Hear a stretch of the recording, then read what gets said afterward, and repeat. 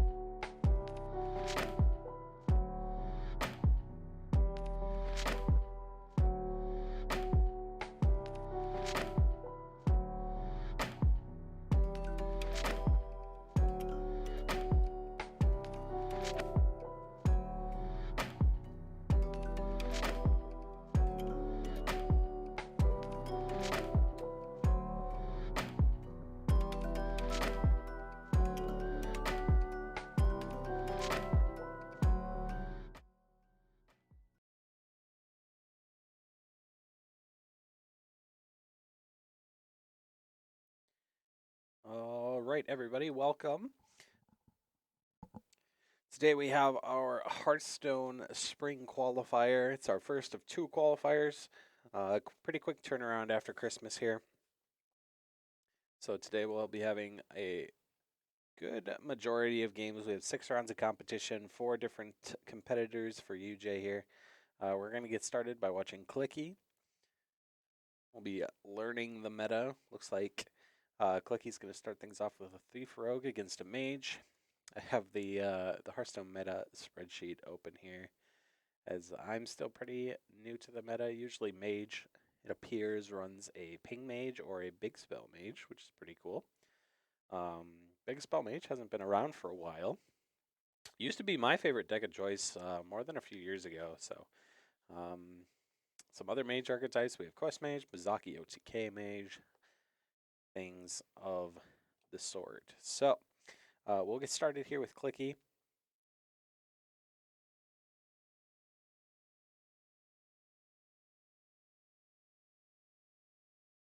Playing a Thief Rogue, but as Evan was telling me just before this game started, the Rogue likes to run a card that actually makes you start off as a different class until you play a Rogue card. So a little bit of trickery on Clickster's side here. As you can see, he's clearly a Rogue, but playing as Druid right now, he's going to shuffle his hand back into his deck here. Get up Swashbuckler. And there you see the Rogue portrait coming back into play. So all of the fun and games are done now, and we'll be playing the rest of this game straight up and honest, or about as honest as a Rogue can, to say the least. So I'm just going to be bouncing between games today. We'll watch the majority of one game before we start bouncing to the other. Every set is best of 5, 6 rounds, like I said. So plenty of Hearthstone to play, plenty to watch. I appreciate you guys being here, and hopefully it's a good day. If our competitors do well enough, they will move on into quote-unquote playoff rounds tomorrow, into semifinals and finals and things of the sort. Also, apologies if I sound a little scruffy at all today. I'm feeling a little bit under the weather, but my name is Ark, also known as Noah. I am the graduate assistant for UJ, so I'll be taking over the mic today, and I'll be hanging out with you guys. So looks like a decent start for the Rogue. That 4/4 is actually going to create a decent amount of tempo, but Water Elemental, obviously a pretty good card, good stat line. Having 6 HP as a 4-drop is actually really, really solid. So we'll see how Clicky's opponent here decides to respond. On the other side of things, looks like Bridge and his opponent are just getting started. Melita's playing a Warrior into a Shaman matchup, and Nightly Fae playing a Shaman into a Druid. So some pretty unique matchups across the board to start the day off, which is really good to see. It's good to see when competitive Hearthstone actually has a good amount of variation. Rattlegore and a couple of low tier minions. Gotta imagine it's maybe the 3-drop coming here. Doesn't look like there are any dragons in the deck for Clicky here. Rattlegore is a good value option later on in the game. Looks like that's what he's going to pick. It's a discount down to 7 as well, so he will have access to that in just a couple of turns here, and Rattlegore can prove to be a pretty sticky minion. But with that being said, Mage has some pretty decent ways to remove big minions like that. Some various like silence effects. Polymorph was a good good option back in the day. So it'll be interesting to see how the bigger minions for Rogue come into play here. Rogue typically doesn't play a whole lot of big stuff, so it could prove to be a pretty big tempo swing.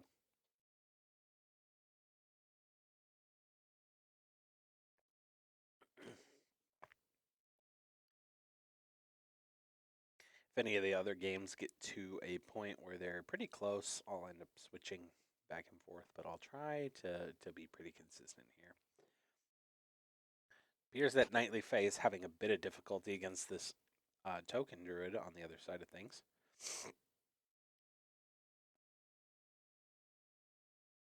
As you can see just right here.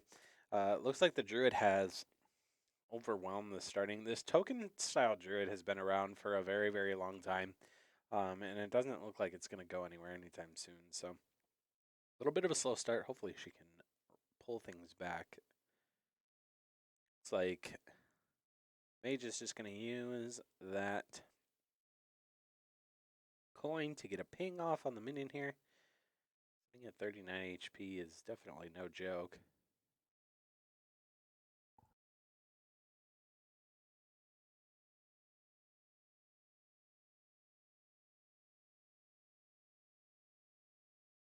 Quickly evaluating his options.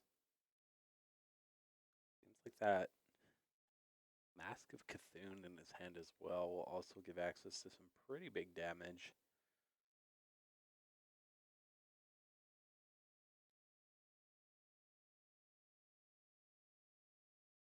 Looks like Knightly Fae is likely going to drop her first game of the series here, which is really unfortunate, but 5-game series, a lot can happen, and just because the first game doesn't go your way doesn't mean the next 2 or 3 can.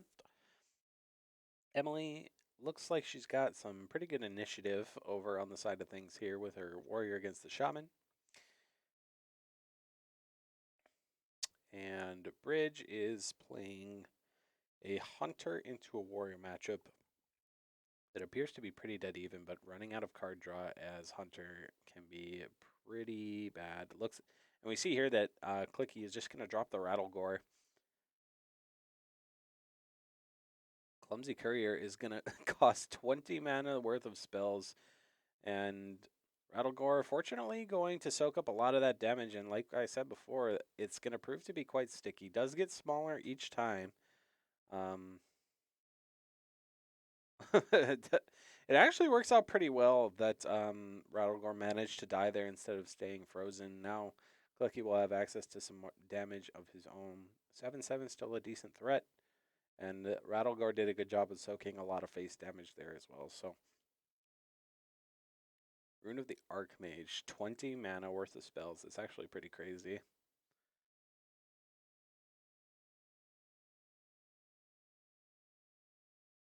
It's like Clicky is going to start things off with Swashbuckler, see what he can get.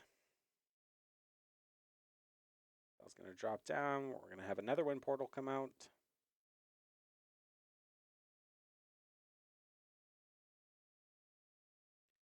See Clicky flooding the board here, trying to take back some of this initiative.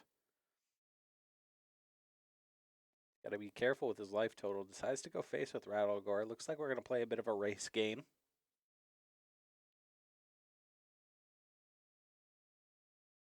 Player is going to try to end the game as quickly as they possibly can.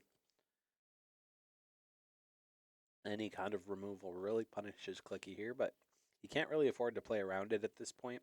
You know, Rogue being at 14 health. Doesn't exactly have the greatest ways to heal. Never really has. So he kind of needs these 2 taunt minions to stick, and Rattlegore kind of needs to put in a lot of work here. So once Clicky gets an opportunity to drop that mask and push some of that extra damage through, he is looking to probably end the turn here in the next 2 or 3 turns, but that's going to get that 1 ping damage off on all of these minions. It's still going to let the 1/1 survive, though. Reckless Apprentice is going to clear off the taunt minions. Clicky in a bit of trouble. Face, and down to just 4 HP. Things are looking a bit grim for Clicky here. Swashbuckler is going to have to be the start here, see if he can get anything worth it.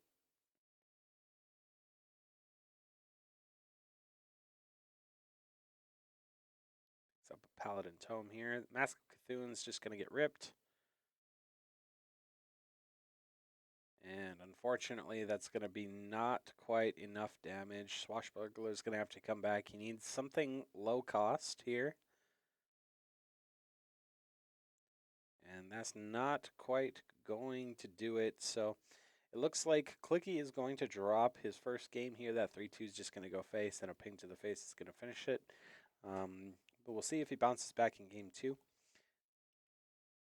In the meantime, let's transition on over to Emilitas here, who's deadlocked in this warrior against, I think that's a shaman. There's so many hero portraits now, it's hard to keep them straight. Granite Foreburn coming down here for the shaman, along with an Ice Revenant. Seems like a pretty decent card. Emilitas dropping down some pirates. Little man the cannons action. Comes out onto the 2-3. It's another 2-2 taunt. Emilitas just going to play down the hand here.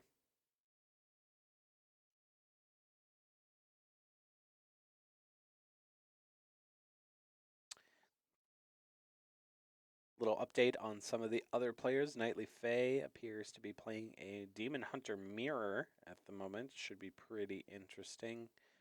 Bridge is playing a Rogue Mirror. And Clicky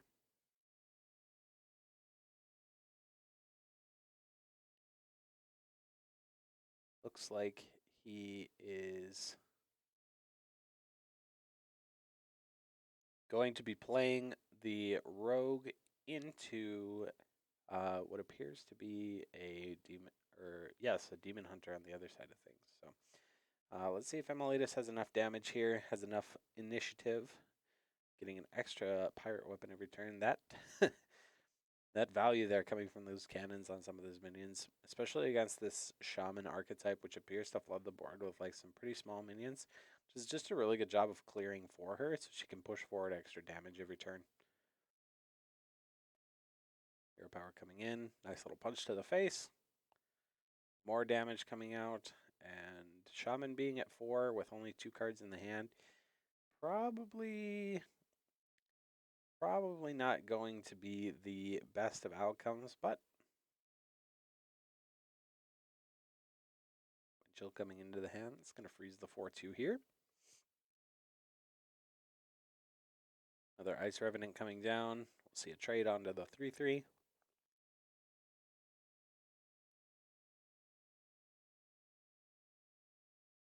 Storing 6 health to all friendly characters. Looks like the shaman might be able to turn things around here, actually.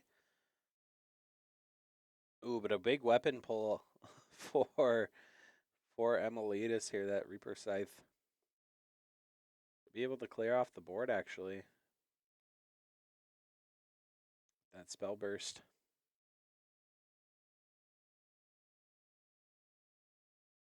And the cannons coming out here. Use that Reaper Scythe. Oh, looks like she's just going to opt to go face with it instead, though. Bit of an interesting decision there.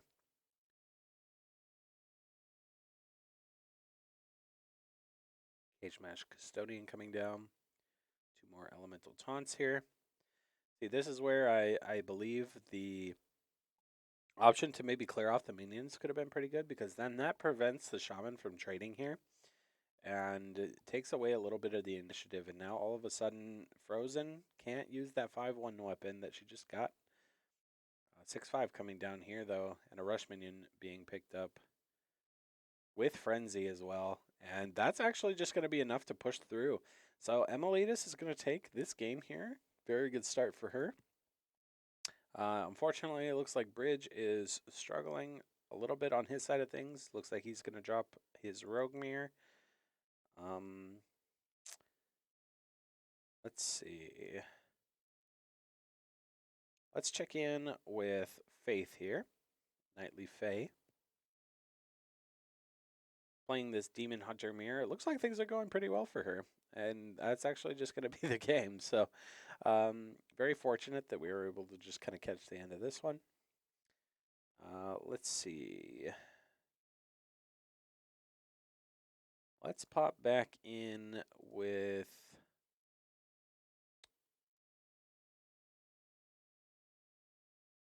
Clicky here.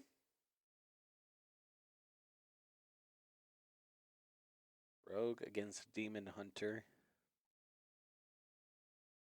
This is a Thief Rogue into what I assume is probably some sort of Death Rattle Demon Hunter or a Fell Demon Hunter. So check out their win rates here. It appears that this rogue typically does pretty well against this Demon Hunter variant. It's about 50-50, but looks like it's slightly favored for the rogue. So we'll see if Clucky can use that to his advantage here.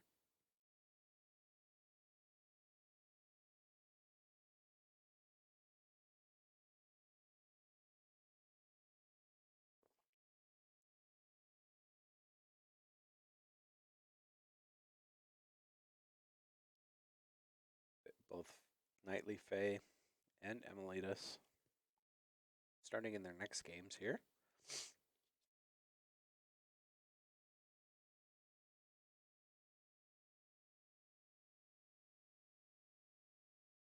Oasis Ally, quite a good secret actually.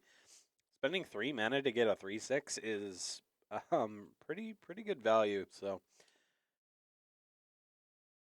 we'll get him some initiative, swinging back the other direction here. This is definitely the Death Rattle Demon Hunter. Secret Passage picked up for Clicky. He's gonna rip that right away. Maestra of the Masquerade. Again, that's that card that makes you start off as a different class than what Rogue actually is.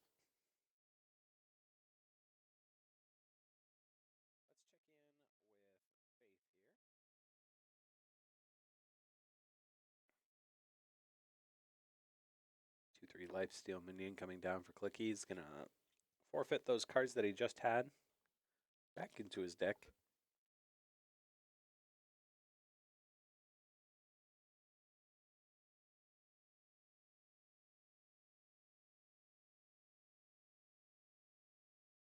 Ladari Studies coming down. And a Kurtrus Ash Fallen. Going to do a good job of picking apart this small board on Clicky's side, and all of a sudden,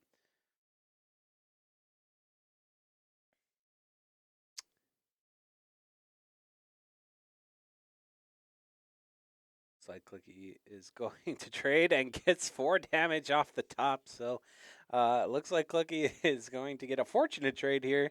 He's going to take game 2 and even up his series 1-1, which is pretty cool to see.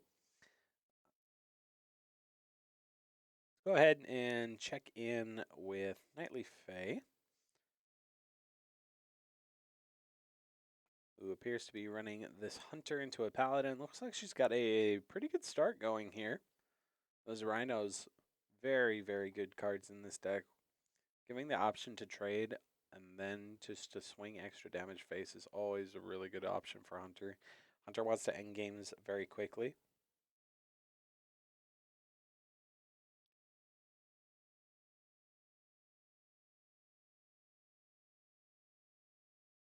Libram of Wisdom coming down. This Libram Paladin has been around for what feels like pretty like ages at this point. So getting into the power turns here, once you start getting those Libram of Hopes, that's going to slam the door real quick on Hunter. So Knightly Fae is going to be looking to end the game here, hopefully in the next 2 or 3 turns before that happens, because that tempo swing is oftentimes just too big for Hunter to push through, especially when you don't have card draw.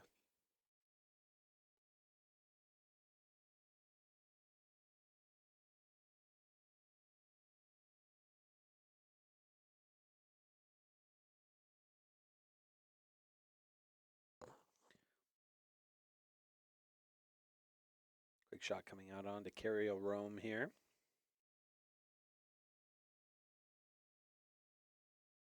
King Mukla, pretty interesting option. I like it though. And I actually don't hate just going face here. Cariel kind of has to pick and choose our options here, but that Truth Seeker is going to prove to be quite the annoyance here.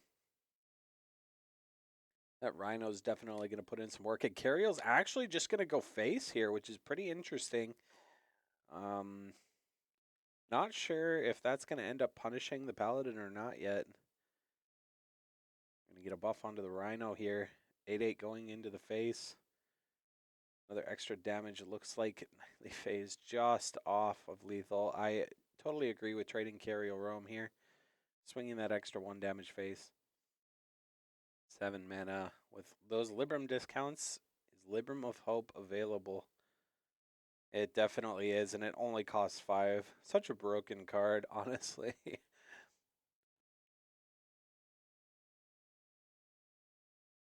Looks like Nightly Fae can technically push through it, but doesn't have a whole lot of firepower afterwards. And like I said, that Libram of Hope just, oh man, and then a 1/1 trade into the 8/1. That's probably gonna do it. Just one card win the game. So good for the Paladin. Gotta imagine that's the swing turn for the Paladin in this matchup. If you can get to turn, 5, 6, 7, 8, and you get that Libram down, the Hunter's got less than a few cards in the hand. It's really hard to get through. So, bit of an unfortunate circumstance there. Let's transition on over to Bridge here. See what we have here. It looks like a Rogue into Demon Hunter. We just saw that with Clicky's last matchup.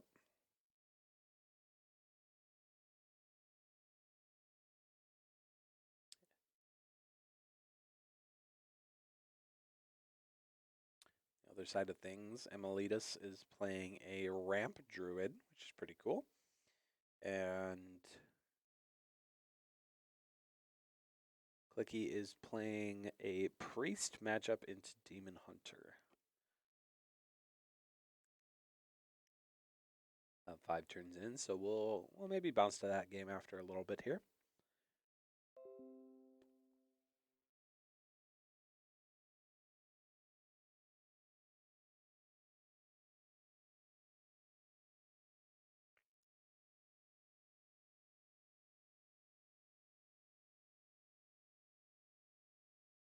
Your portrait card coming down for the Demon Hunter, a couple of 5/4s over on Clicky's side of things. However, over with Bridge here, it's going to take a big punch to the face right now.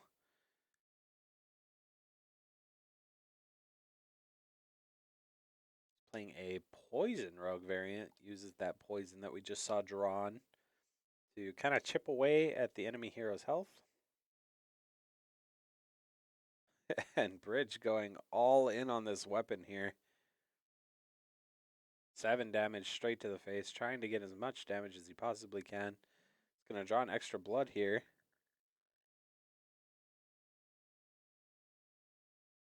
Little extra damage. We'll see if the Demon Hunter finds a way to push through here.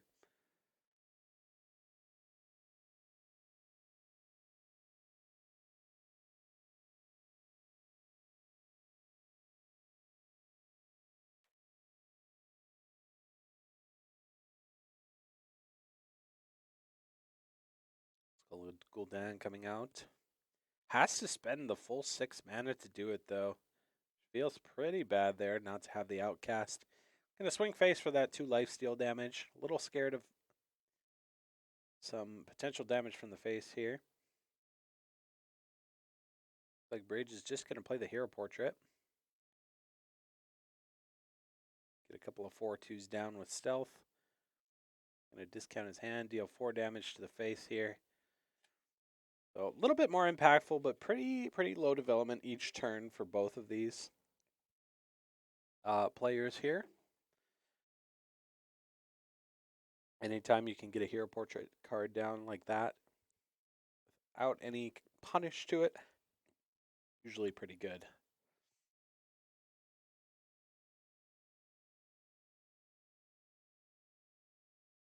Jace Darkweaver coming down. Couple of spells coming out here.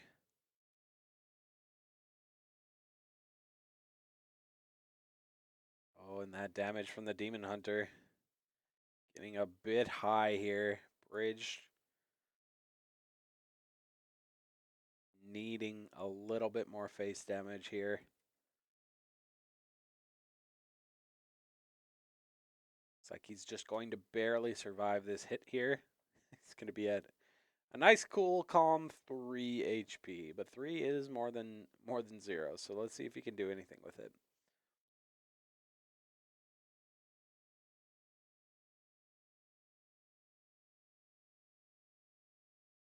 Looks like he's just going to drop the 4-drop though. Going to swing face. Gives the hero stealth until the next turn here. So a little bit of a pseudo timeout that we saw maybe from Paladin a few years ago, where you can kind of just prevent that extra face damage. And I think Demon Hunter usually only kind of runs this face damage with their minions or with the face. Viper's going to take care of the weapon here. 10 HP. More importantly, like lifesteal would not be. Oh, as I say that, he's just going to heal for 5 here. He's going to heal for 3, actually, just taking more. It looks like Bridges' opponent really understands the magnitude of the situation. Just going to put himself at a nice, healthy 21 HP, and that is probably going to be the game. So let's transition back into Clicky here, who's got some pretty big minions on his side. The opponent trying to chip away. Actually, looks like maybe that's just going to be it. So, Bell Rattler coming down. Demon Hunter trying to chip away. And he's gonna keep trying, that's for sure. 12 damage here.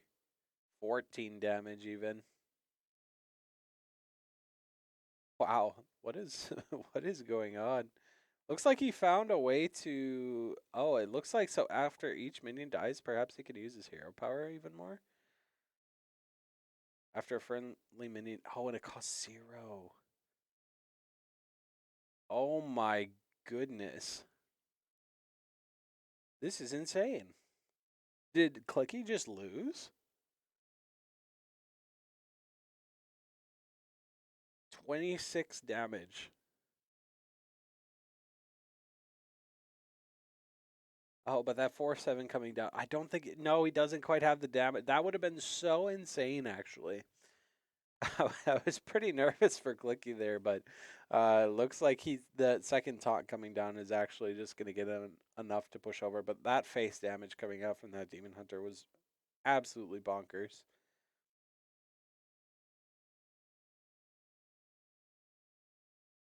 So it looks like Bridges' series is going to be over. He unfortunately drops his series 3-0.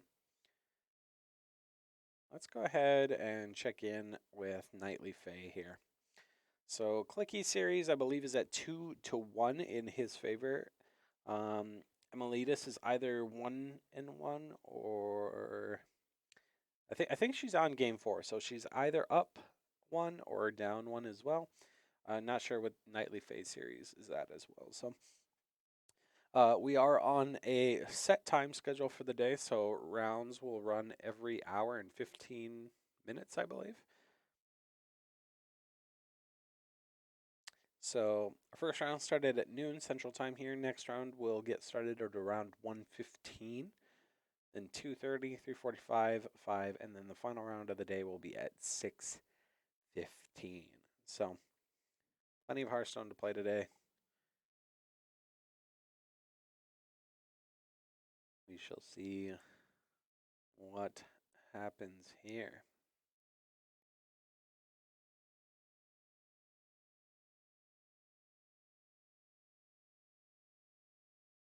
Faith, nice little 5/3 Divine Shield minion, but Demon Hunter with a really, really good access to some cards that can definitely clear off minions. And Shaman running out of gas early on like this is a pretty grim scenario to be in.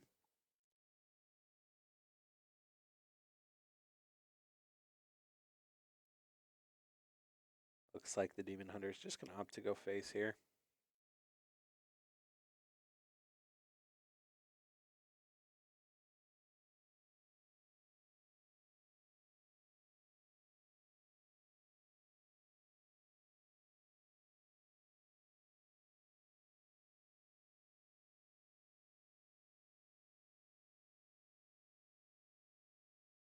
Couple of lightning bolts picked up. I do like using the lightning bolt to trade here. Probably should have rolled the totem maybe first. 4 damage to face.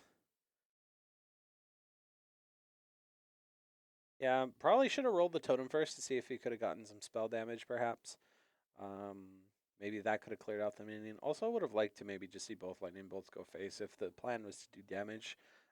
Because, 2 lightning bolts plus the 4 damage there, that's 10, and plus another 10 on board or so. Looks like the Demon Hunter's just going to kind of race, though. Immolation Aura coming out. Chaos Strike as well. Going to provide access to some big damage. Just going to go face, no reason to trade. I about imagine that's going to do it for this game. So let's go check in with Emilitas here.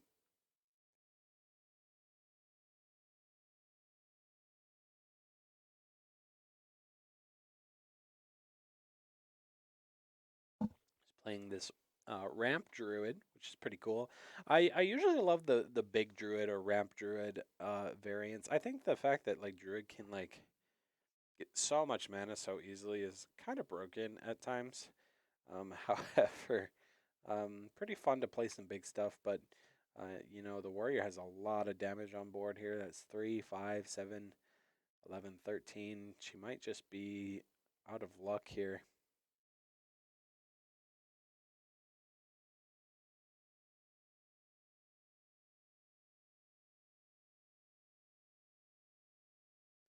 Looks like Nightly Fae is going to drop her series 3-1 or 3-0, which is unfortunate, but still 5 rounds left in the day. Bridge is finished. It looks like Emilitas is probably going to drop this game here. So her and Clicky will be playing majority of the round here, and Clicky actually just won his game with a Face Hunter into a Rogue, so he's going to win his series 3-1. So Emilitas is going to be our last option here. I have to make some pretty proficient trades.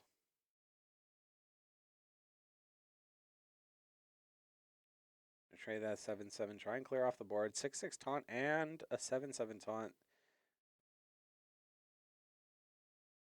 Going to prove to be pretty important here against Warrior. Warrior usually doesn't have a whole lot of damage it can swing directly to the face without having to go over the top.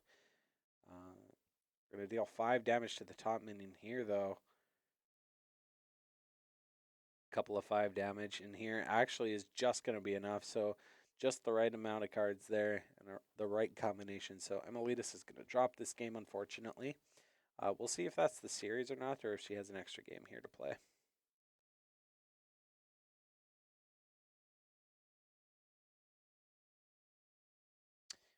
It appears that she does. So I believe her series is probably stuck at 2-2 then.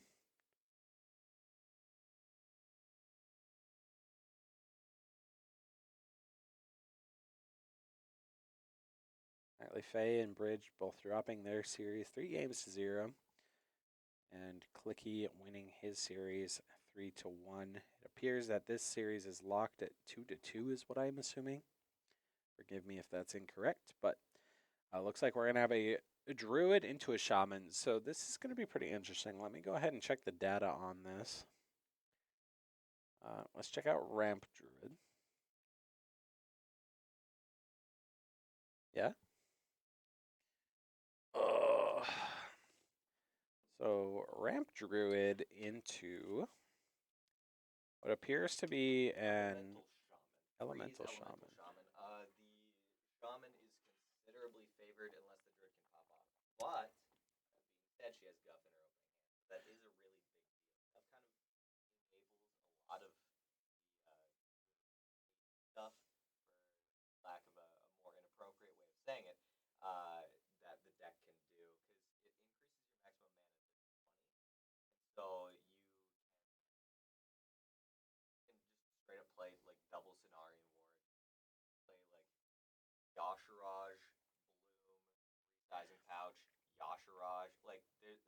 Right. So many things that you can do in one turn.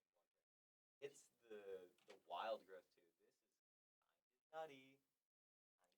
Your might be turned low. You might need to turn up your volume. I don't know if it's picking you up or not. Perhaps. That's why. I'm on now. Hi. There What's you good? go. It's What's all right. poppin'? Evan just or Clicky, my mistake, just gave us Doxing me. a very very thoughtful and insightful Yeah. information when it comes to the matchup. Basically saying that this druid typically has a hard time dealing with some of these aggressive like shaman variants here, which is to be expected. Any kind of ramp deck kind of struggles early game, but if they can hit all of their mana ramp and their card draw, and they can get some of these big threats down early enough, they can kind of swing things back in their favor. So that demon hunter you were playing against when he was just ramping damage on his hero after just rushing all those minions in, Yeah, it made me pretty nervous. I didn't know what was happening no, right away. I knew I was fine because I had a 4/7 taunt inside of my big man, and so I knew there was literally no way for him to push damage through it. Yeah, see, I, I didn't know that right away, and I'm Yep. like, wow, this is insane. The dude is just ramping 30 damage worth of face damage here. The normal combo is 26 damage. That's crazy. But yeah, like you can do that without much. So as long as your opponent has like a one or two like sizable minions, you can just die. Good plays coming out from Emilitus. Yeah. Emilitus, elite. What is her series stuck at right now? Is it 2-2? 2-2. Okay. Final game. So I saw that Bridge and Faith unfortunately dropped their series 0 games to 3. You won your series 3-1. Yep. So hopefully Emilitus can swing things back here. Already down to 11 HP though is pretty grim. So just a pretty straightforward play. You play Cenarian Ward, corrupts the Strongman. Strongman goes to 0 mana. That's very nice. Wow. Because she can rush it into the 4/3, put a 6/6 taunt in the way. And that's a big swing. Next turn, she has Ibis.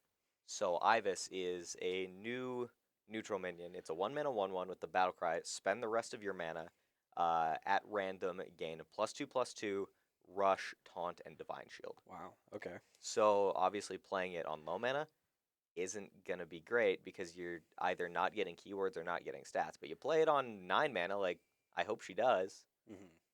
You're just developing a chunky boy that's removing something. Sure. So we'll see if that's the case here. Solar Eclipse coming into the hand. Let it rip right away. Does that 8 damage coming into the hero here. Well, she also did it for the armor. Definitely. 14 armor now, back up to 25, and that minion, Yeah, regardless if it's frozen or not, it's still going to go face. So it looks like she didn't opt to go with the play that you chose that turn. Now, is the Yogg... If the Yogg is... the Yogg isn't active. Okay, I would have liked to have seen her maybe activate the Yogg with that play. Just like resizing pouch into, I don't know, literally any 1-mana druid spell. I feel like this is okay, though, because now her opponent realizes that just freezing this minion isn't going to be good enough, and she can just hero power every turn and punch something. No, Can't she? No, she can't. Because the Guff hero power. Ah, true. Okay. I was going to say, if it was the regular druid hero power, then that would have actually been pretty decent. Yes. Then she could have just swung face, and then the minion could have just followed up afterwards. But sitting at 20 health now, though, she's got to feel a little bit more comfortable. And developing this. Wow. Yeah, fun. Seems decent. Yeah. And so her spells cost 2 more right now because the opponent played Frostbite, and so Frostbite is a new shaman spell. It's of the Frost tribe, 2 mana, deal 3. That really sucks. It's 2 mana, deal 3 with Honorable Kill. Your opponent's next spell costs 2 more. So Honorable Kill is just exact lethal on a minion. It does also trigger on face in the same way that Overkill triggers on face, but like it doesn't really matter. Okay, so that gives her 1 amulet and 1 strongman. Oh, that's how that works. Interesting. So, oh, or did she play 2? And I'm just dumb. I want to say she played only one, but I'm not exactly positive. So the strongman's going to come down here. Risky territory. I would say the shaman's got about 13 damage just on board presently, which is enough to push lethal. So if he has any spell in hand to deal with the 6/6 here, it's gonna spell the end of the series for Emilitas. However, the shaman doesn't have the tools, then she could honestly maybe just swing this next turn. Potentially. I'm thinking pretty hard, doing some math. So, there's 2 things I want to mention. One, she's 2 spells away from having Yogg active, so she can bloom for 0 mana, so it keeps her at 12, and then she can resizing pouch for a 10 drop, and then play Yogg. The other thing I want to mention is that last turn, if she would have lightning bloomed before playing the Yashiraj, she would have maintained 11 mana, which feels bad because you're overloading yourself, but then the Moon Touch amulets that you get back cost 0, not 2, and she could have played them both last turn. Okay. So I would have liked to have seen a lightning bloom and then Yashiraj just to get the. Looks like the shaman's actually gonna trade this minion, which feels wrong. Keck. But I mean, maybe they just don't see the lethal out here and have to preserve life total. But as any aggressive deck, trading 3 or 4 minions into one big one here, especially with only 2 cards in the hand, has gotta feel pretty bad. And it looks like this is gonna be pretty good for Emilitas here. You play the kennels, then you play a resizing pouch. I think maybe you don't even play a resizing pouch. Looks like she's just gonna do it anyway. Sure. That mana efficiency. Swing 8 damage to the face here, which is really, really nice. And now that Yogg should be active, correct? Yes. I guess one thing she could have done is prior to playing the Frostwolf Kennels, she could have hero powered for mana.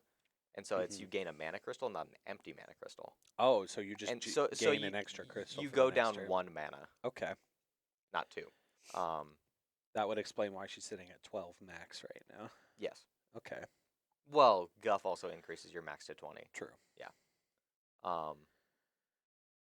6 damage left here on board. Rip it. Rip it. Go face and rip it.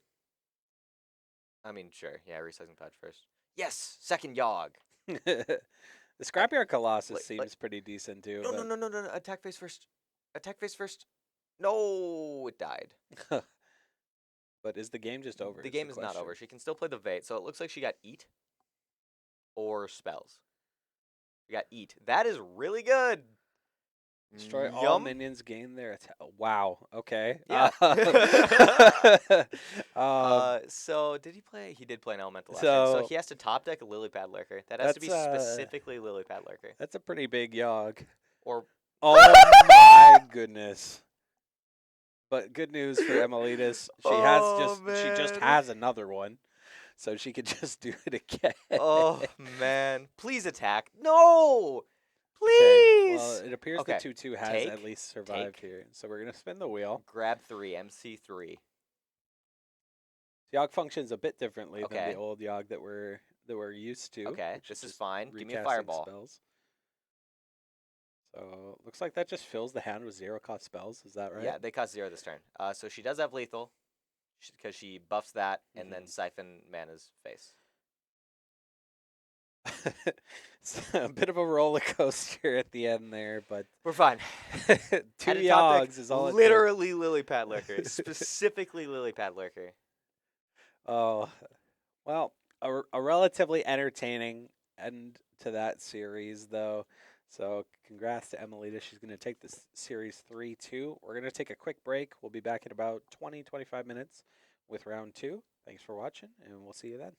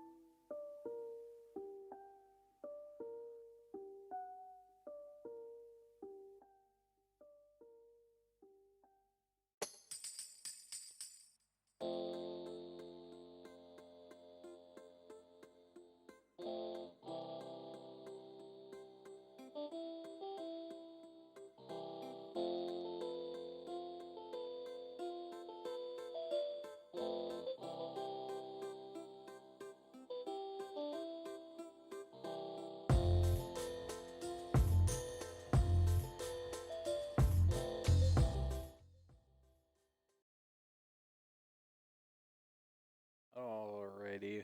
Welcome back, everybody. It looks like we are beginning to get started here with our second round of competition. Second round was supposed to start at about 1:15. However, there was a few games that ran late this last round here. So, um, we're about 15 minutes behind schedule, which isn't too terrible just yet.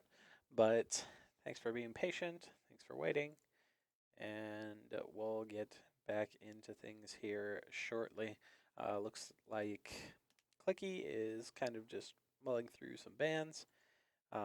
Bridge is just checking into his match. Amelitas is doing the same, as well as Faith. So we'll bounce between the games like we did last round. Appreciate you guys for joining, and we will get started here. Looks like there's going to be a rogue ban from both sides on Clicky's end, which is to be expected, it seems.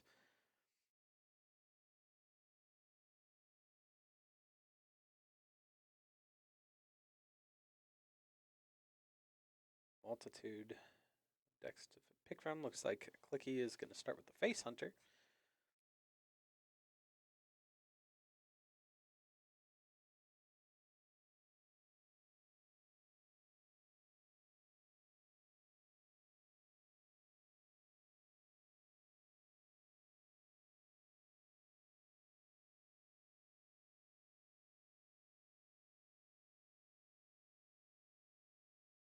Alrighty, here we're going to hop into game one with Clicky here as we wait for his fellow teammates to get their round started here. Looks like we're going to have a Hunter into a Demon Hunter. So which Hunter will reign supreme here?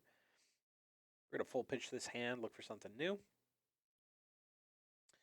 Biscuit, nice little opening play. Always love to see a 1-drop on turn 1. Pretty decent. Even though the Demon Hunter can remove 1, you still force them to hero power. You take a little bit of initiative off of their side as well. And if they choose to play a card, well, that's fine too. Your board gets a little stickier.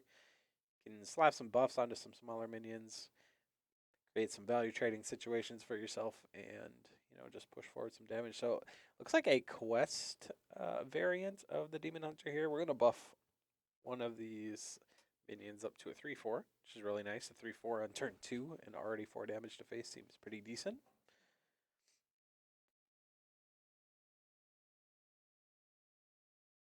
Rest of the players still looking at some HS replay, looking at some matchups, being very analytical, trying to pick their bands nice and carefully.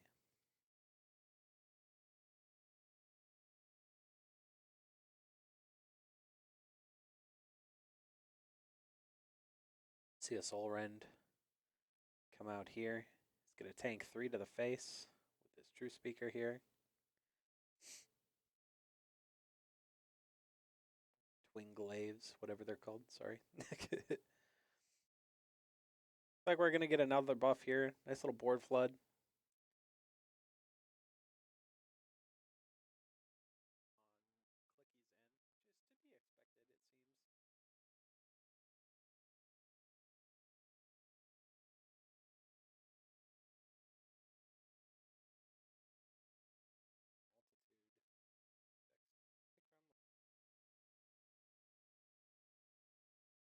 Looks like Bridge and Emilitas just going to hop into their first game here pretty soon.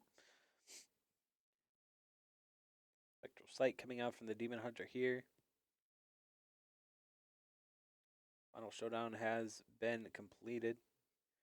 Spirit Jailer is going to come out here. Those Soul Fragments going to give some access to some pretty valuable healing as long as Clicky's opponent does not bottom deck them in the process. That 1/3 actually trades up a decent amount with Clicky's board here, so we'll see how he chooses to deal with it. Looks like he's just going to go face, though. Clicky maybe realizing that he's a bit on a timer. 1 Soul Fragment already drawn for the Demon Hunter. It seems like it is pretty lucky. And restoring health, it appears to be for this quest. Clicky needs a little bit of card draw to push this even further forward. Spectral Sight coming out again, but that costs 2 mana.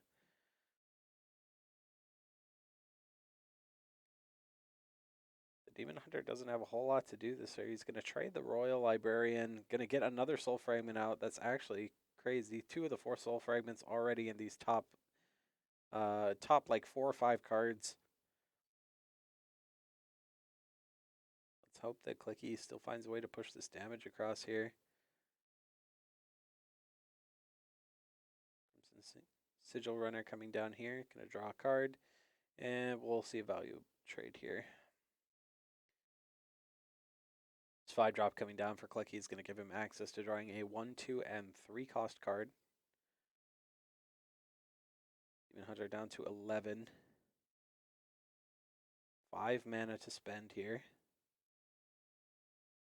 So as Bridge gets started here, he is playing a Druid against a Shaman. Emilitus and Knightly Fae still waiting in the wings here.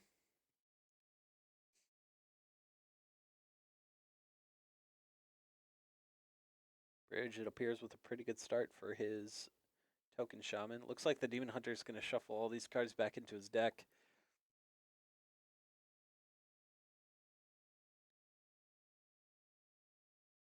Demon Slayer Kurtrus coming in for the Demon Hunter.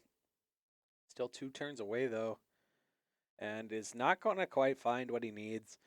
And Clicky is actually just going to overwhelm his opponent early on here, and he's going to take the win. So good stuff from Clicky. Let's transition on over to Bridge here. We'll keep the others available right here. So looks like we have a Druid into a Shaman here.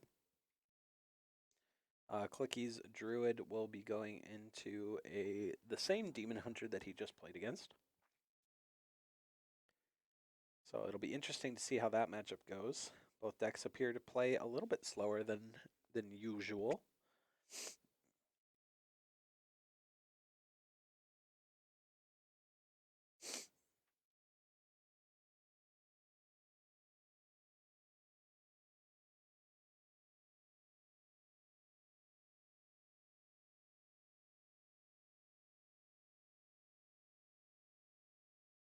And just getting some good card draw here.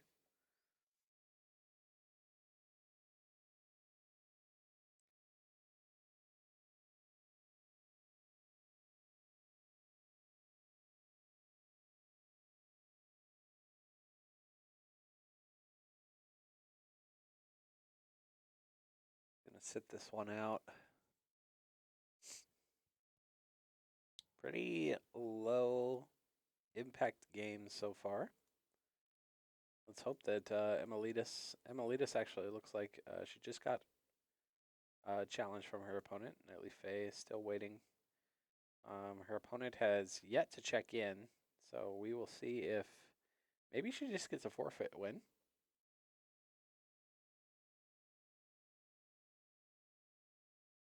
Let's hope they get their games going soon. Clicky already in his second game of the series.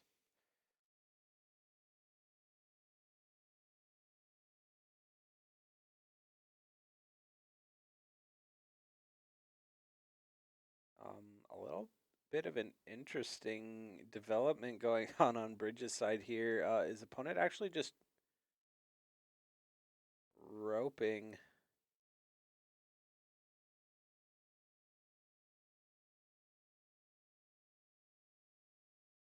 Unfortunately, gonna lose a turnout. Looks like his client's being difficult.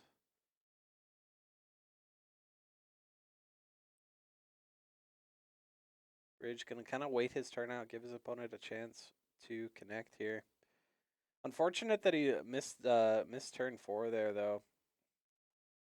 For sure.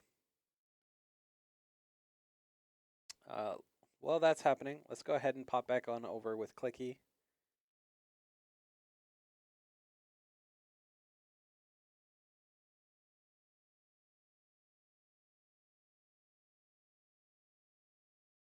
Lightning Bloom picked up. That's going to give you access to some pretty good mana usage here in the future. Double jump coming out for the opponent.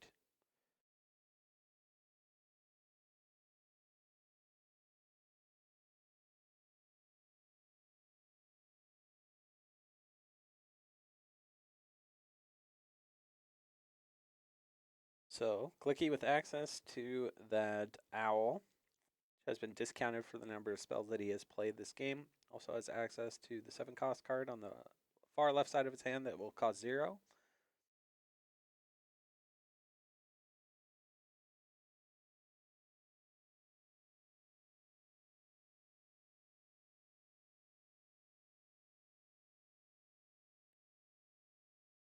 Six, 7 develops for the Demon Hunter here.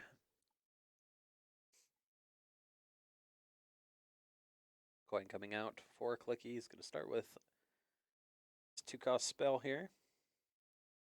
Access to an 8/8 and a very decent 8/8 at that. Nice little rush minion.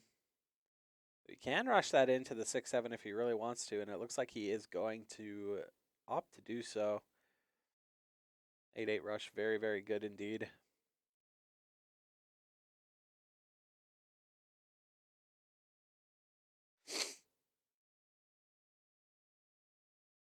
Clicky, drawing cards and flooding the board. Demon Hunter is in trouble here. Clicky with a fantastic board, only on turn 6 here and sitting at 48 health. Man, Kurtrus Ash Fallen dropping down for the Demon Hunter. Definitely not going to be enough though.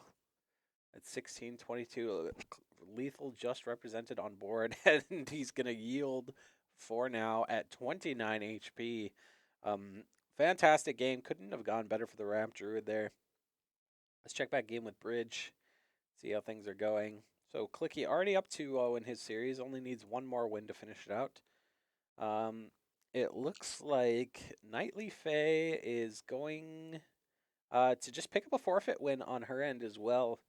So Nightly Fae is going to get a 3-0 victory. Unfortunately, we won't be able to watch her play for the next hour or so. However, Emilitas, Bridge, and Clicky all still playing. So Clicky up 2-0 in his series. This is the first game of Bridge's series, I believe. And Emilitas is just hopping into her first or second game as well. So pretty efficient board clear on the side of Bridge's opponent here. It looks to be running what appears to be maybe a control shaman, which is pretty interesting. Let me see if I can find the deck on HS Replay here. Perhaps it is the Bolner OTK shaman. Could also be a burn shaman, a freeze elemental shaman. Man, there's quite a few different archetypes that the shaman could possibly be. So we will see how Bridge decides to respond here. Running out of gas pretty early on, though. It's kind of the fatal flaw of Druid sometimes. They fail to make any of their card draw. They just flood so many cards in the first couple of turns. So if the opponent has the ability to kind of remove those early game minions, and Druid doesn't get the card draw that they need, all of a sudden they're stuck in top deck mode and they just can't quite swing the momentum back in their favor. So hopefully that's not the case for Bridge here, and he finds a way to get through. Picking up a Frost Saber there is going to help, that's for sure. Going to play the 0-cost card here. He's also going to draw one of the owls, I believe. Yes, which is definitely going to cost 0 as well, so he can flood the board pretty well. So a really big swing turn for Bridge here. It was really needed.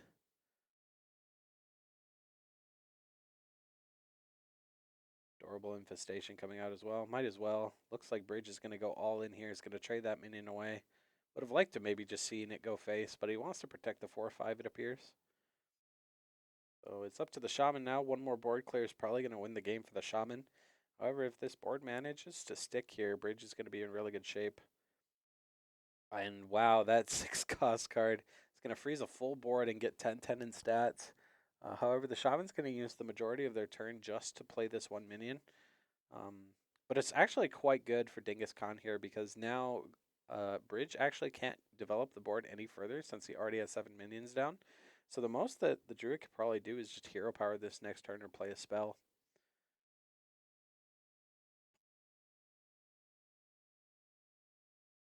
Let's check back in and look and see how Emilitas is doing. Emilitas appears to be playing an aggro face hunter against what appears to be the same shaman variant that we're seeing against Bridge here. And Clicky playing priest into demon hunter. It's a pretty even game so far, 5 turns in.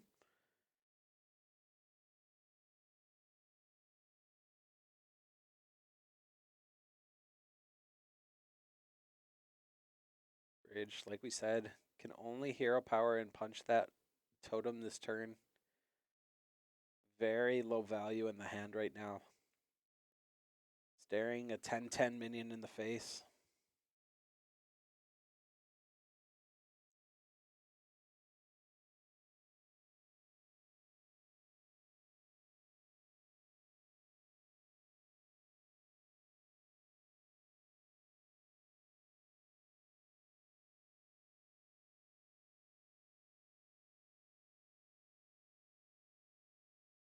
A little bit of a clear coming in for the shaman here. Take off that 3/2, and now this 10/10 is just going to get so much value. It's just going to be able to punch over the top 3 or 4 times here and probably win the game for the shaman.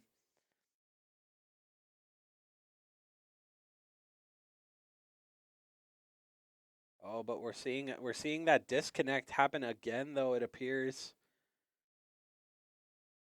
Oh no.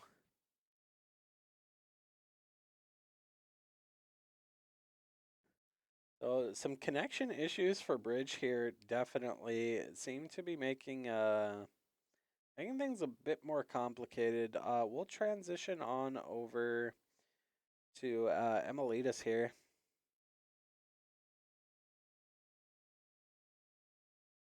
Bridge is going to go ahead and restart his game. Blizzard servers not being very kind today. Big damage to face there for Emilitas. Probably going to trade the 1/1 into the 2/1 here and just go face. Oh, just chooses to go face overall.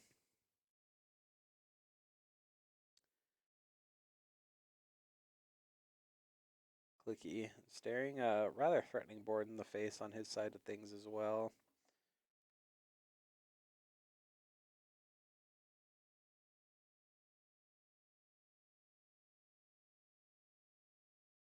But NACE Thalnos coming down.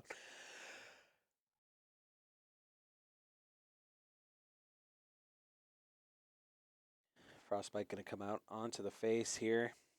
Hunter 26th. If the shaman does not have access to any kind of healing here, though, this could still go in Emilitas' favor here. We're going to see a coin come down the mount. Probably just trading the Thalnos here just for the most damage. Actually opts to trade off the 4/4 just to get the extra damage in. So a pretty threatening minion for Emilitas here. Let's see if her opponent has any answers for it. Return a spell to the hand. Looks like she is unfortunately not going to be able to keep this Rhino around. However, the 5-cost card in her hand is going to give her access to some pretty meaningful card draw that she's going to need. And, you know, you could just hero power and and ride the wave a little bit, so to speak, and try and get that extra 9 health down.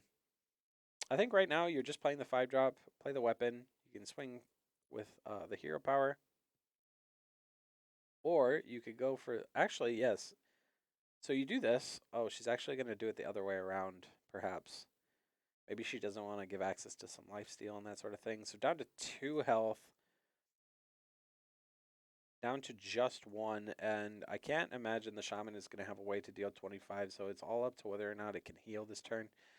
Unfortunately, it looks like Clicky dropped his last game. It appears that Bridge was maybe just kicked out of his last game.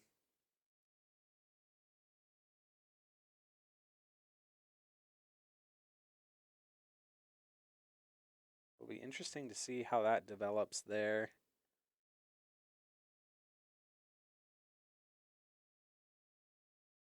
Shaman drawing cards, desperately trying to find some sort of healing. Does not appear like it is going to happen, though. 4 damage coming to face, but not going to be enough damage. So Emilitas is going to take a W here. Good stuff on her end. She's going to go up in their series 1-0. Let's transition back on over to Clicky. It looks like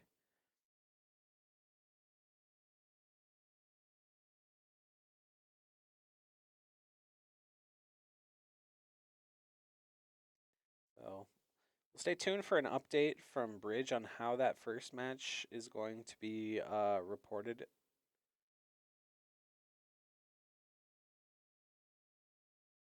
For Emilitas.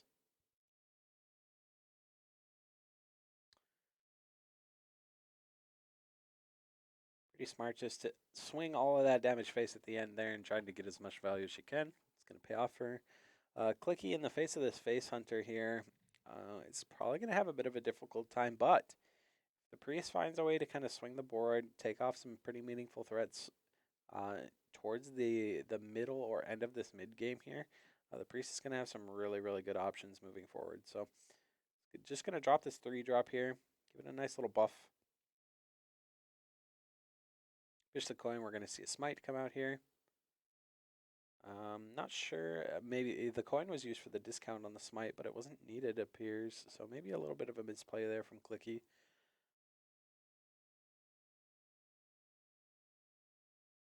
Inling's rifle coming out. Gonna give access to a discoverable secret.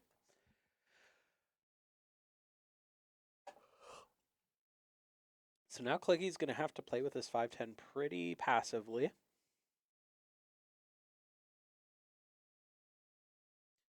Gonna create a copy here. Spell is not gonna trigger. Trade is also not gonna trigger, so it's either explosive trap or open the cages. But he's just gonna heal 2 to face and hope that this sticks. However, Hunter, 5, 6, 7, 8 damage, only needs 3, and it looks like there is going to be enough damage from the hand here, and Clicky is going to drop this game as well. So, series knotted up 2-2, playing a pretty fast game. But playing against Face Hunter there has got to be a pretty difficult matchup for the Priest, who likes to play like pretty slow, pretty methodical. With Hunter just too much damage early on, so unfortunate there. But Clicky is going to get a game 5 situation. Emilitas playing Warrior into Shaman now. Bridge playing what appears to be a Libram Paladin into a Rogue at the moment. So we'll stick with Clicky here for this last game. We're going to have a Libram Paladin against this Miracle Priest. So I assume that it's probably going to be a pretty even matchup for the most part. Libram Paladin doesn't exactly get things started super fast. Let's check out Miracle Priest here. Matchups for Miracle Priest against a Libram Paladin, pretty unfavored for the most part, it appears. But definitely not unwinnable, that's for sure. So it looks like this Miracle Priest overall does pretty bad across the board against a lot of matchups. Pretty good against Demon Hunter.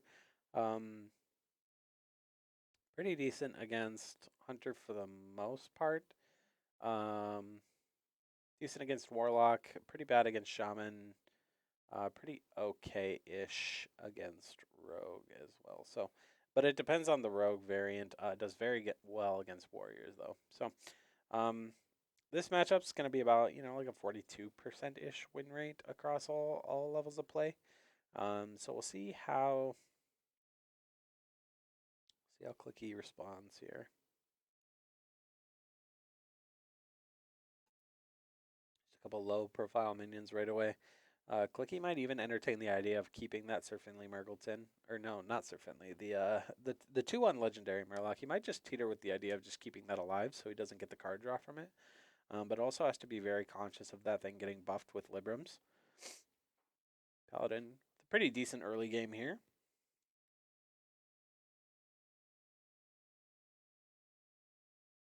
Clicky, gonna play 1 palm reading. Holy Nova seems to be pretty okay. Gonna go for a Solmir though. That's a very, very good value play to make on 6 here. So you can take a little bit of damage this turn, hopefully develop something, get some trades, and then after that next development, hopefully you get a Solmir popping off here. Got some pretty good value.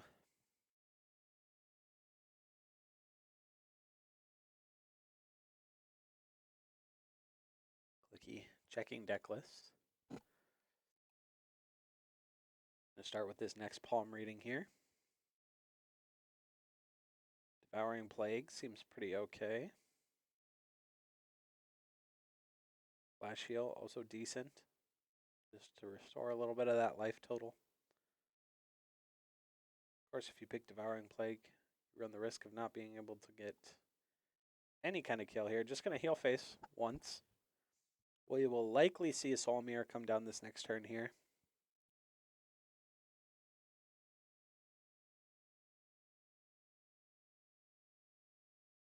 Perhaps a Zarella play could be pretty decent as well. Be interesting to see how this Malagos also impacts the game here as we get closer to the late game.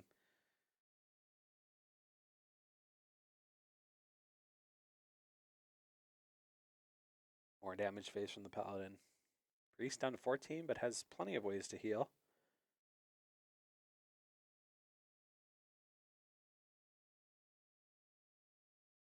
He's going to restore 5 health here. Even more health into the hand, up back to 22 and back to 25. And actually just going to go all the way back to 30, it appears. So buffing that Malagos even further. So Clicky setting up for a very, very good turn here. In the next few turns. Back up to 30 HP, heal for 16 in one turn. It's got to be pretty happy with that. We'll see how Infinite, the Paladin here, decides to deal with these 2 Divine Shield minions on board. Imagine we'll probably see maybe the 1/3 and one of the 1/1s bump off the shields. Probably want to take out this 2/5 here. So 6 mana to work with. No healing needed just yet, so probably some of those bigger Librams in hand. Going to sit for a while until they get more value.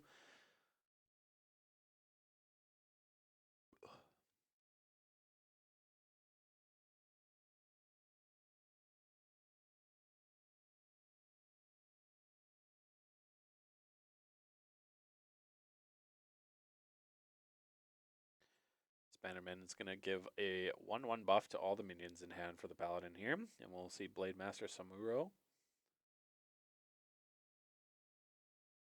Going to take out this board for Clicky here. Soul Mirror looking pretty popular here. A 2-cost Soul Mirror, mind you. So Clicky can just go ahead and Soul Mirror here and then maybe even just drop Malagos.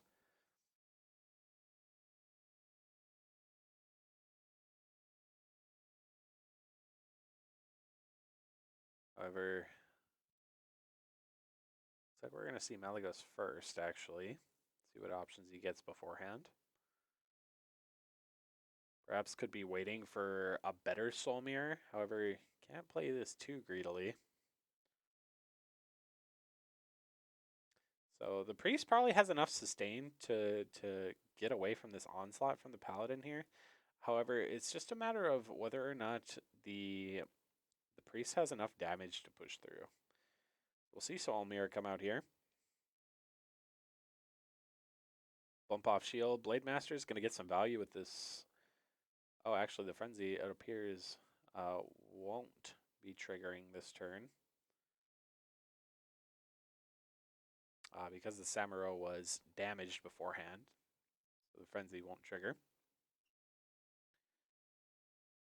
4, 6, 10, 12 damage on the side of the Paladin, but facing down a rather threatening board.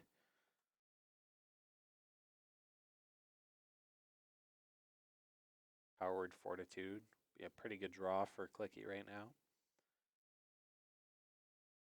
7 mana for the Paladin. Vindicator is going to come down. You got to start thinking about this Libram of Hope.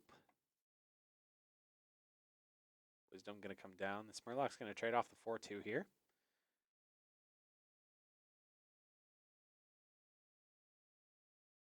But we're going to see some value trades as well.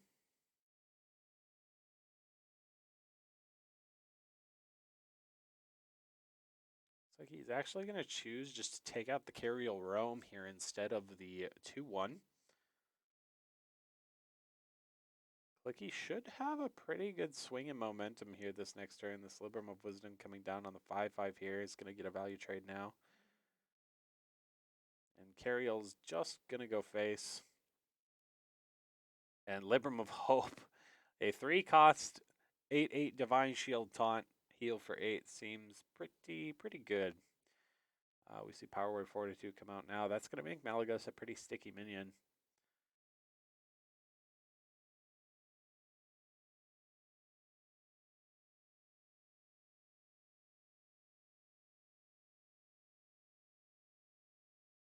Priest, discovering so many spells, hence the name of Miracle Priest here.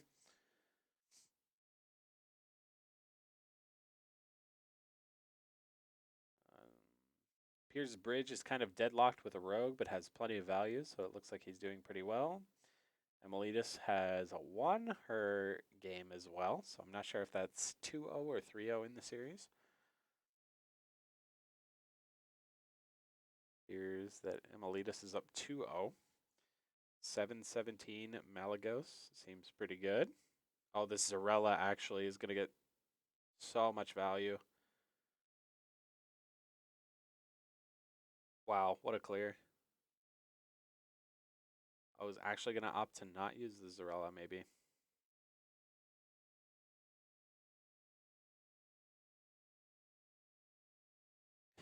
Huge damage. This 14-28 Malagos.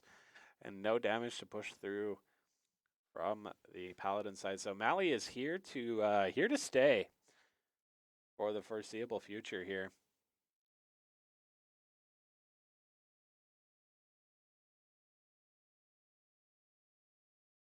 Bridge appears that he is getting... Oh, but Lord Barov coming down is going to make quick work of that dragon.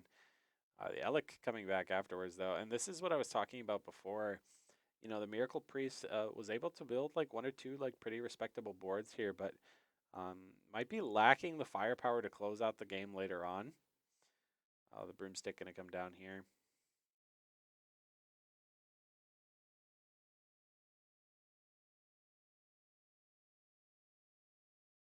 Get a nice little trade. This Libram of Wisdom is just going to bounce between these minions here.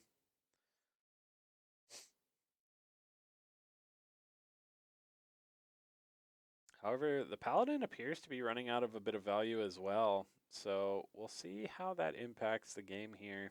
Devout People's going to come down here, this Divine Shield Taunt minion.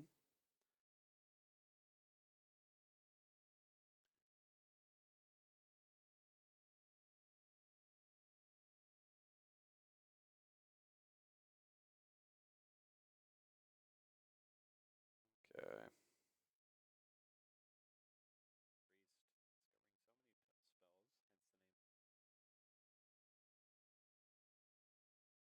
So Bridge is going to win his next game here. So he's going to even his series up at 1-1. Emilitas has just started game 3, I believe. So Clicky with some pretty good access here to some big minions. These definitely need to stick, though. We're going to see Varian come out here. He's going to draw plenty of cards, though, for the Paladin and restore some of that value, which is pretty heartbreaking here for Clicky. That's probably going to swing things just enough in the favor. The Priest is going to have very little value. 8/8 Rush is just going to pound into that 6/10. 4/7 Elec coming down as well. We're going to see some buffs onto this 9/9.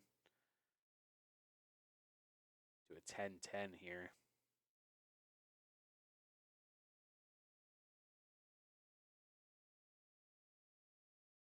Clicky with some pretty minimal options now.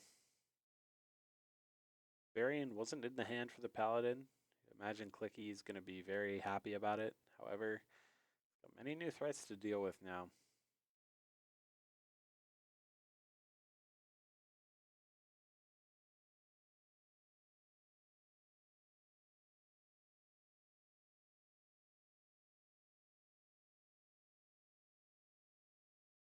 Storing some health to some minions here.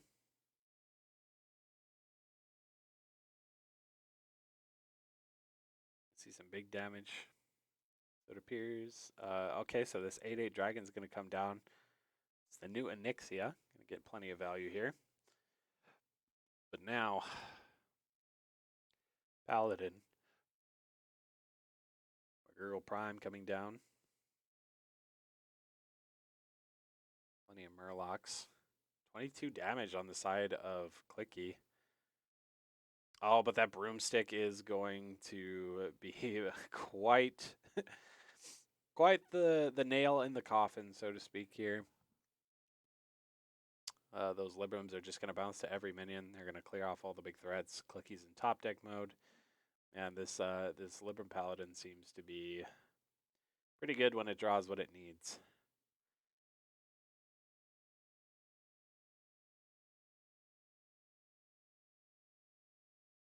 Some of the Divine Shields here, however, proving to be a little counterproductive, though.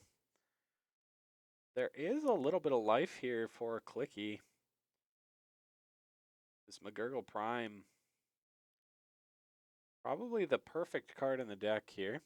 We're going to see some value trades. Make space for this McGurgle.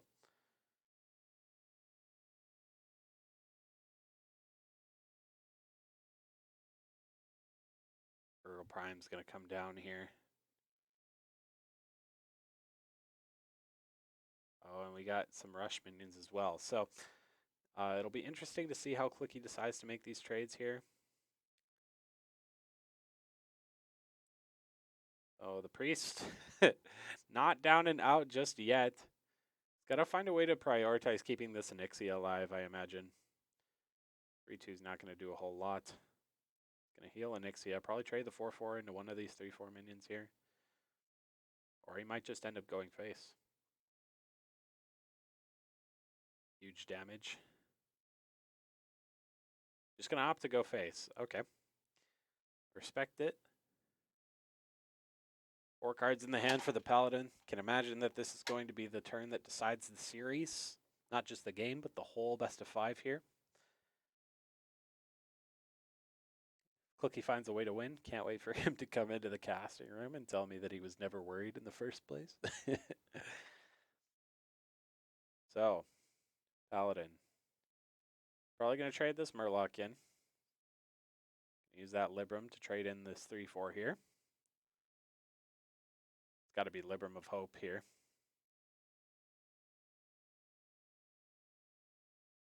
See a Truth Seeker. Wisdom. He's just going to buff this 1 minion and hope it sticks. It looks like Libram of Hope is not in the hand for the Paladin here.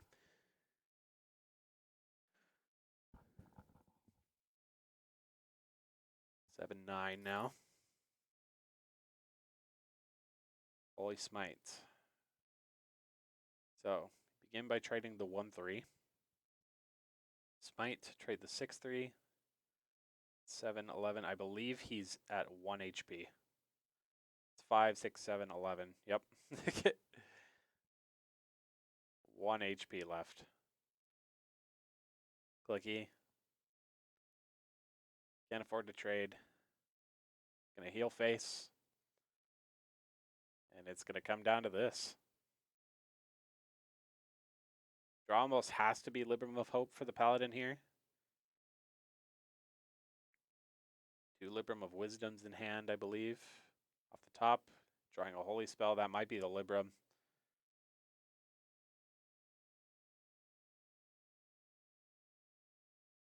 Wisdom coming out here twice. Gonna trade off the 6/3. Things looking pretty okay so far.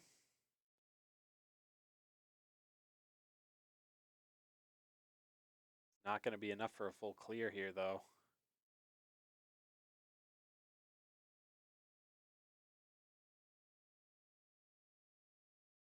I'm nervous. 9 cost. That's got to be the Libram of Hope. Okay, so he had it the whole time. We're going to get some extra buffs here. So what is the draw here for Clicky that can maybe swing this? 9 health now. It looks like the Libram might have just slammed the door. 1 damage short. Gotta feel pretty bad. Discovering a dragon, though. Ooh, and Ysera actually is going to drop down, and he's going to return the Libram to the hand. Oh, my goodness. That's insane. Oh, my gosh. So Clicky's going to steal the series away, play it to his outs at the end. Absolutely insane. Definitely going to say that he had it planned from the start. So congrats to Clicky there. That was a pretty insane way to finish the series. Drops the GG. Let's go ahead and check in with Bridge here. So Faith going to be sitting tight for the next round. We'll bounce between Bridge and Emilitas here.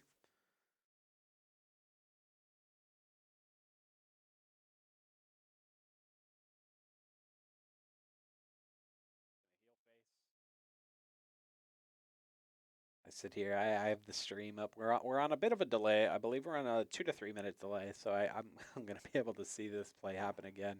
So you gotta imagine that that play there like had to be the exact out that Clicky was looking for. It had to be maybe that dragon into exactly the dream card into exactly pushing that minion back into hand, and then swinging everything face, which is pretty insane.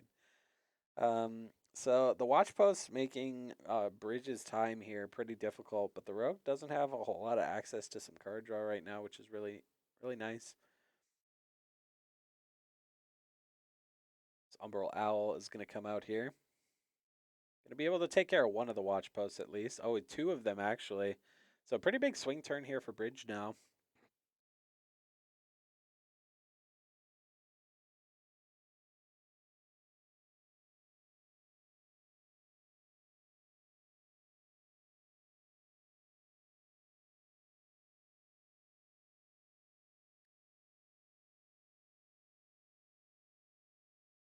All right. So a little discoverability from the rogue here.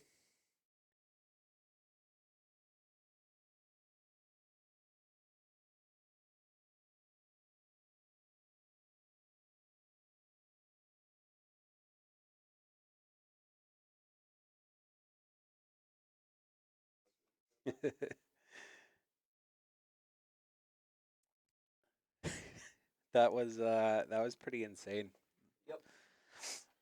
It was just aside from McGurgle, it was just brick draw after brick I was draw. gonna say it was like it literally just came down. It was like, okay, is it Libram of Hope or does he lose the game? And then it came down. I was like, He man. didn't play it the turn before when he should have. I was gonna say it seemed a bit risky for him not to play at the turn before I here, put but him to 1.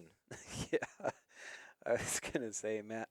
I feel like in against like Librams with that deck specifically, it's like you do a good job of like sustaining yourself, but some at like some point you just like run out of like offense. Eh. Sometimes, Well, so he had to have Barov in top half, or else he lost to the Goose. right? That was a very big goose. And so he had that, and I was like, okay, wave 2. He doesn't have any more clears. So he had to just straight up fight for board the rest of the game. And it was, like I said, brick draw after brick draw after brick draw. So, Pretty fun series though. mm, Fast series, all things considered. yeah, he deleted me as a friend immediately after. Oh, did he? Yeah, it's Yeah, funny. I think he's a little upset. Yep, I would be too, especially with the well played, well played, well played at the end. Oh, did he do it 3 times? Yes, he spammed it. Oh, hey He was man, very upset. you played to your outs. What can I say? Yeah. So Bridge is gonna pick up a win here, which is pretty nice to see. Epic. So transition on over to Emilitas here. Epic. So Faith got a 3-0 forfeit victory. Yep. Their opponent failed to show up after the first round. I believe Bridge is now up 2-1, perhaps, in his series. Very exciting. Had some connection issues on the first match, but it looks like they're sorted out now. And then I believe Emilitas is either sitting at 2-1 or maybe 2-2 now. I'm not exactly positive. So Looks like we have a rogue mirror.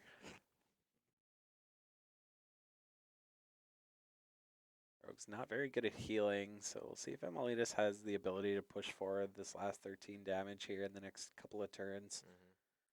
Yep, she should just slam scabs every time without fail. 7-drop. Yep. Also, it was a little questionable that she didn't play the Wicked Stab off of the secret passage last turn, especially considering like she's the one that's trying to kill her opponent right now. She's in the lead, right? So So gonna return the Swashbuckler to hand. Other minion is just gonna get doused. I would play the Reconnaissance specifically because if they have a mage spawn hand, I can't really Cainrathon Prime. tell. Pretty interesting option. Okay. I was going to say to not give them a target for their spells because if they have a combustion, then they can kill one of the 2 4/2s. Right. Also, burning the null is a really big deal there. For sure. So, a little update on Bridge. Looks like they're hopping into their, what I believe is their 4th game of the series. It's going to be a Face Hunter against a Mage matchup. It's an elemental mage, and that's not a real deck. Oh, cool. So I feel like Mage is always kind of in this weird spot in the meta where they're like trying to make things good, but none of them actually are. yeah, it doesn't work. It was never mind. You guys couldn't see it, so I'm not going to comment on it. All right, so some card shenanigans coming out for Emilitas' opponent here.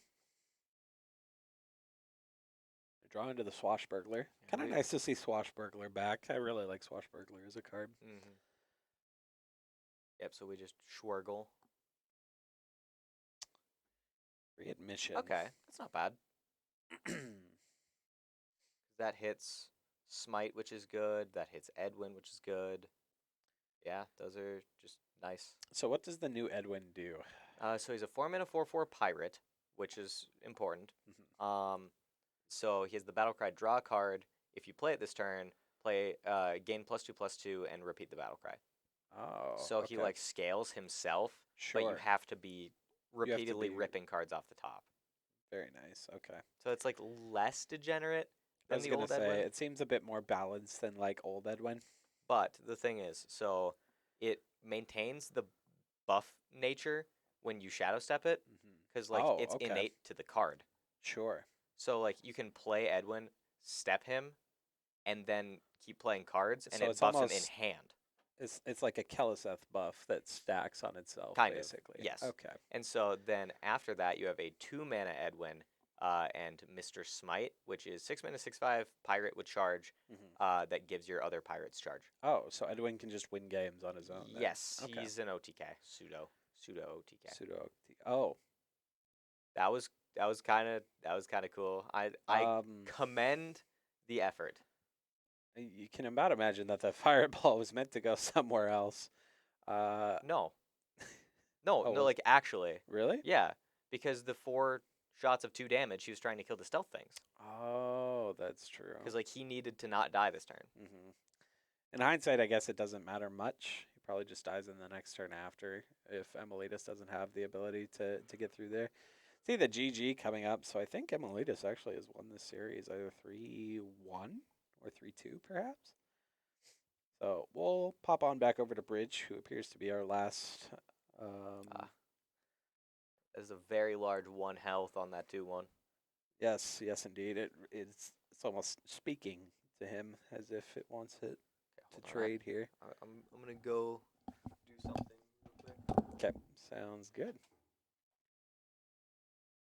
So Hunter, pretty solid option into Mage historically. Mage is kind of like Rogue. Ever since we had the rotation of like the Frozen Throne and things like Jaina, or Frostlich Jaina being able to use like lifesteals off of elementals and that sort of thing. Mage is pretty restricted when it comes to healing. It gets things like Ice Barrier for some like nice armor, but like apart from that, Mage doesn't do a very good job of sustaining itself if it loses boards. So Hunter proves to be a pretty rough matchup for it. Just due to the fact that it just slings so much damage early, so the Mage just doesn't quite have enough time to catch back up. So we're just going to see a hero power come out here, and down to 7 HP already. The mage is going to have to pull some pretty meaningful plays here to try and climb back into this game. However,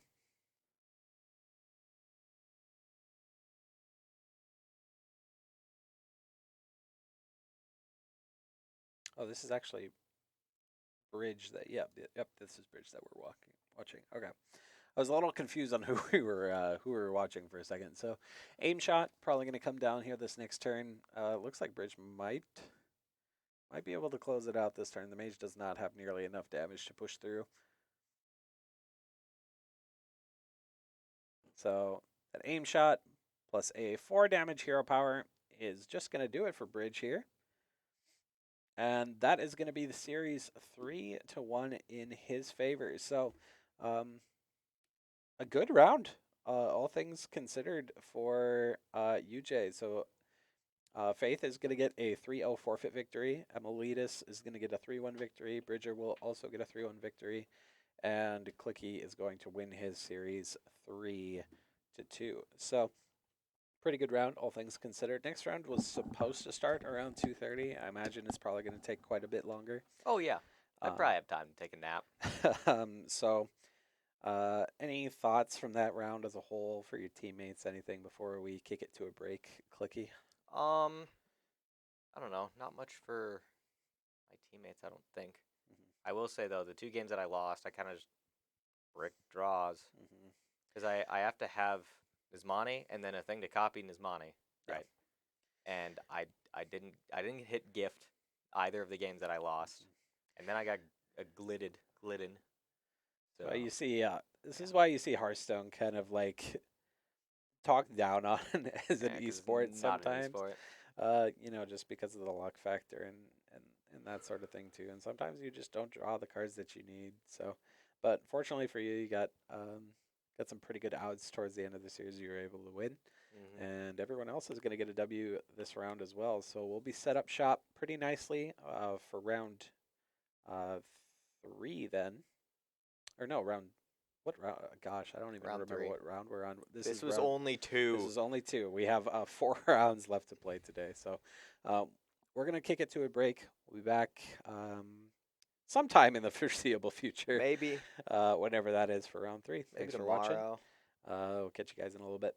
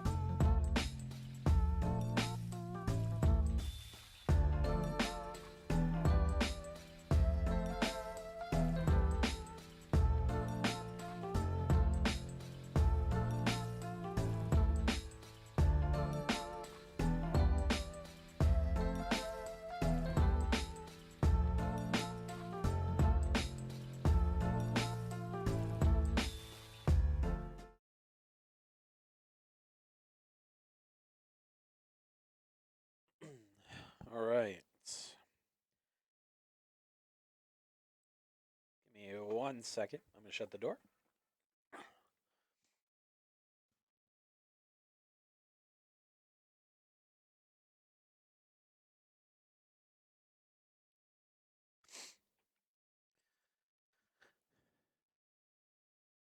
All right, so we're back with a little more Hearthstone action here. So let me take a drink of my water. Looks like Clicky is getting things started against Elbom at 25. We're going to have a rogue against what appears to be a mage.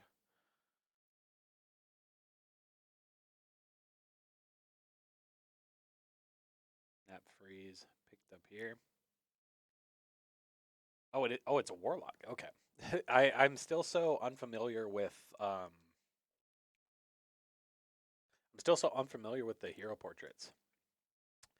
So you'll have to bear with me as I learn all these options with you as well.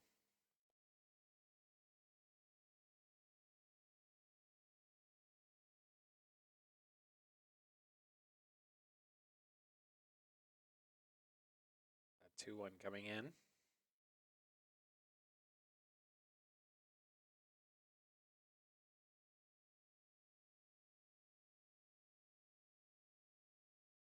Looks like we're going to see a secret passage here. We're just going to shuffle some cards in, get some cards out. Secret passage, been a really good card for Rogue over the past few expansions here. Debating on whether or not he wants to trade the blade back. He's going to get a wicked stab, which is really, really nice. More tradable minions. There is the Edwin pickup as well. We do some more trading. And the 7-mana hero portrait also picked up for Clicky here as well. So, good value in hand, good options. Appears that Bridge, Emilitas, and Nightly Fae are all waiting in the wings. Excuse me. To get their series started as well. Debating on whether or not Clicky wants to pop off this 2-1 with the card or just with the dagger. Looks like he's just going to opt to use the dagger, though. So this Quest Warlock, probably not going to be a fantastic option here against Rogue. Rogue does a really good job of surmounting a lot of early game pressure, and Warlock doesn't really appreciate getting hit in the face a whole lot. Has access to some lifesteal and some healing. However, will be interesting. So we'll see a Drain Soul come out here. Another Drain Soul is going to clear off this 3/3, and I stand corrected. There's 6 healing right there, and board control as well. So, and unfortunately, Clicky is going to be burning a card here.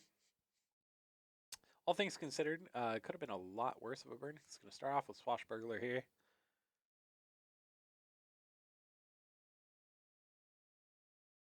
Smuggler as well. He might see if he can try and get a little bit of value off of that. In the meantime, he's just going to trade this 1 cost back.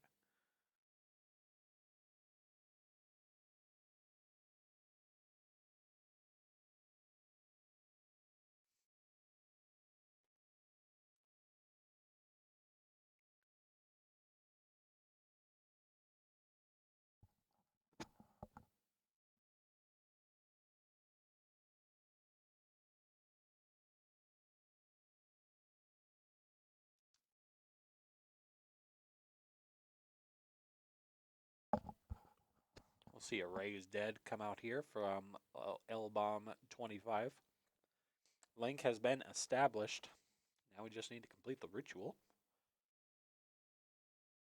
Flesh Giant coming out. That's going to be a big threat for the Rogue to deal with. 2 of them, actually.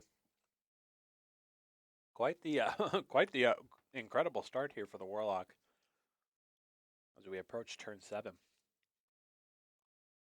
So not only did he get a full clear that turn, he got a portion of his quest completed and developed 2 8/8s. So Clickster is probably just going to use this turn to stealth himself. Give himself the option to maybe trade some of these 8/8s or try to push forward enough damage next turn here. Gonna go for a Swindle.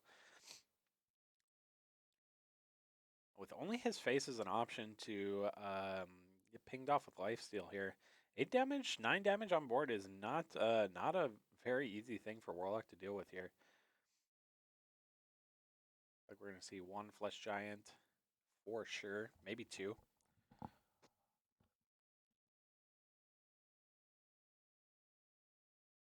A full blown evil. Gonna take two cards out as well. 5/4 coming down. Yep.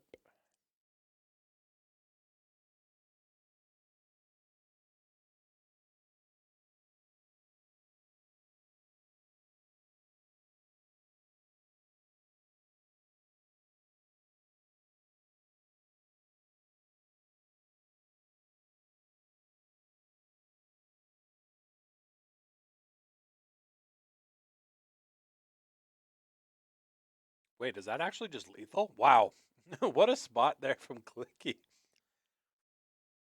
This pirate proving to be the new Leroy Jenkins, perhaps. That discount coming in really hot. Some good math.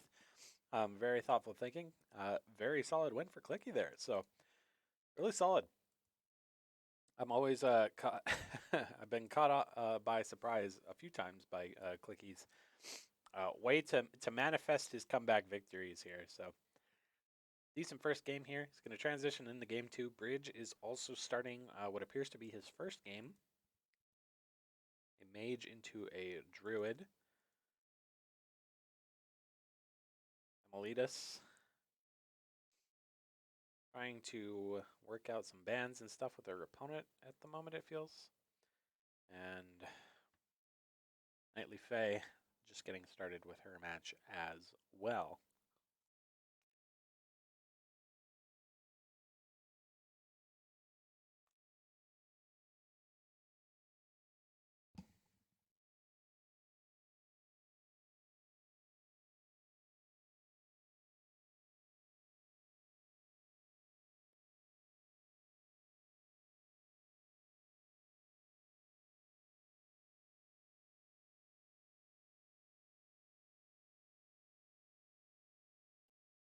Alrighty. So we're going to see a Druid mirror here. Should be pretty interesting. Ramp Druid on the side of Clicky. Not sure what the list from Elbom is, if it's a token style or a ramp style itself. We'll have to wait and see. I'm going to take a quick bathroom break. I will be back in 2 minutes. You guys sit tight, watch the gameplay, and we'll be back in a second.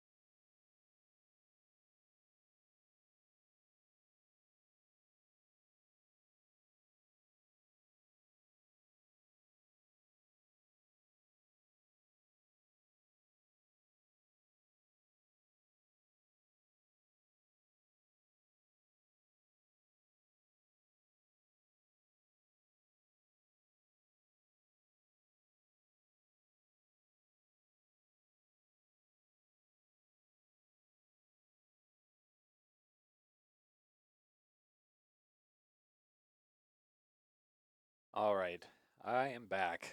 Okay, looks like the rest of the games are good and on their way. Clicky in a pretty good spot on his own here.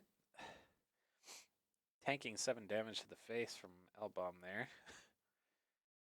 Never feels quite good. 2 owls here.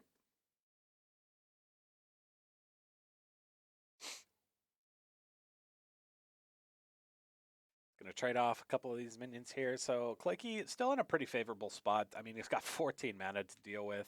He's got card draw. He's got a couple of big things to play. And it looks like he's going to be able to just outvalue the other Druid in this situation towards the end game here. Bridge is in a Druid v Rogue matchup, but losing gas. Looks like both players are losing steam. Emilitus is doing quite well with the Pirates against a Priest matchup as well. Nightly Fae appears that she is transitioning between game 1 and 2, perhaps.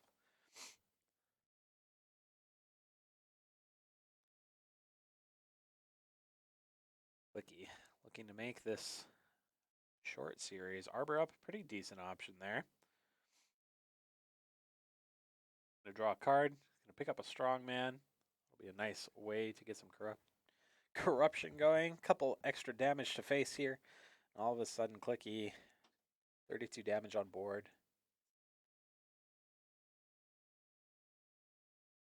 Yeah.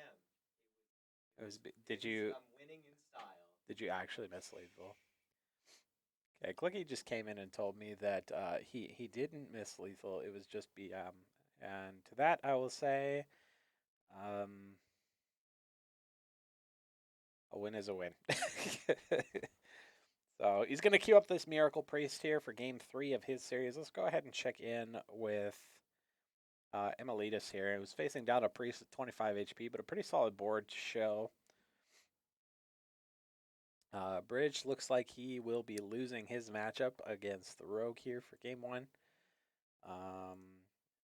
Nightly Fae starting with Demon Hunter into a Mage matchup as well.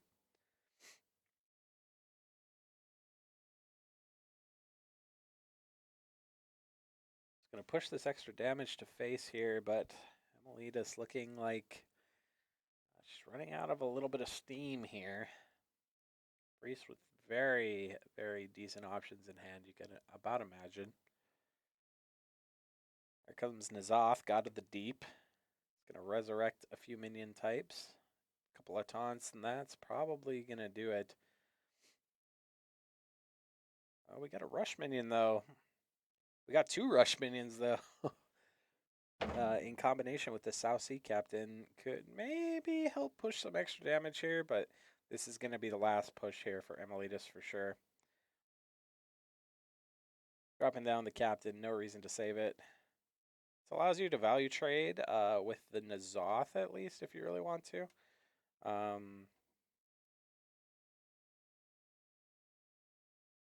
trade in here. 3 damage on the weapon is not quite going to be enough to take out the N'Zoth, unfortunately.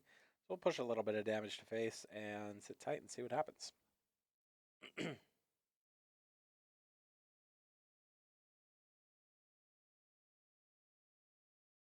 Palm rating coming down here.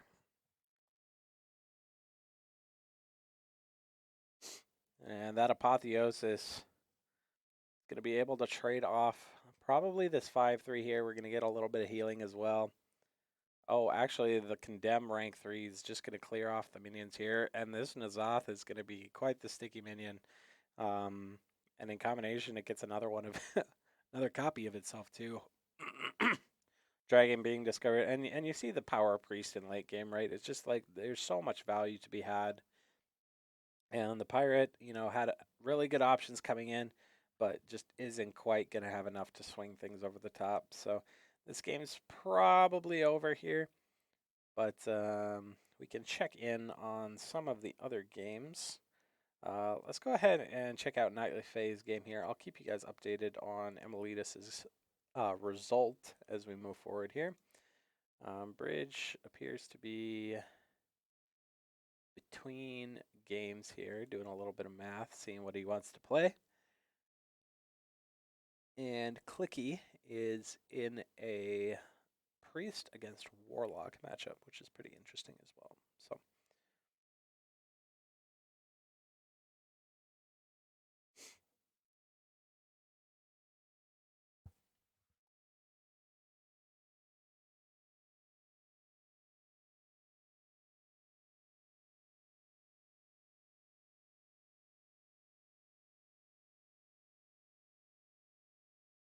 a little bit of extra value coming here from Nightly Fae. He's going to have access to a few different mage spells. Just get for a little extra mana. You can siphon mana. Ignite is also quite good because it's just that kind of that repetitive damage that you might need over the top against mage.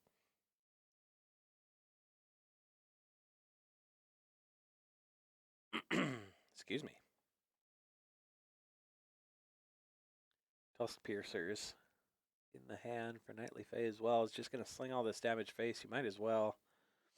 Missed 1 damage though, unfortunately. A little bit of a sequencing error there, but Mage only having 8 health left. Pretty risky territory. Arcane Intellect, the classic, is going to come down here. 3 mana left to deal some sort of damage to take some of this pressure off the board here. Let's hope that this 1 damage that Nightly Fae missed doesn't come back to punish her in the end here. Another Ignite coming down, but a 4-3 is also going to take its place. That trade's going to have to come down. 6 damage. I was going to say 3, 4, 5 damage on board. So get a Crow down. A little bit of extra damage to the face here. 2 damage here. And the mage down to its last legs. Nightly Fae is just going to play the second weapon here and hope that the mage can't find its way to get out of this. Doesn't look like that 2 damage is go. Oh, Mizaki is coming down though. But let's remember the weapon is going to give Nightly Fae access to 2 damage to face here. 5 damage coming out here. Looking for a way out, trying to end this game quickly. Even if the whole board gets frozen, as long as her hero stays up. And we see a lethal here just with a punch to the face, so Nightly Fae is going to take a win here. And she'll be setting herself up nicely for a series. Let's go check in with Bridge here now.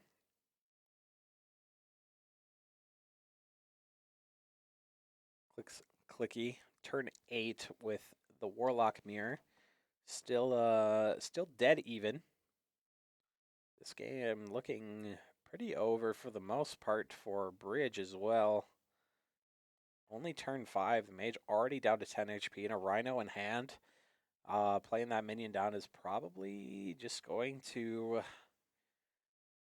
allow him to push forward some of this extra damage. Brain Freeze is going to come out. And a Fire Sale as well is going to get traded back. So can about imagine we'll just see the Rhino come down and punch this 1-3. Some of that extra damage in. 3 damage to face. We're going to make it 7. Just need a little bit of that extra push. So Emilitas just starting up a Druid versus Rogue game.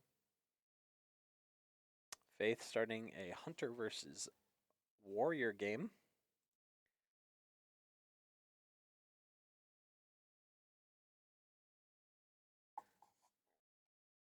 Ramming Mount, good option. Mage deciding if the ping onto the 5-1 is good enough. Getting a look at some deck lists here. And that ping is just going to come out onto the 5-1. So 7 damage left here. And the hero power is all that Bridge can muster. Let's hope that he can just push this last 5 damage forward.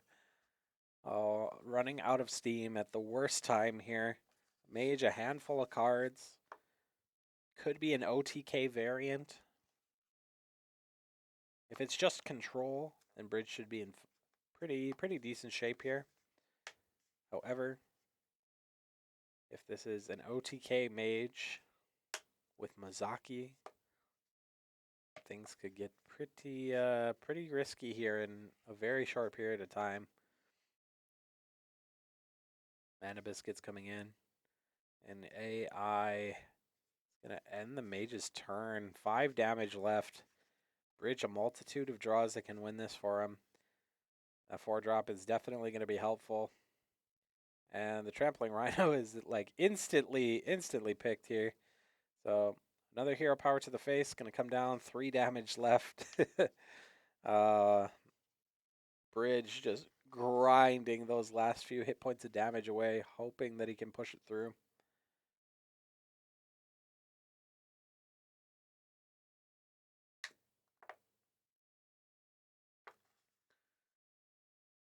Update from the other games. Faith is off to a nice start. Got a little bit of a lead in her matchup. Emilitas is looking pretty even with the rogue. Got a lot of nice value in hand. And Clicky's still even, but facing down a pretty menacing board. Mazaki's going to come down here, though. 3 mana, but a few mana biscuits in hand. There's going to be a lot of mental math that's going to happen right here. Going to start with a ping on the 3/4, which is an interesting start here. And Mazaki's going to rack up that spell damage really fast. Honorable Kill is going to reduce all the costs of the spells in hand. There's 4 damage. Will he die from 30, though, is the question. Down to 26. Need to play some more Mana Biscuits. I don't think it's going to be enough, though. And that quick shot off the top is just going to do it. So Bridge finds a way after maybe 2 or 3 extra turns that he would have hoped for to push forward that last few points of damage, and he's going to take a win in this matchup and even his series up 1-1. So let's check back in with Clicky here.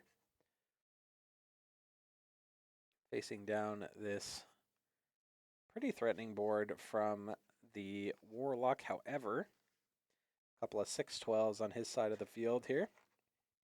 A Malagos in hand. A couple of extra dragons. Alexstrasza. Should have some pretty good options moving forward here.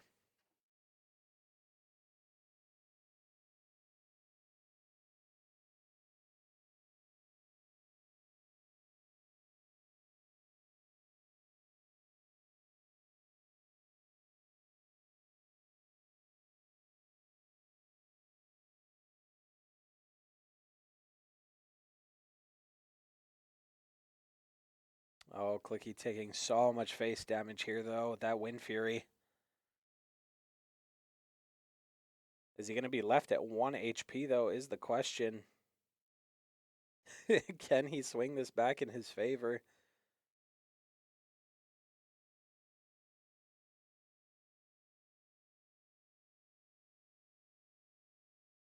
See a little bit of lifesteal come out here. Not anything else, though.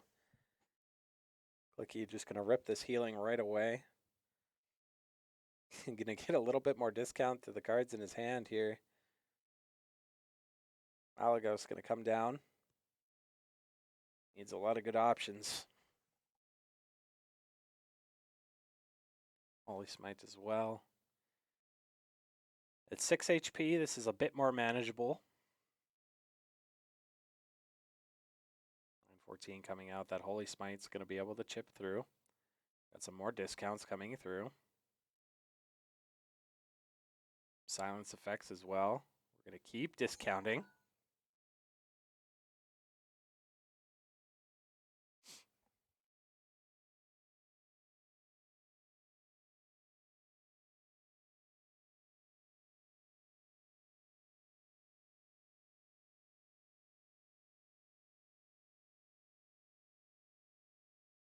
So much happening. It's hard to keep up with everything. 3 damage left on the board for Clicky, but a pretty impressive board stacked up in response.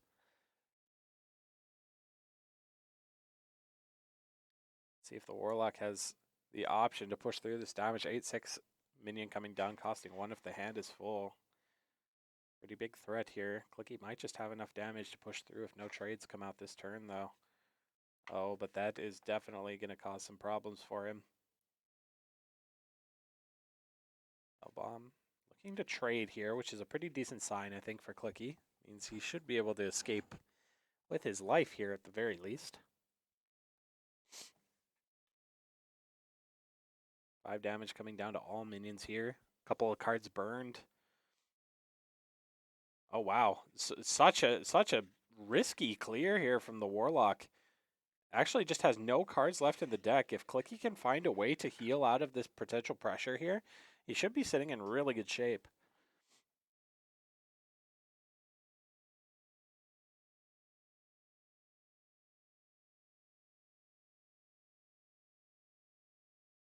He's going to restore 8 health to his hero with Alexstrasza. 2-mana Alexstrasza. That's so good.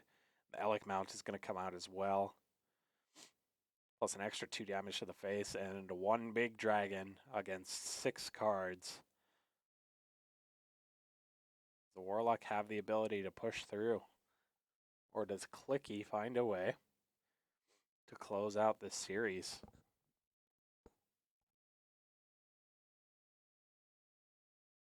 That was such a risky clear.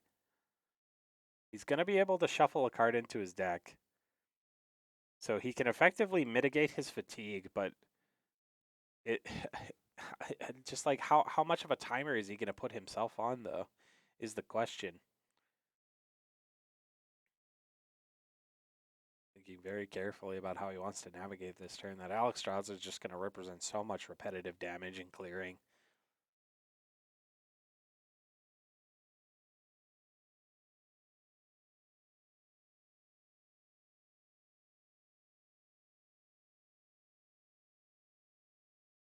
Thinking about what he wants to do here. He's just going to pass with 8 mana.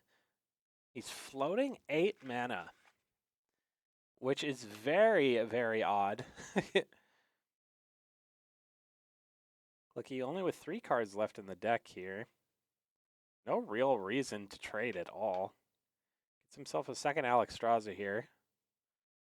And he's going to copy a third one. So quite the army of dragons here.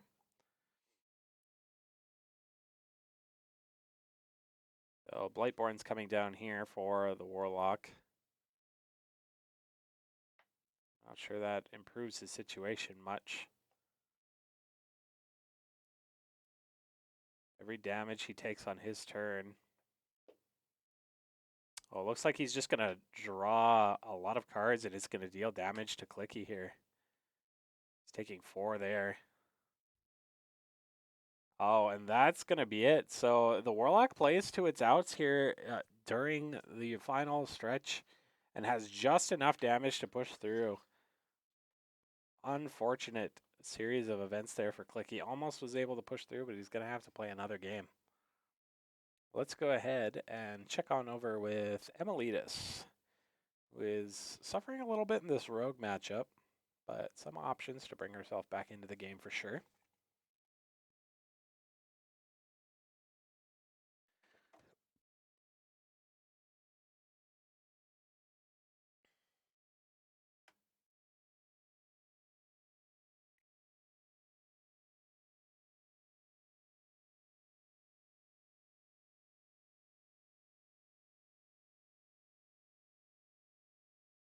So, Faith appears that her series is over, perhaps.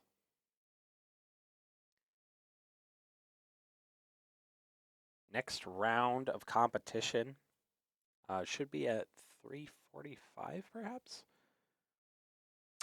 So the first round was at noon. That it should be 1:15, 2:30, 3:45, 5, and then 6:15. So we should be drawing pretty close to the end of the round here. Emilitas, Bridge queuing up his next game. Clicky also queuing up into a Druid now.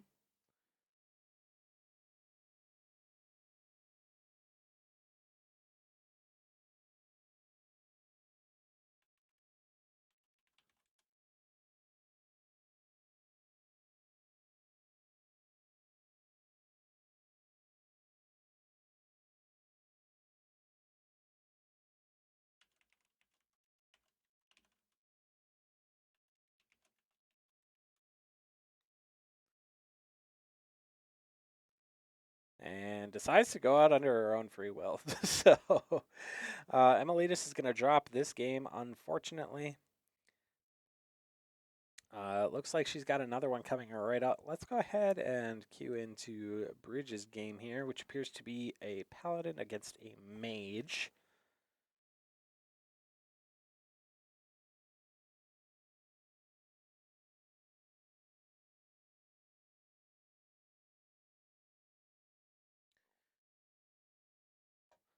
Both players off to a pretty neutral start, I would say.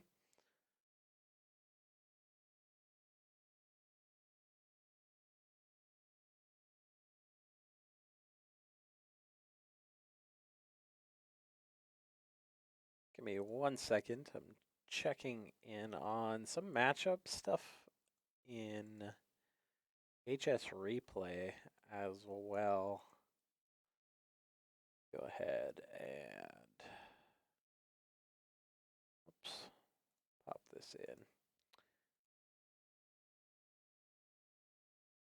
There we go. Alrighty.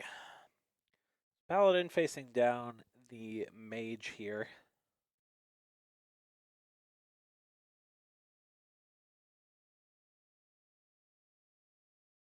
Again, thank you all so much for tuning in and watching today. It's been a pretty good day of Hearthstone action so far.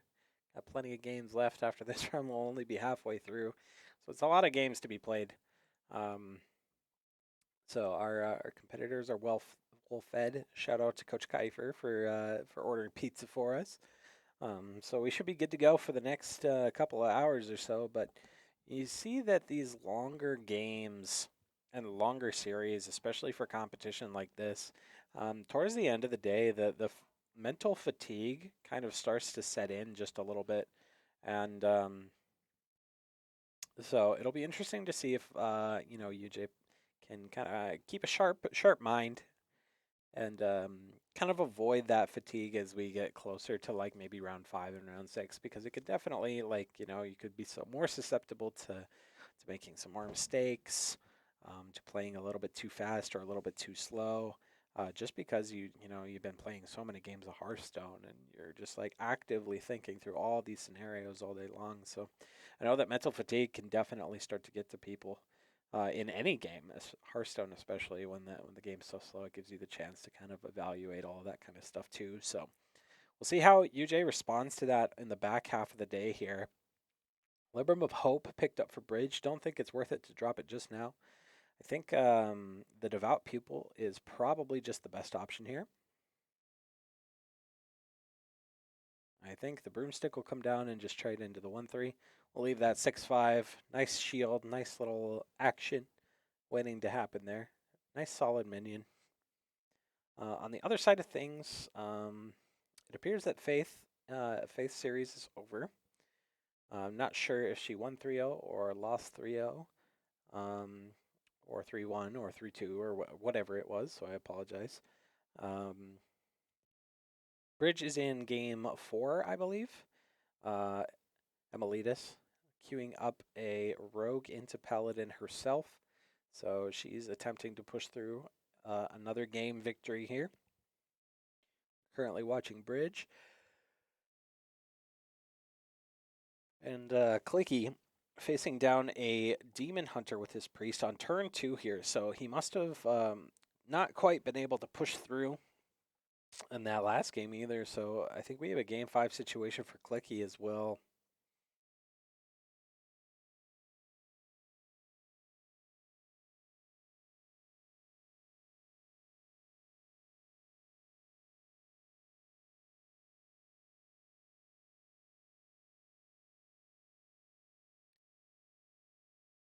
Second Flame coming out, doing just a little bit of chip damage to the minion here.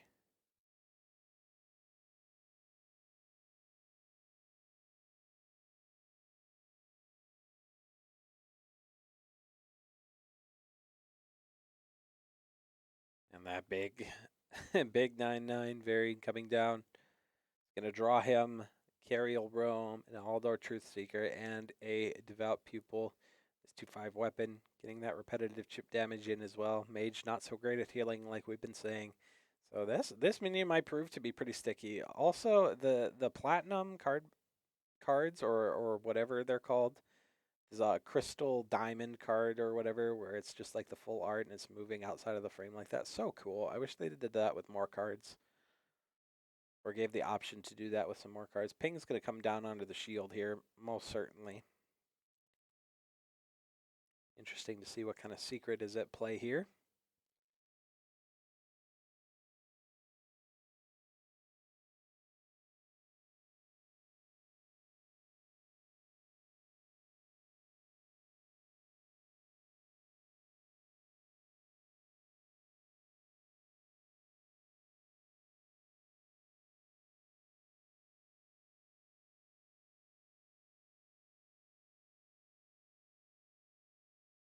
It's 9/9.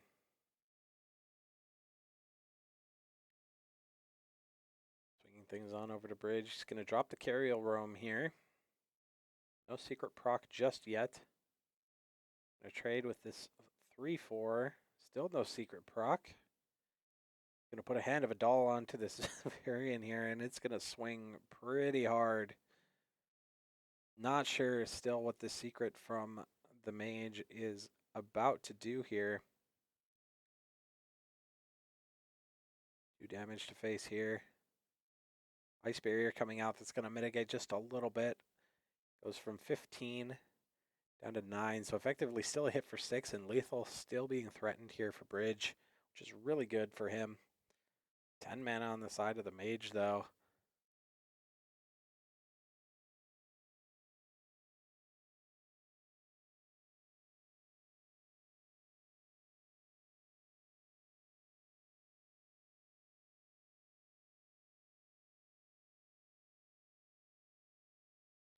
AI coming down. A bit of some refreshing spring water to boot. And the mage just doesn't have quite enough mana here, I don't think, to make anything happen just yet. But I'm going to hold my tongue as Mizaki comes down here. Mana Biscuits are going to come down as well. That spell damage, another Mana Biscuit. We're going to see a Hot Streak. Next fire spell this turn is costing 2 less. We might see this big minion on the side of bridge go down to some burn damage here. More spells being discovered after this rune orb here. Damage going face now. 8 damage to face here. Oh, 8 damage actually just going into the Carriel Roam. Hoping that this Mizaki sticks. If Bridge can find a way to remove this Mizaki here. Doesn't look like he has the option. Oh, that Lord Barov actually. That 9/8 Lord Barov plus the weapon is going to be able to take out Mizaki here. All he has to do is trade it away.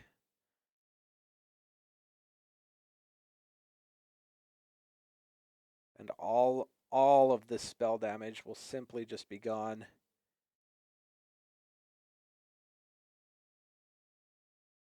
I held my breath there for a second. I thought that Bridge was just going to leave Masaki there, but he's going to play it safe here. And now the mage simply just does not have enough damage to push through. So it's only a matter of time before Bridge is able to slam the door shut on this game. And Cancer's Flow going to come down for the mage here. Some more draw with that refreshing spring water. Mage just drawing through whatever remains in the deck here, just throwing ignites. Honestly, just going through the motions at this point. But those ignites, I mean, with the Mizaki, those definitely win the game. But on their own, it's just simply not enough. And especially when Paladin can heal with Libram of Hopes. He's got 2 in hand. That's 16 healing. It's effectively at 46 health. So couple of freezes onto the minions here. I respect the effort to keep trying, though. 28 HP. Card coming down. Bridge can just play a few cards here. No reason to get too crazy with it. Can swing face as well, as that weapon isn't going to lose any durability. Going to bring him even closer to the end of this game here. Checking on some of the other games, Emilitas appears to be struggling a little bit trying to get through a Libram Paladin of her own.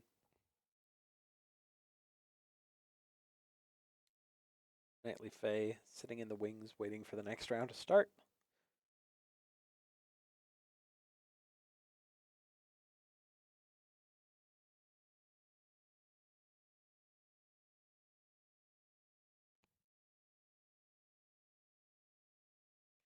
You know, if the mage had just like any shred of like extra way to discount some of these spells, honestly, maybe there's a chance that he gets there. But fortunately, Bridge is going to be able to just end the game here.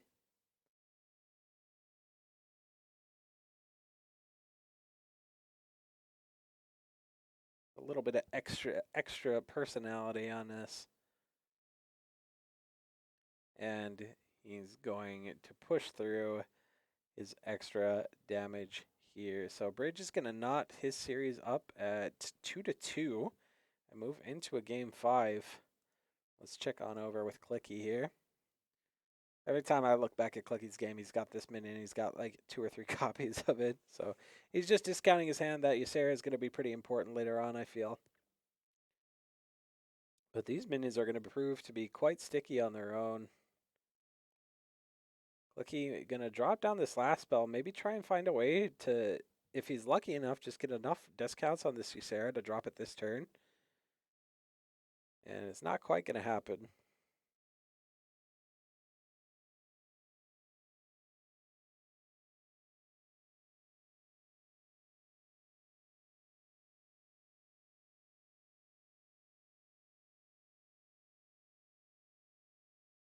Aura is going to come out. Going to take down 2 copies of this minion for Clicky. All those Illidari rushing, and all of a sudden this extra damage racking up here pretty fast. But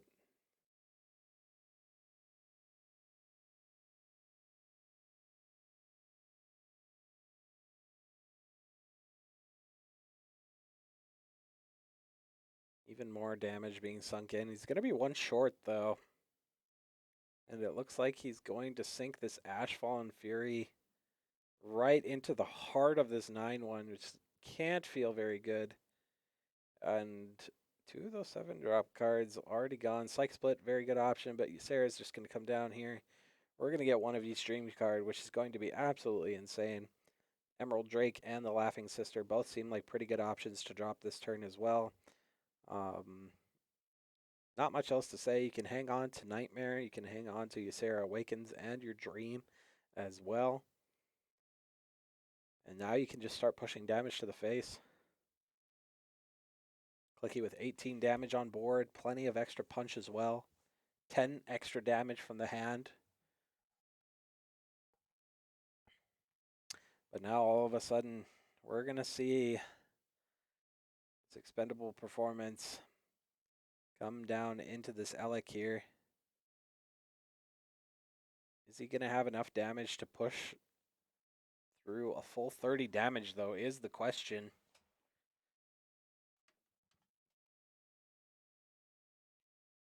My math is serving me correctly. I don't think he can quite get there. Max damage on this combo appears to be... What's another 6? Appears to be maybe 26.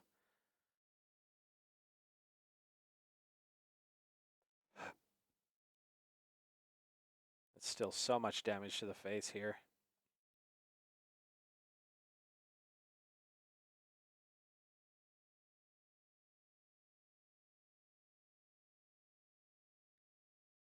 So much damage. That's incredible. 26 damage to the face coming down in this Ashfallen Fury here. However, 1 damage short on the Drake is not insignificant. Oh, it is actually just 30 damage with Fury rank 3, and the 1 extra mana is just going to kill him from 30, which is absolutely insane. So Clicky's unfortunately going to drop this game. Is that the series for him as well?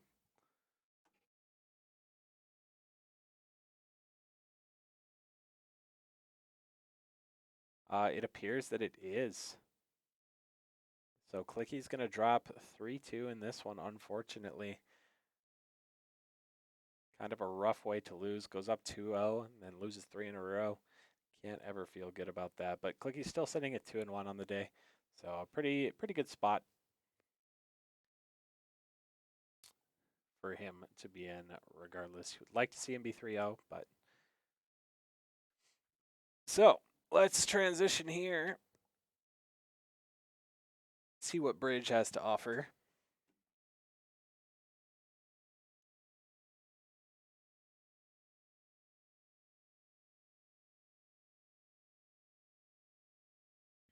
And Melita's still playing in what I assume would be game 5 right now.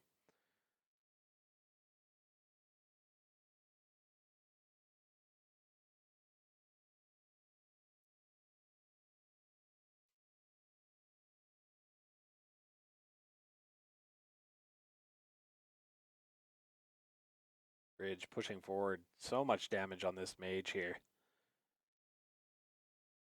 Down to just 10.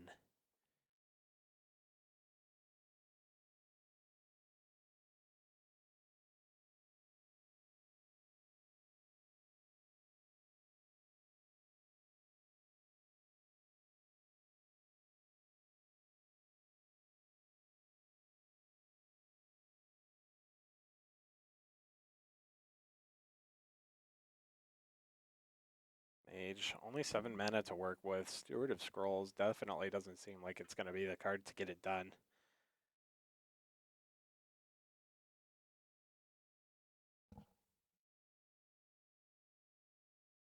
Ram session. Access to a little bit more extra card draw here. We're going to see 4 damage on all minions, however. So a very efficient clear from Hydrogen here. Blood Mage Thalnos coming down. Bridge. A few cards in hand to work with.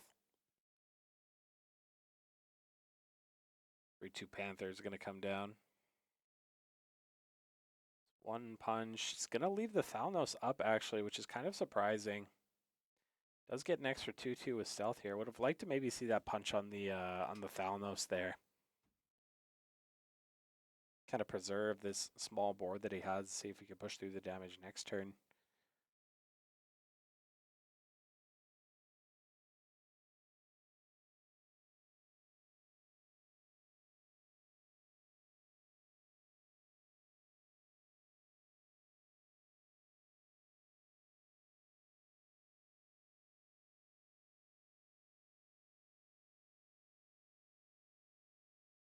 So, Bridge sitting at the mercy of this Blood Mage Thalnos and 4 cards in the hand of the mage. 8 mana to work with. Bridge only 2 cards in the hand, neither one of them doing very much for him. Needs to get the board to stick, or at least a minion or 2.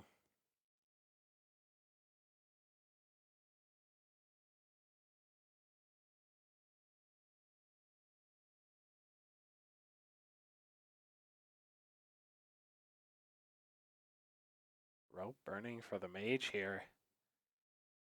Can't quite decide on what he wants to do. Is that just going to end the turn? Is he not going to do anything?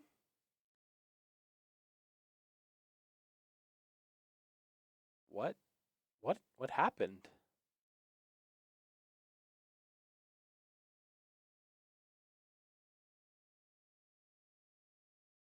Oh, but it's still not enough damage to push through either, is it?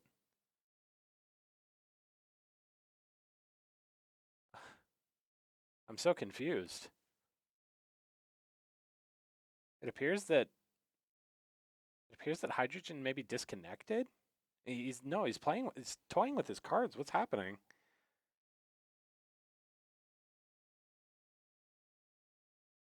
I'm so confused. I'm sorry for the lack of commentary, but I just am a little puzzled by what's going on here. Mage just essentially skipped his last 2 turns. Not sure if it was. Is that the series as well? And that's the series. So I I mean, Bridge is going to get a 3-2 victory here. I mean, that's obviously great, but uh, what kind of expense? He's relaunching his game too, just to make sure that disconnects don't keep happening. But a very odd sequence of events there, leading to the end of his series. But um,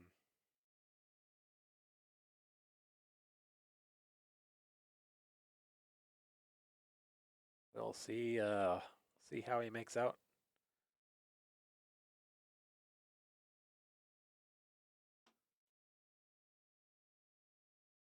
I want to say it's 2-2, but she just did lose this game, so I'm not sure exactly. Um, Appears she lost 3-0. Okay, cool. So the round is over here, so we will queue back up again once we get started with the next round here in a few minutes or a half hour or 3 hours or whenever it is. So we'll see you then.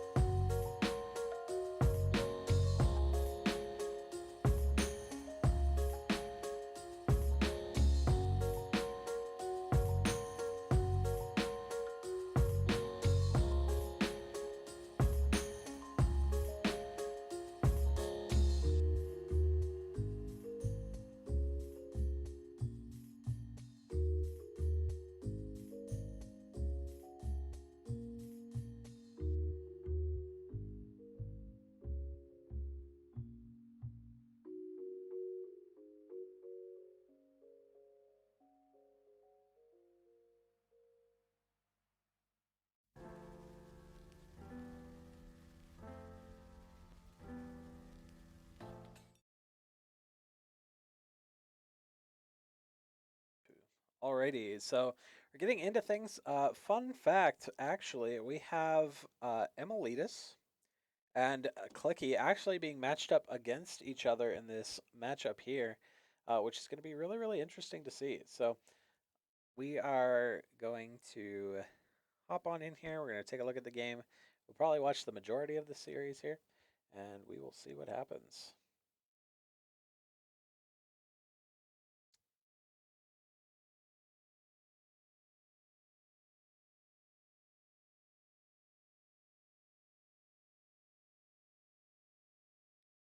So it looks like Clicky is opting to go with the Hunter. Emilitas will be going with the Hunter as well. We'll see how it favors both of them here.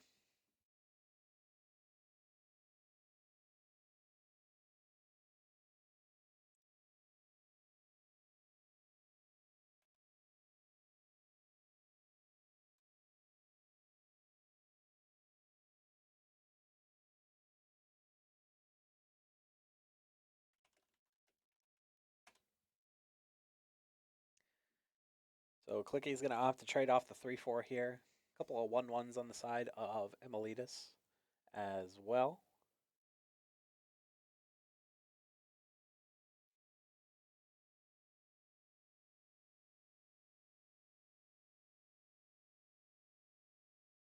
Going to take a big punch to the face here for 1 damage from Clicky. He's going to pass things on over here.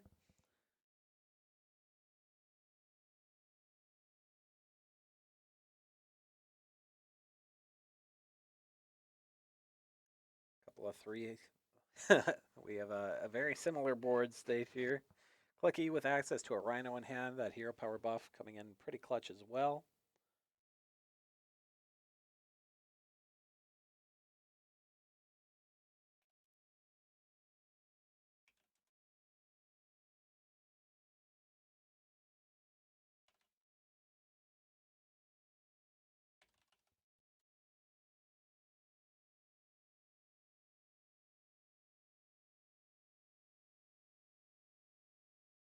So, Clicky with some good answers here. Only 10 HP to speak of at the moment, though.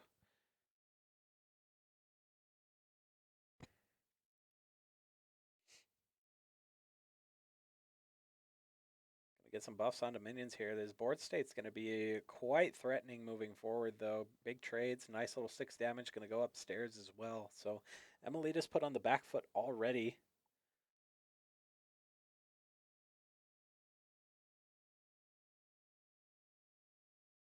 See what she chooses to do with it.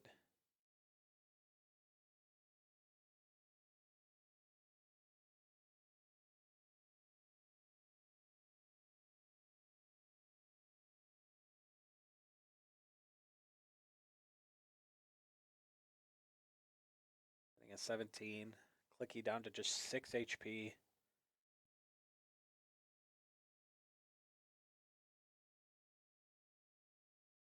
Down to 4 now.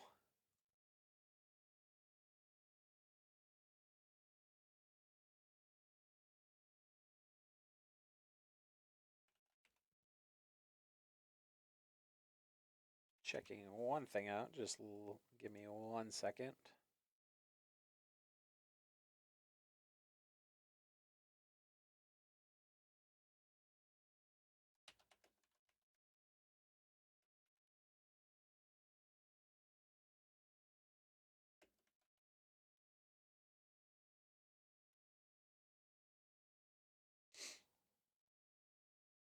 All right, so quick game 1. It's going to be nice and wrapped up. We're going to hop on into game 2 here. Clicky not quite able to push forward enough damage in that one.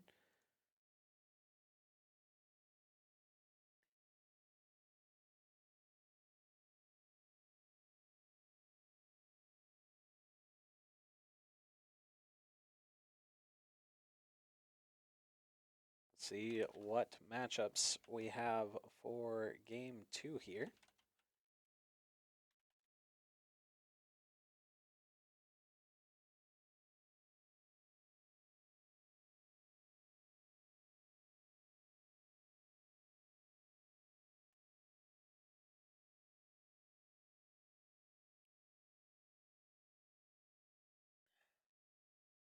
We're going to have a druid against a hunter now.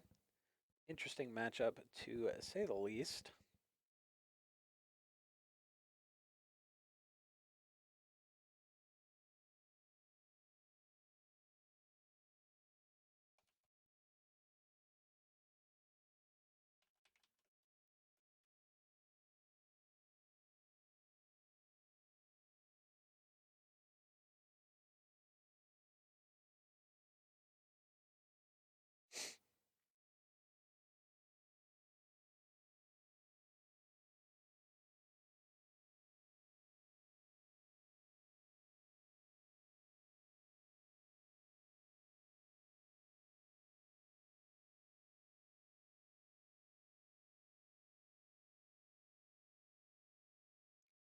So,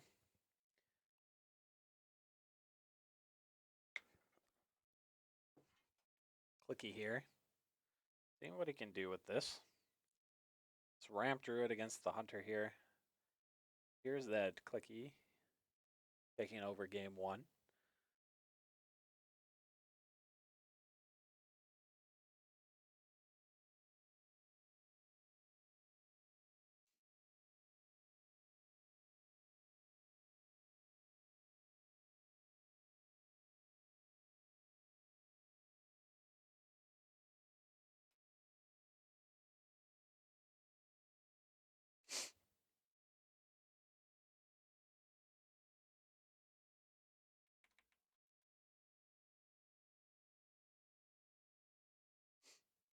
Gonna have some plenty of mana ramp here. If the druid can kind of withstand this damage here, but it looks like Emilitus is off to a very good start.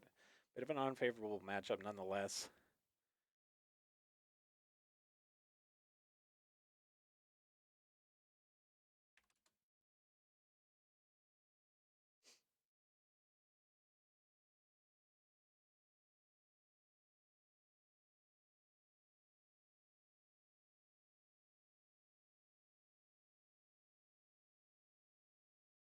Down to just 8 HP now.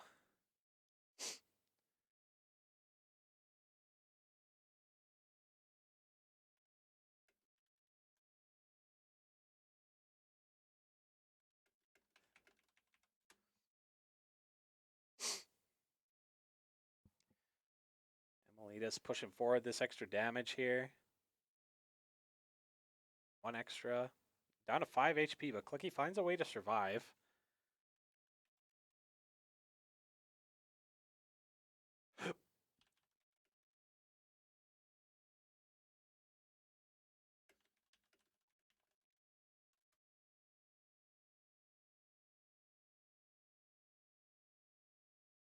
And it looks like Emilitus is going to take this game too here. So very solid answer. Our series is going to be knotted up 1-1 here. It's pretty cool that UJ teammates are going to run into each other, get a chance to play with one another.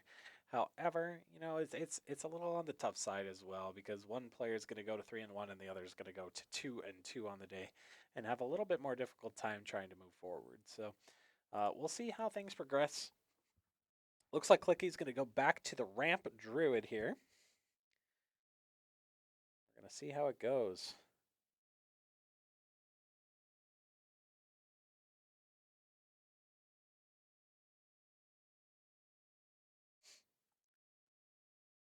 We're going to have a druid mirror. I believe this is a big druid mirror as well, which is going to be really interesting.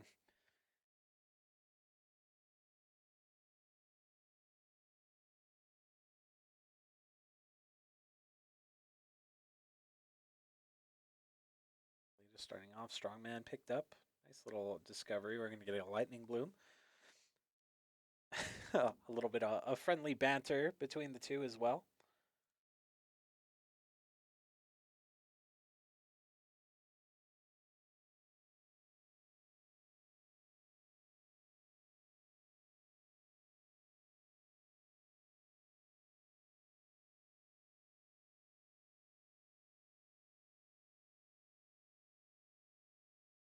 Couple of discoveries picked up. Another lightning bloom could be pretty interesting. Varian also quite the interesting option as well.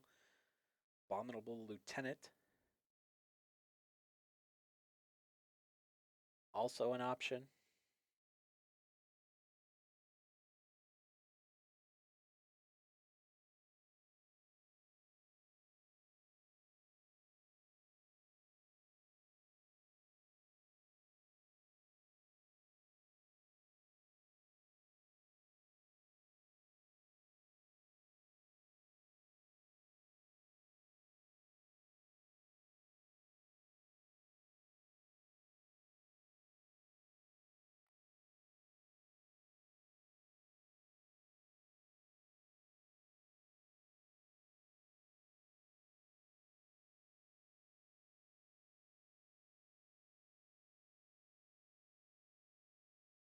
So, a little bit of a hot game restart here. Both players choosing to restart their games. Maybe a little bit of a connection issue on either side here.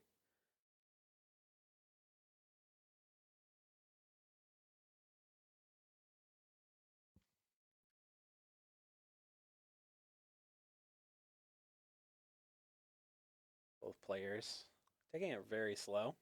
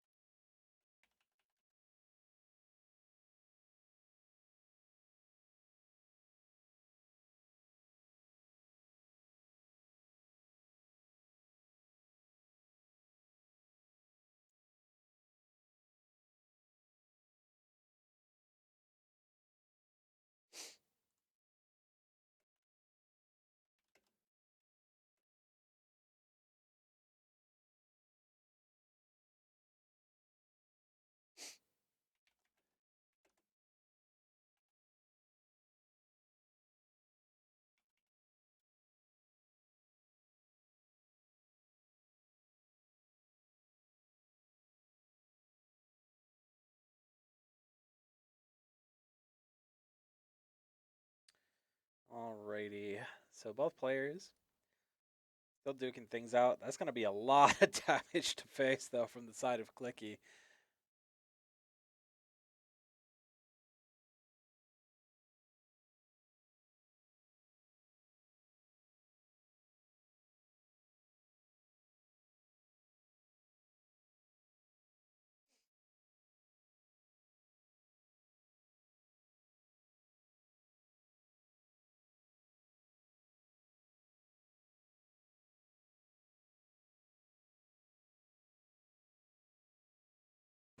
Sitting at a nice, comfortable 48 HP as well. So Emilitas looks like she's in a little bit of trouble here.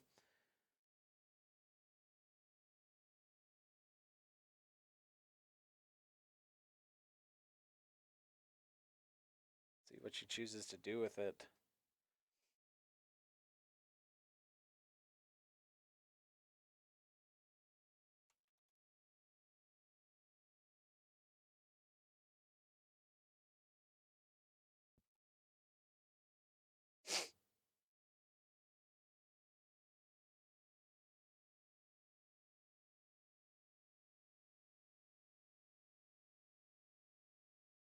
Seventeen HP here for Emilitas.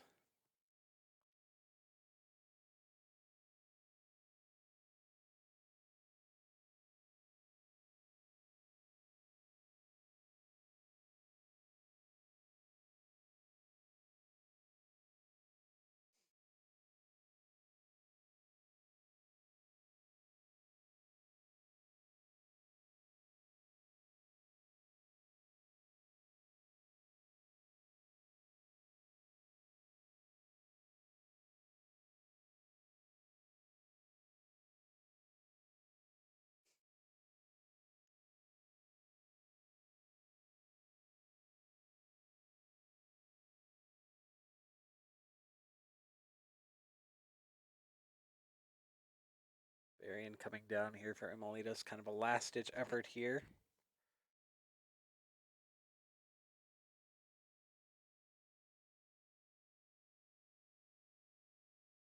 See what she can do with it.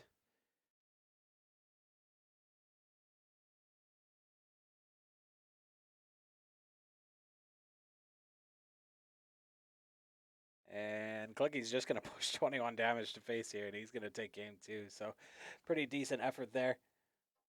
Can't be disappointed about it.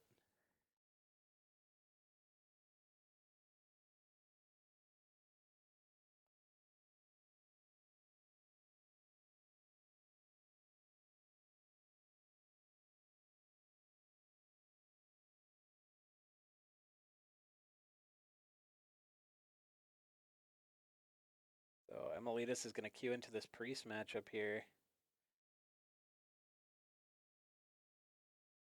We'll see what happens.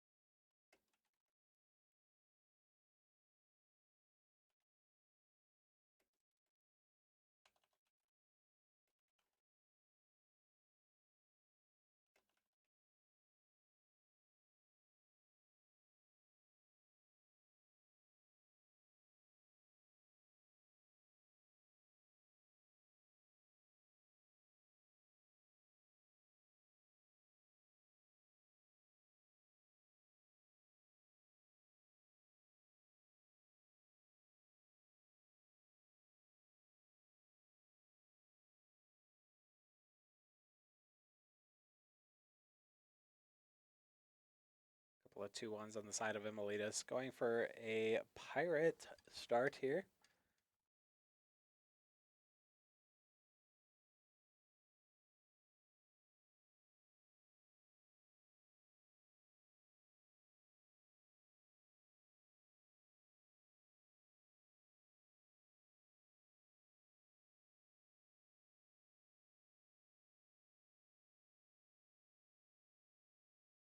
Emilitas going to try and find a way to push a lot of this early game damage. This priest tends to work pretty well in the late game for the most part. But if it if Emilitas can find a way to get rolling here in the early game, then it honestly probably isn't that bad of a matchup for her. We'll see how she chooses to respond. Clicky is going to definitely look for a lot of his early game threats early on here.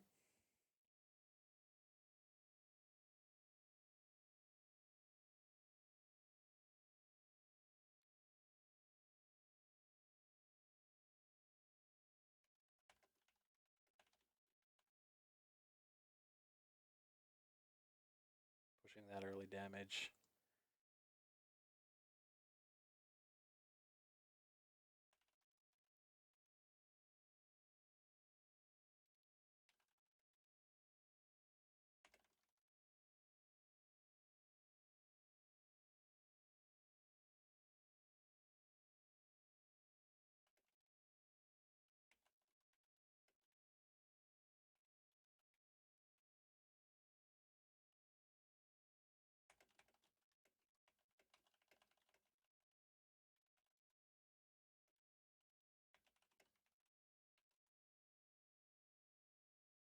Pirate start. Gonna drop down the whetstone. Nice little punch for 1 damage to face, but Emilitas is really going to need a lot more of that late game damage. So having 4 cards in the hand here, I'm not sure exactly what kind of value she has. Actually, I am. I can just pull up her. We can take a look at her perspective as well. So she's got Lord Barov, a couple of defensive answers for the most part. But we will see what she chooses to do here. This seems pretty tough for her to win. But nonetheless, enough high roll potential for Emilitas, and she can bring this back. But again, Evan getting these Divine Shield minions down right away, and these discounts just prove to be like so good most of the time here as well. So this one is looking a bit grim. It feels like this pirate doesn't exactly have this pirate variant of the warrior doesn't exactly have a whole lot of board flood options, and as we see, Emilitas doesn't really have a whole lot of offensive pressure now.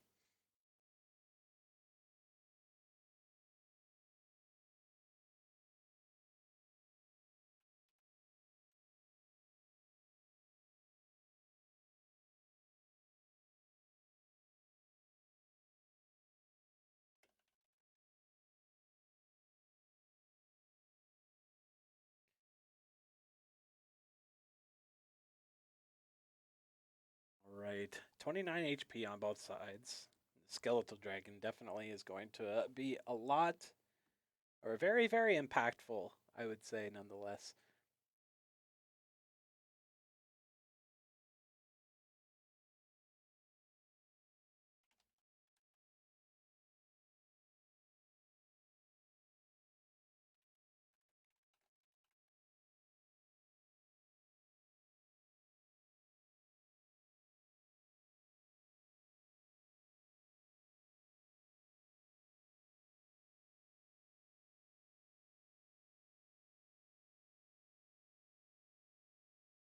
See the Skeletal Drake come down. Emilitas with a nice swing turn is going to get that minion down, so it's going to get that nice repetitive value over the next couple of turns here. So we'll see how that impacts the rest of the game as well.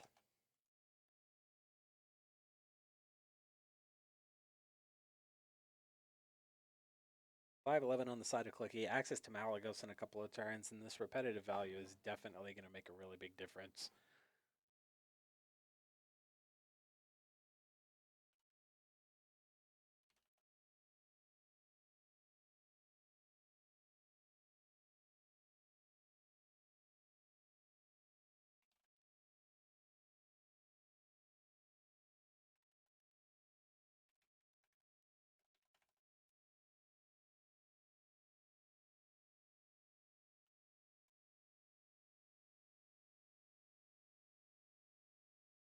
So a nice little board flood coming out on the side of Emilitas here. Running out of resources, though, so if Clicky can find a way to kind of sustain himself through the rest of this uh, board state here, he should be in some pretty good shape for the most part.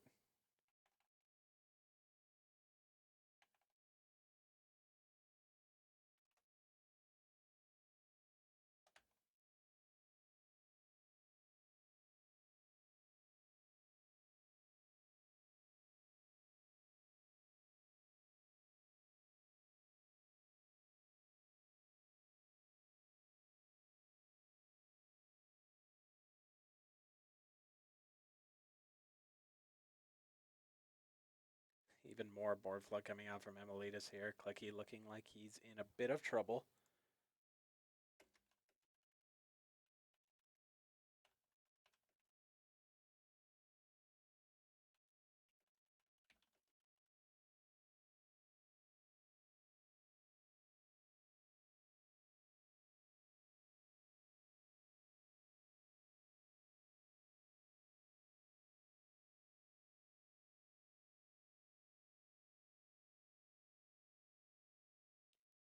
So Emilitas going to take that game as well. So now we have a game 5 situation between Emilitas and Clicky, which should be a pretty entertaining game to watch for the most part.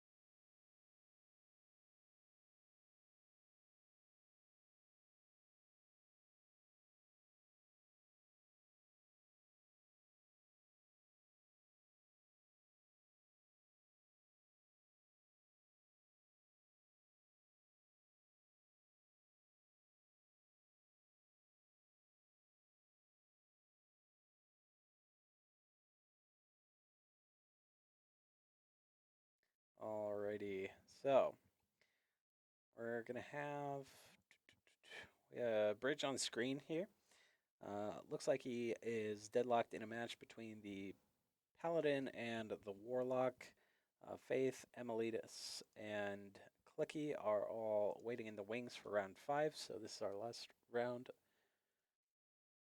of the day here, or last game of the round, I guess I could say.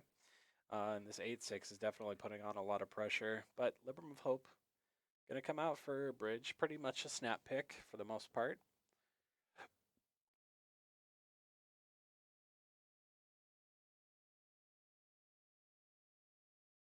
Big hit from that with the broomstick. Such a clutch play, honestly.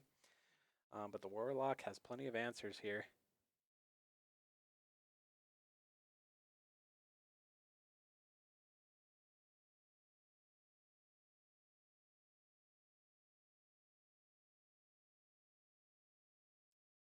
Spell's going to come out onto this 10th, and it's going to be a Drain Soul. So it looks like the Warlock's going to expend a lot of resources here trying to get rid of this big minion here. But as we can see, Bridge is probably just going to coin the Varia next turn.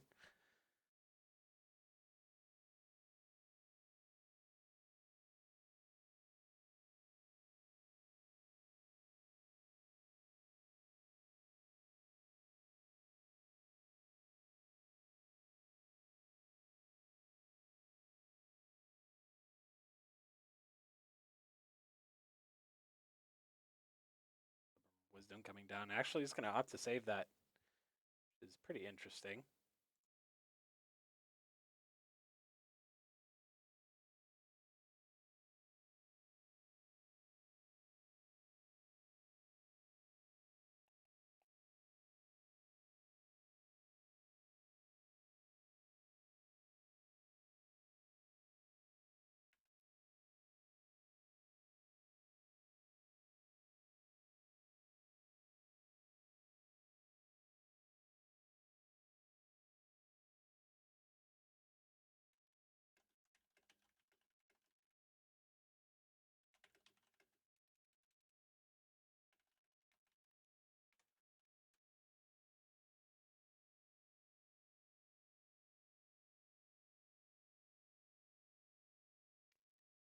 Five, 6 taunt here. Moving into turn 8. The Warlocks still have a little bit of mana left over.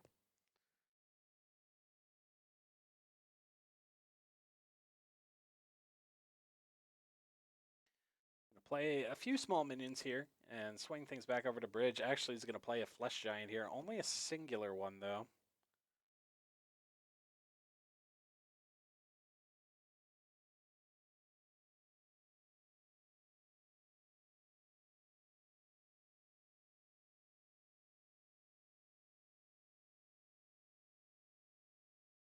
Get a nice Libram of Hope here. Not really maximizing on the healing there, but still getting a big threat down nonetheless. Flesh Giant's going to have to work to get through it now.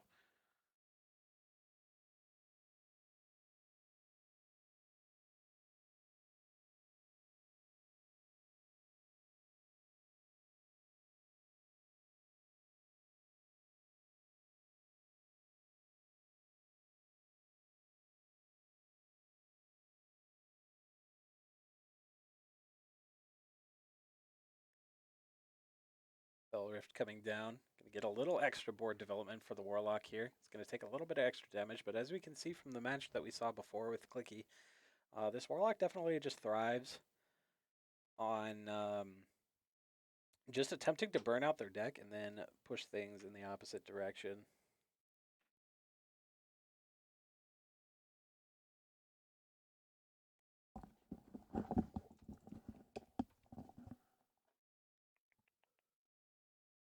Yeah, that felt bad.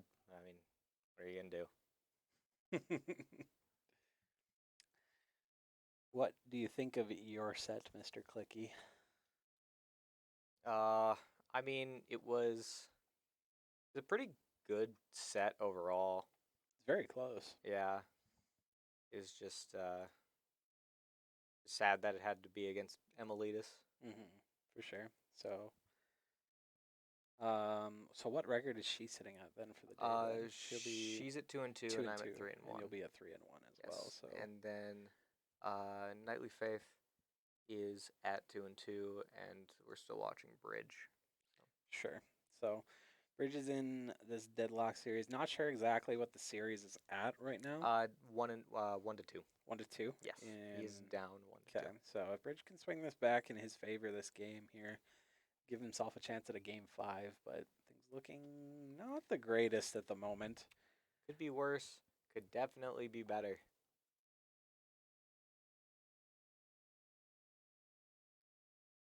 See, this Flesh Giant's going to trade up straight with the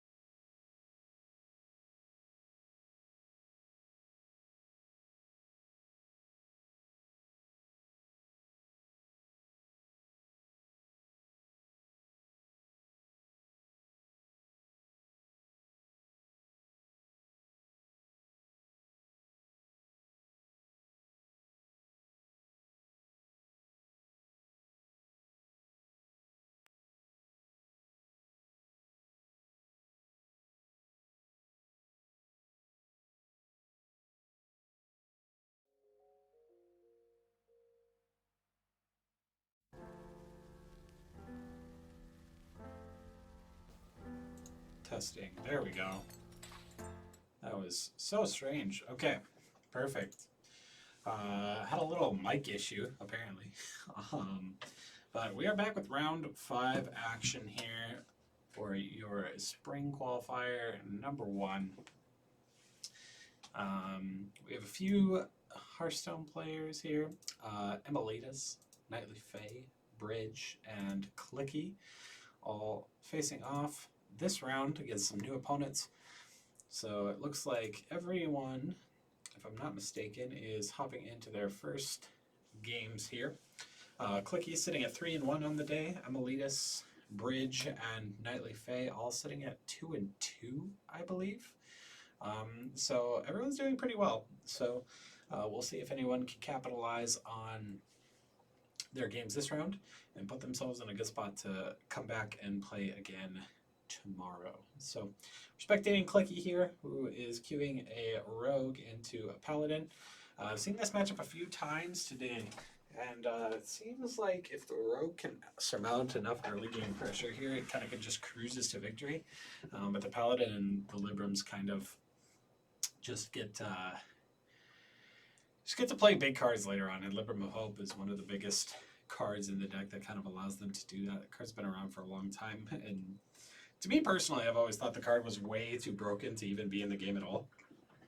Healing for 8 and then getting an 8/8 Divine Shield Taunt for 9 mana seems a bit ridiculous, and the fact that you can discount it and get it for like 4 or 5 mana makes it even more broken. But so we see Edwin come out here. He's going to Shadow Step the Edwin, get a nice little discount on him for later. Just going to play a Wand Thief and discover a spell. So Combustion, a few other options as well. We see a couple trades and a punch to the face, perhaps? Or, okay, it looks like Clicky is going to trade off the 1/1. Trading in this matchup's a bit more precarious because you want to kind of prioritize killing minions so the Libram of Wisdoms can't get played onto the minions and enable some like value trades for the opponent. So Clicky's probably going to try and play a little bit more passively and try to get some of these minions off the board efficiently and without getting too many buffs on them as well. So I fully expect this 3-2 to run into that 5-3 this time around. Edwin is becoming a larger and larger Edwin, though. That's a huge pickup off the top as well. Nice little rush minion. Big preparation. It's going to keep drawing cards. Edwin's getting larger and larger and larger as well.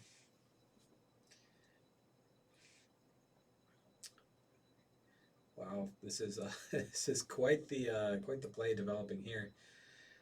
Some more drawing. Nice little 4 damage here. The Mana Biscuit definitely allows him to play the outside card in his hand, which is exactly what he's going to do here. Paladin already down to 16 HP, and the Edwin itself on board just threatens lethal. So a pretty insane start here for Clicky, for sure. We're going to get Reconnaissance coming in. The 4/5 is just going to rush in, and a few minions are going to push face here. That Edwin sitting at a nice, calm, collected 18/18 on turn 6. So pretty decent turn, if I do say so myself. We'll see if his opponent has any kind of option to deal with it here. I can about imagine we'll just see maybe the 5/6 Divine Shield Taunt here. But if that's the case, then Clicky is probably going to be able to remove it just fine. But Lord Barov's going to come out here, and that's probably going to represent a clear on the side of the Paladin with that Broomstick, obviously. So it's a bit unfortunate. I think it's just Barov that makes this play pretty bad for Clicky. Get a nice buff back onto the Broomstick. So a pretty unfortunate sequence of events there. One card just invalidating Clicky's the whole turn for 3 mana, which is pretty ridiculous. And the Devout People coming down for 0 mana as well. So gosh, man, it feels like there's just so much broken stuff in the meta right now. But we will get pretty close to a set rotation here in late March, early April, which will be pretty interesting to see. Set rotation is usually my favorite time of the year when it comes to Hearthstone because a bunch of the old stuff that you've seen for so long and are really bored and really like frustrated with moves out, which I believe will be the Librams this time around. And then you get to experience a whole new meta, whole new cards, and a bunch of new changes as well. So Clicky is deadlocked here. His opponent sits at 10 HP. It appears that Knightly Faye lost her first game in her matchup. Emilitas is sitting fairly even with a Rogue, but it looks like the game's getting close to being done. And Bridge is just starting a game of Paladin against a Shaman. So pretty exciting stuff all across the board. There's the Libram of Hope, and Clicky is in a lot of trouble. This Paladin definitely drew into its power cards very early on.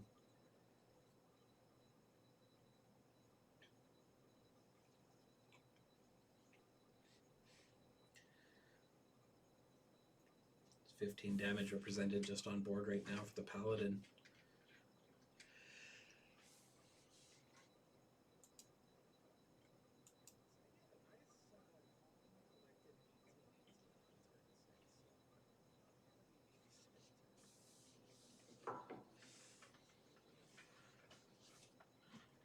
All right.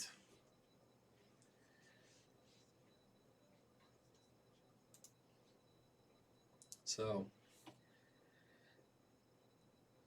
clear came out for Clicky here, pushing all those minions back into the hand of the Paladin. So, he's going to have to play them naturally now. I'm not sure how that Libram of Hope minion actually works, if it's just the minion that pops down.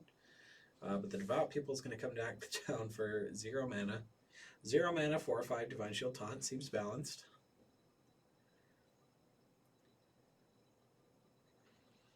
8 mana left to play with. Fortunately, Emilitas is going to drop her first game on the other side of things.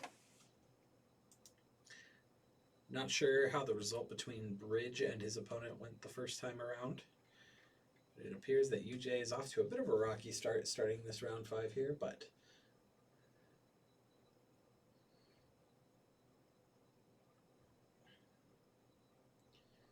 definitely plenty of time to turn things around here.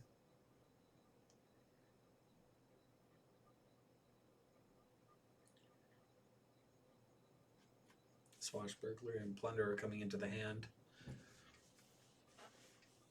Connaissance as well.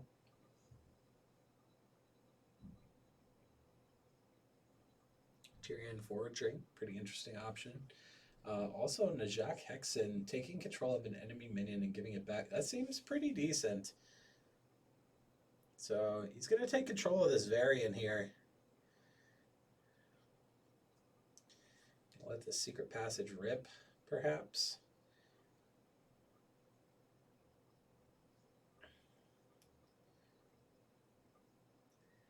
Clicky running out of cards. He can Shadow Step that variant, actually. Oh, he's just going to Shadow Step the 1/4. That's actually so smart.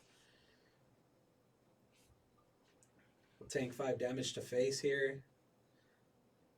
And now, all of a sudden, that variant Rin is going to be on Clicky's side of the battlefield until it manages to see its final exit here. So, good play for Clicky there, but very, very few options left in the deck. Only 4 cards left. So, if he's going to make this push to end the game here pretty soon, he's going to have to do it in this turn. And this Paladin is definitely not going to drop just a Libram of Hope and heal for 8 and summon another 8/8. Lightforge Cariel coming out here. Nice little Consecration. That 2/5 weapon as well. It's going to represent a clear onto Varian. Oasis Ally going to come out, though. That actually can be very, very useful for Clicky. If he manages to swing that face, he mitigates the weapon pretty nicely.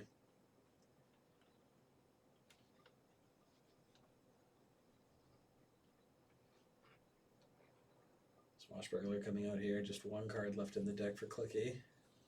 Trying his best to fight this one back, though.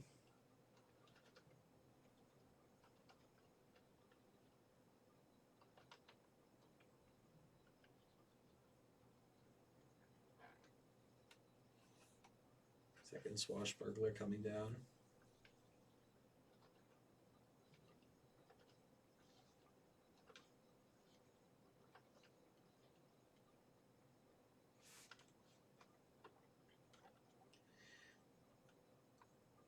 I am going to be honest, I'm not sure just what happened, but I assume that it was maybe something funny.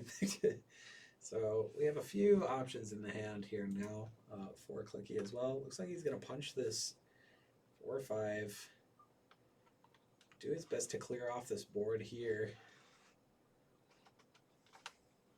Prize Plunder is going to come down. Take care of that 4-2. We'll probably see this weapon hit the McGurgle. And of course, like I just mentioned before, this 3-6 elemental going to go face. It's going to not decrease any durability whatsoever on that weapon, but it's going to freeze the enemy hero, taking away the access to that 2-punch every turn. So immediately draws into McGurgle Prime, which is really, really unfortunate. And then a broomstick as well. So luck is definitely on Herndon Chad's side this time around.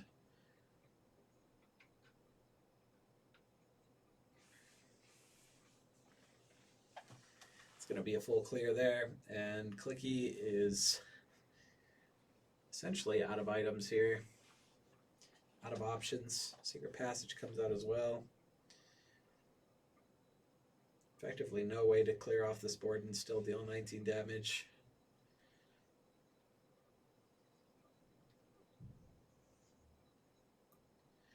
Still going to take control of a couple of these minions though. Legendaries are definitely going to try and make the most of their time here.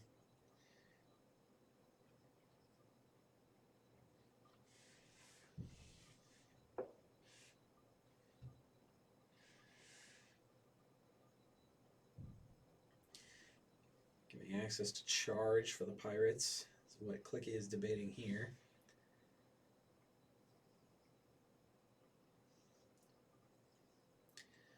Two healing going in for the rogue, or for the paladin rather. So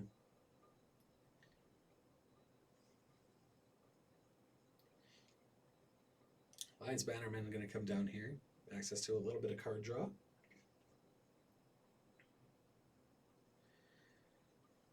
Indicator is going to draw a spell that costs 3 less. And of course we have Blade Master Samuro coming down. We're going to see some Libram buffs. That Hand of a Doll is going to give it a pretty sizable buff, and we can just as well say goodbye to this game for Clicky, unfortunately. It's 4 damage across the board, a little bit of extra armor, but fortunately it's probably not going to do it enough here.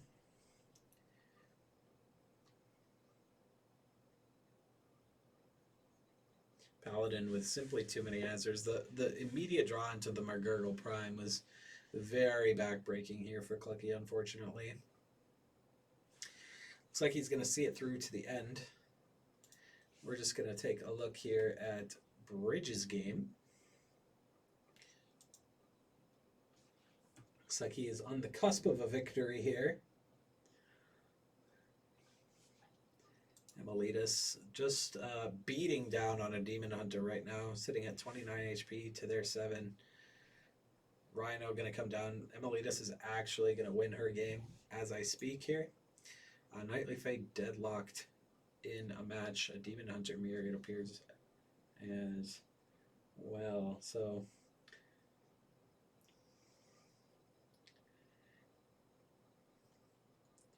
Bridge. Pretty big sequencing error there. I'm not gonna lie, but I push 2 more damage face here. I can't imagine that the Shaman has much to deal with this, but Bridge missing lethal there, unfortunately. Stormcaller Bukan's gonna come down here and cast all spells twice. He's gonna look for 2 minions here. He's gonna get a Deathwing the Destroyer as well as a Scrapyard Colossus. So Bridge getting a bit punished here. for not ending the game last turn, and I think it's going to make him pay. No way to get through that scrapyard in the second one, so he's got to get the damage over the top.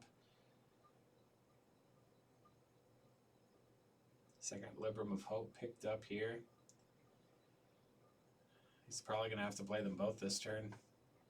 A couple Librams coming down on Cariel Rome.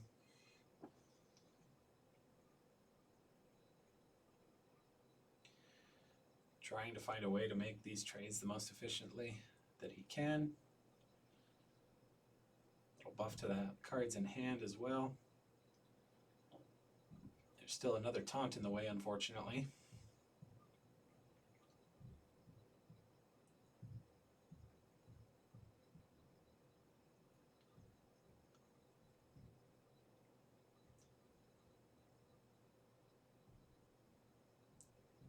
I'm not sure exactly what Bridges' plan is with this. He's going to get damage onto that 7/7, but at what cost, honestly? He's going to buff them both to a 9/9. And this is going to have to be the board that sticks.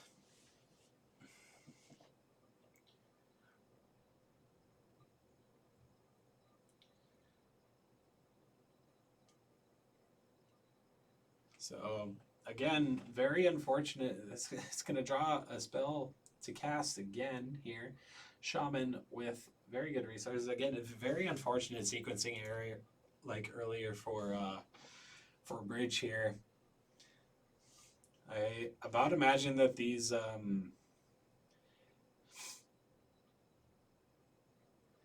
Divine Shield Taunts still trying to stand in the way here.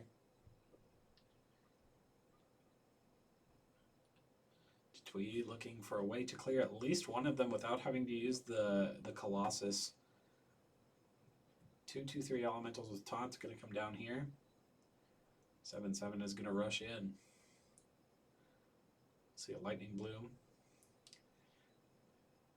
And a Serpent Shrine Portal as well. So now the Twee can just use the Deathwing and punch the 7/6, or he might actually just be able to remove it on board altogether. So it looks like Bridge is unfortunately going to drop this game here. You hate to see it.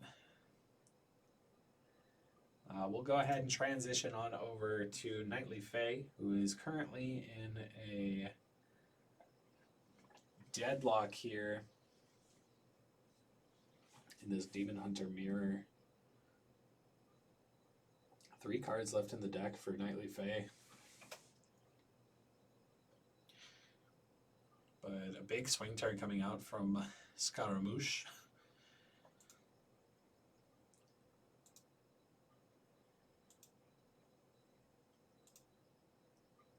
Amelita's hopping into her next game against Demon Hunter here as well.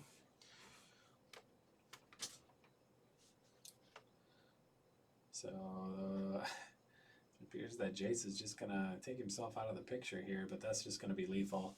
And Knightly Fae is going to drop her second game here, unfortunately. So let's go ahead and check in on...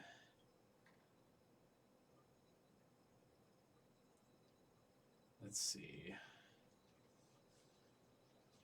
Let's go ahead and check in on Emilitas here.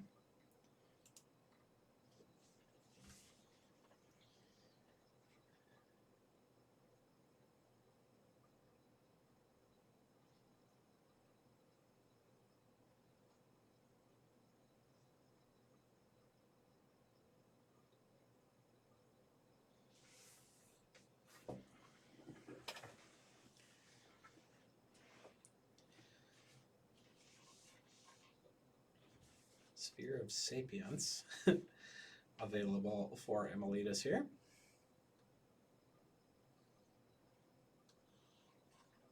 So Bridge unfortunately falls to 0-2 right now. He's going to have to win 3 games in a row to win his series.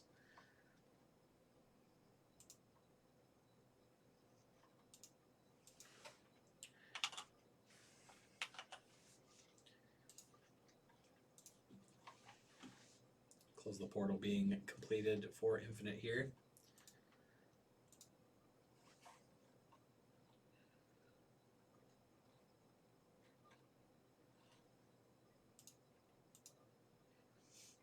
Couple of options here for Emilitas.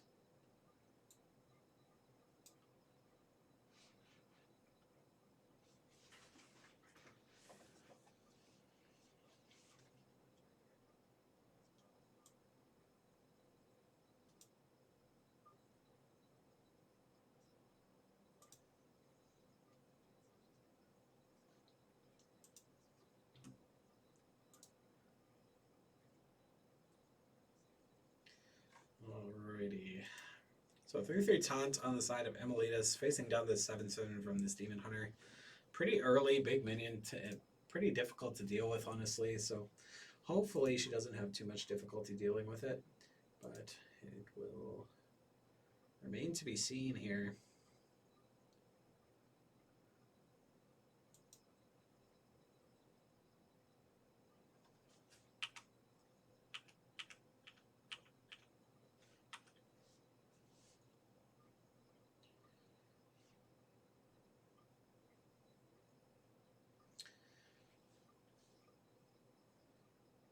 Actually, after looking back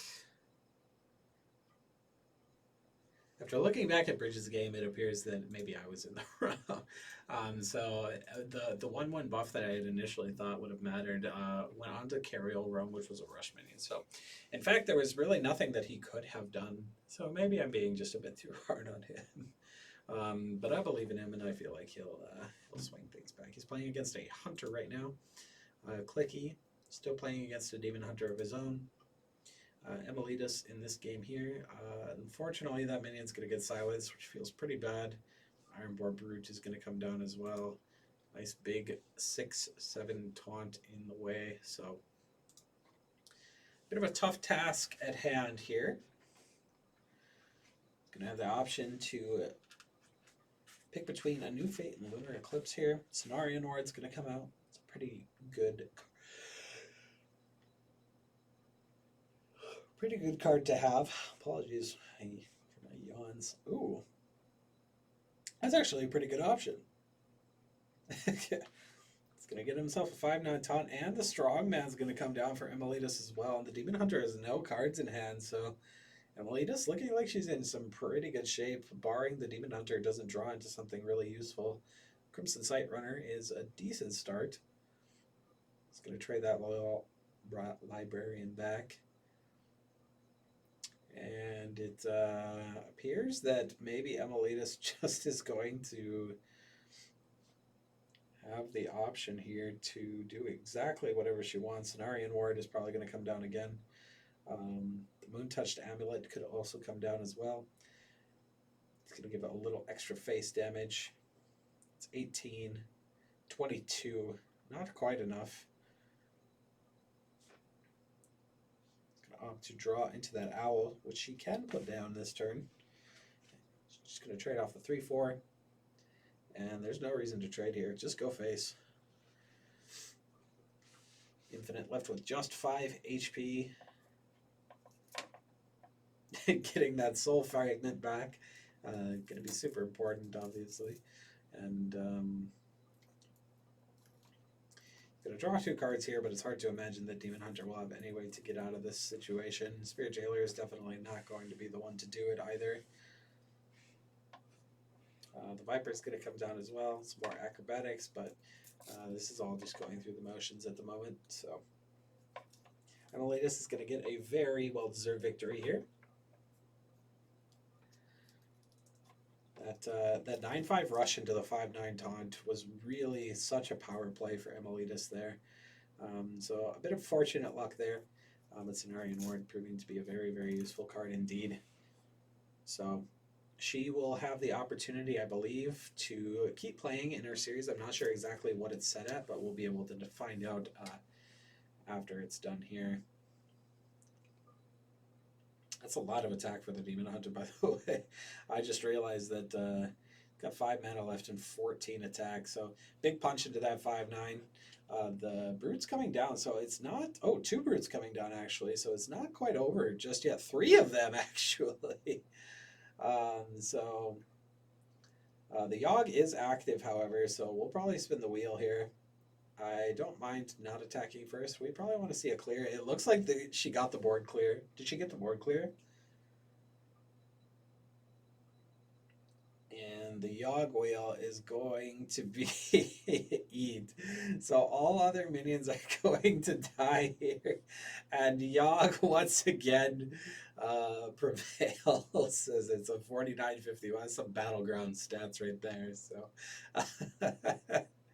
that's pretty cool. So good game for Emilitas there. She's going to continue her series on. We will transition back on over to Clicky. Haven't checked in with him for a while. Looks like he's struggling a bit here. 13 health remaining. Staring down 2 7/1s here.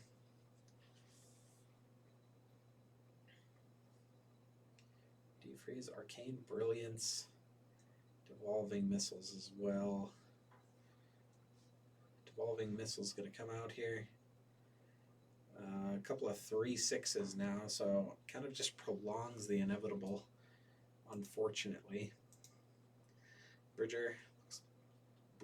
looks like he's starting in on his next game. Fortunately, it looks like Nightly Fae is going to drop her next game as well. So it's maybe a little bit of fatigue setting in. Some unfavorable matchups too as well. At this point of the day, you know, the games start becoming very, very difficult. You're always matched up with somebody that's even record with you, so it's always going to be competitive. So Brain's always going to get pushed into hyperdrive around this time. They've been playing since noon today, and 6 hours of straight competitive Hearthstone can tend to wear down the mind just a little bit here. So let's hope that they can continue on, kind of swing things back in their favor and finish the day strong here. Jace is coming down for the Demon Hunter here.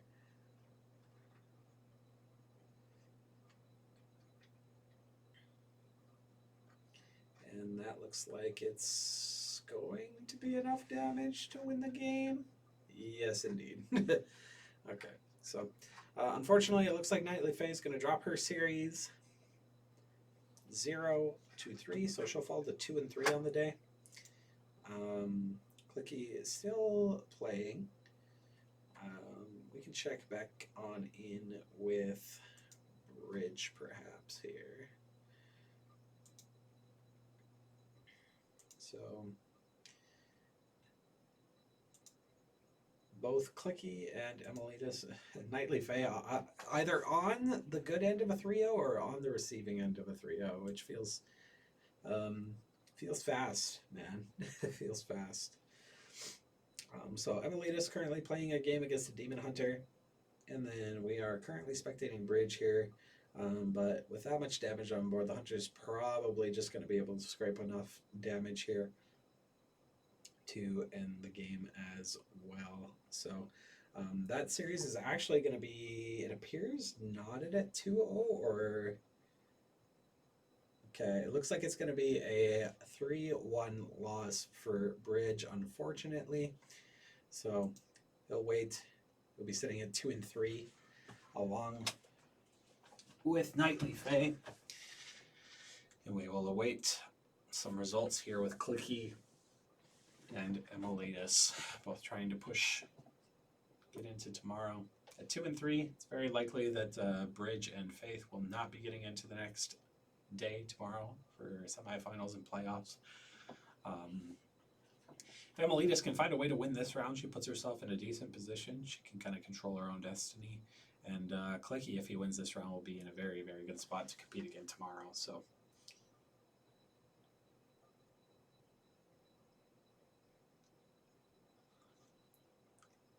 Loyal Librarian coming down. Momentum has been gained.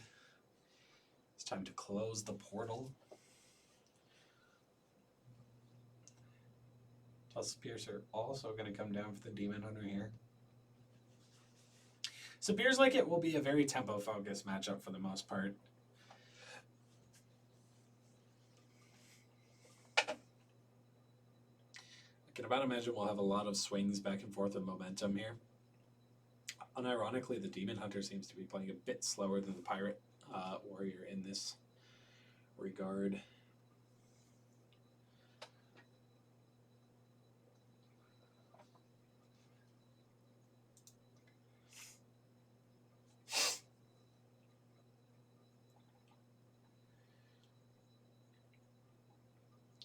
Again, I'll keep you guys updated as well on Clicky and his series as well.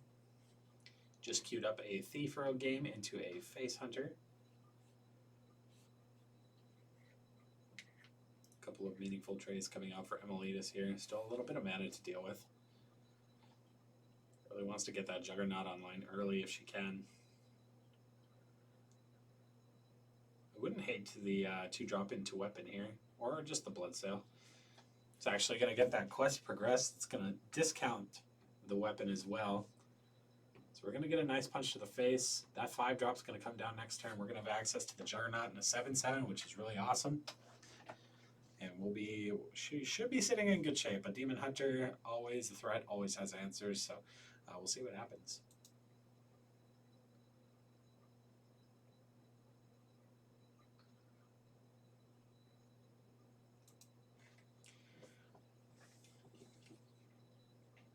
So,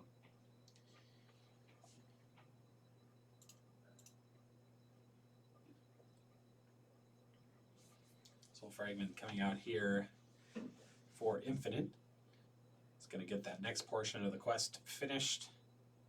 More Soul Fragments. Man, the Demon Hunters are drawing into their Soul Fragments very consistently today.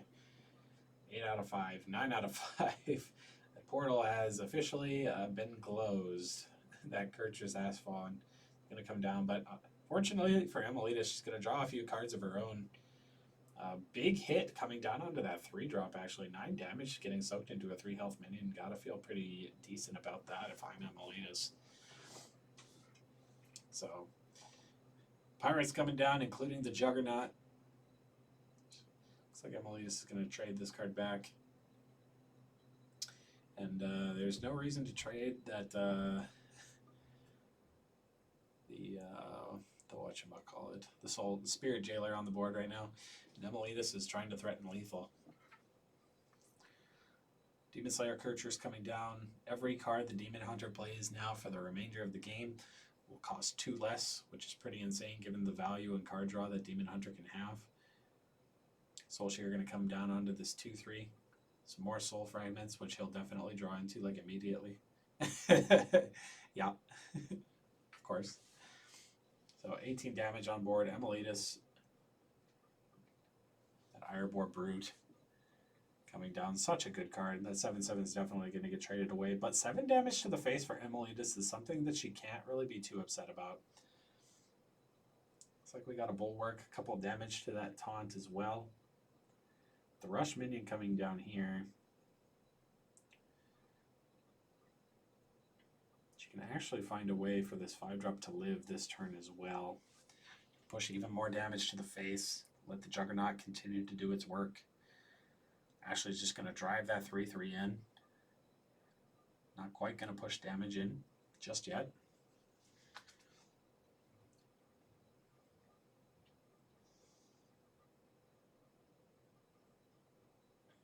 Looks like she's going to prioritize saving this Rush minion for a little bit longer here. Pretty low development turn, though, if you ask me. Juggernaut is going to sit there just fine. Another Soul Fragment drawn.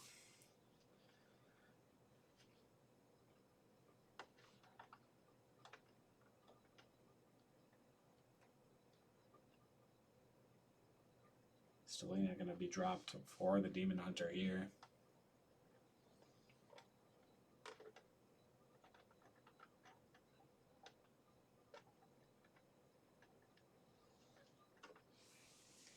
This game a little further from being over.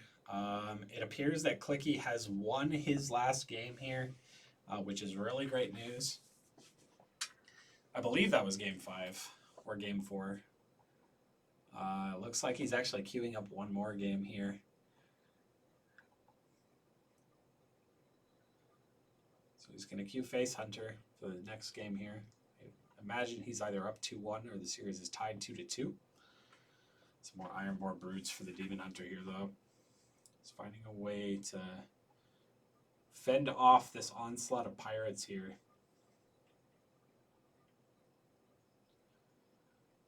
Gertrude's going to drive into that 3-3 captain.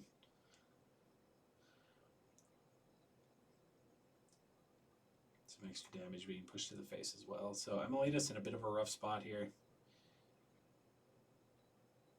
Fortunately, she's going to fend off a little bit of that damage.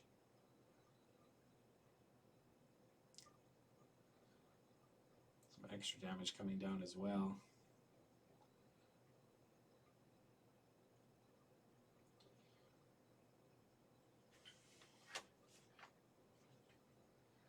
A slug of pirates are going to come down here. No spells in hand, unfortunately, for Emilitas here. 3-2 sword going to be equipped. Just going to find a way to clear off one of these minions here.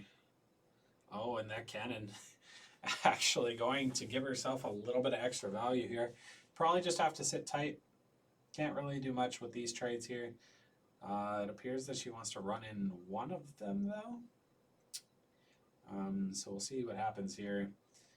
If I am infinite here, though, 2 trades onto that 2-5 plus another 13 damage to the face if they want. So both sides running out of gas just a little bit here in the late game. That weapon is going to be destroyed.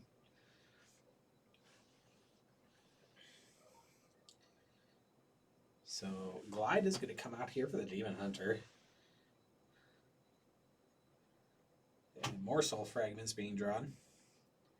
The Royal Librarian. It's going to silence that 2-5. And now all of a sudden Infinite has the ability to kind of pick and choose his trades if he wants.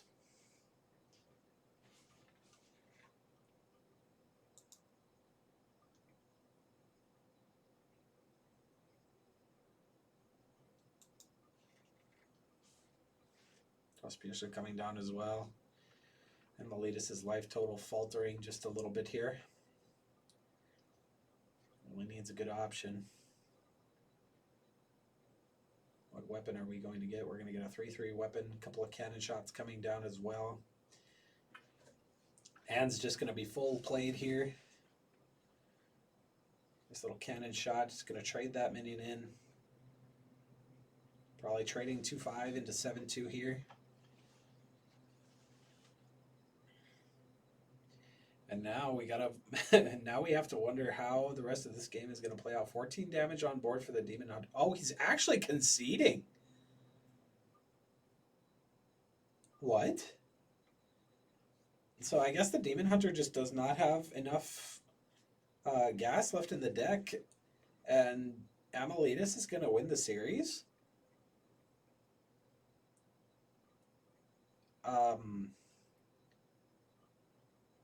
Sure. Okay. Well, Emilitas wins the series. Infinite has canceled the challenge, so GG's to Emilitas. She's going to move to 3-2 on the day. Scores have already been reported. That was a 3-1 victory for her, so good games all around.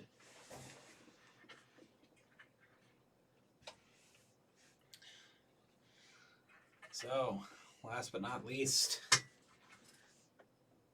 I believe Clicky and his opponent are actually the last game of the round here, waiting to be reported.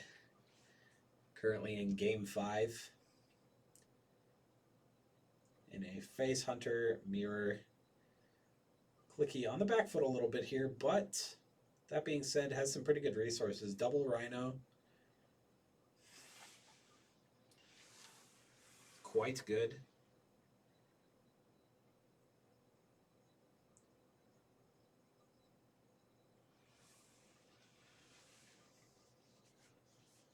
The Initiate coming down for this hunter here. Pretty low value cards in the hand.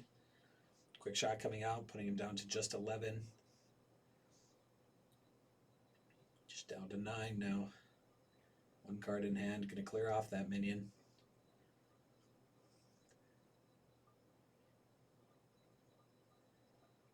Rhino's going to come down. Clicky's just got to hold on.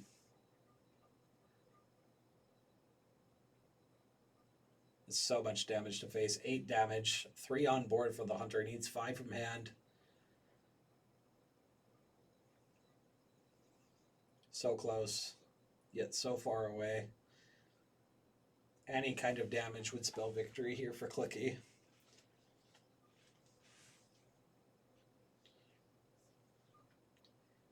Have to wonder what's going on in in this game, especially. Hero Power's going to do 2 extra damage here. And is that just going to be enough damage? Wow, it definitely is. So an unfortunate luck in that matchup just there.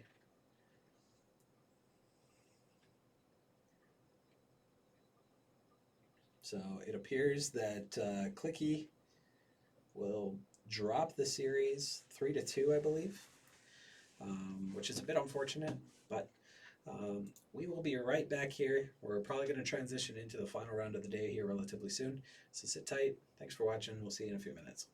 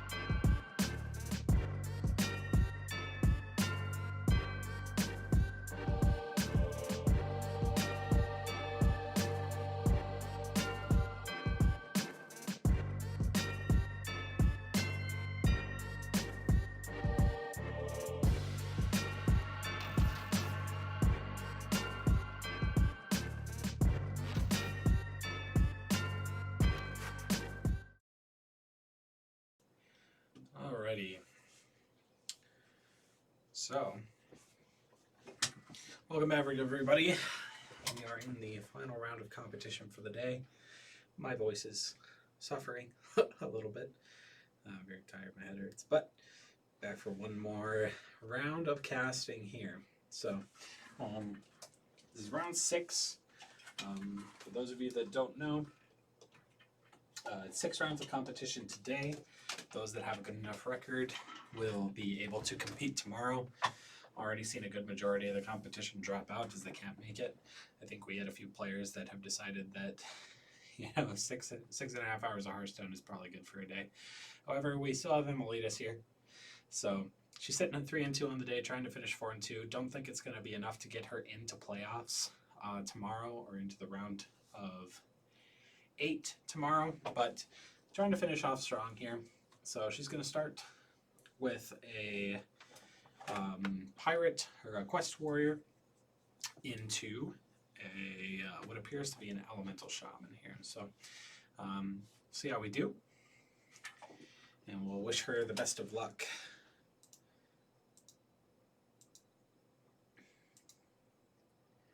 So some final results for the day. Clicky is going to finish at 3-3 after a pretty heartbreaking loss. Last round got some very unfortunate luck. Had some pretty bad matchups, so he's going to finish the day at 3-3. And then both Bridge and Nightly Fate are going to finish at 2-4 on the day, so a pretty respectable finish nonetheless. And Emilitas looking to carry the UJ team here a little bit and try and be our sole competitor, finishing at 4-2 on the day. She's sitting at 3-2 right now. So things looking a little bleak first game here. Not a whole lot of great options in the hand, but appears the Shaman doesn't have fantastic options either. 6-1 on the board is going to be a little irritating to deal with, but it appears that she'll have some good options to work around it for the most part.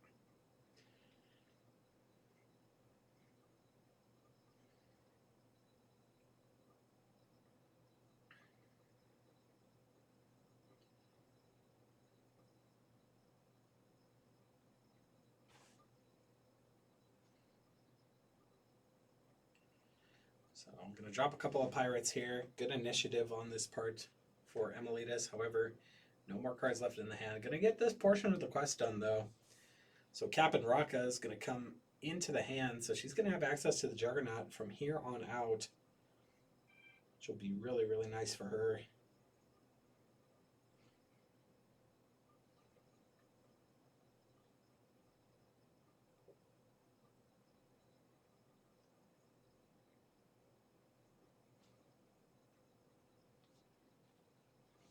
Ice Revenant going to come down here. No frozen minions, though, just as a pure temple play. So Emilitas is going to have a lot of opportunity here to push forward some initiative.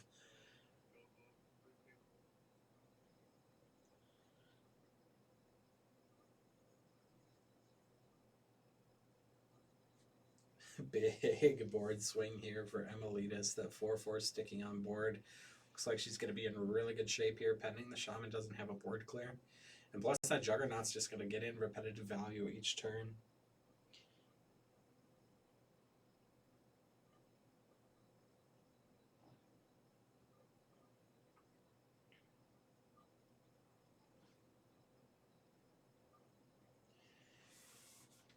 So, another Canal Slugger going to come down here, that lifesteal damage.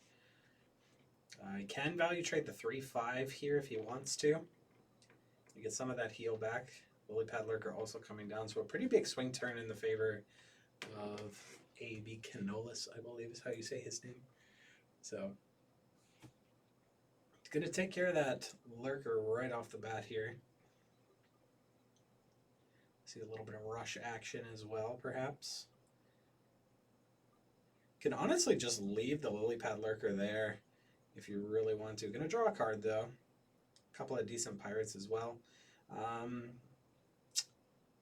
Cargo Guard as well here. So looks like Emilitas is just gonna go all in here. That weapon punch is gonna do a lot of good for her, and this 4-2 is gonna be able to punch face. And she's threatening lethal, I believe. She's gonna have 20 damage on board. It's just enough.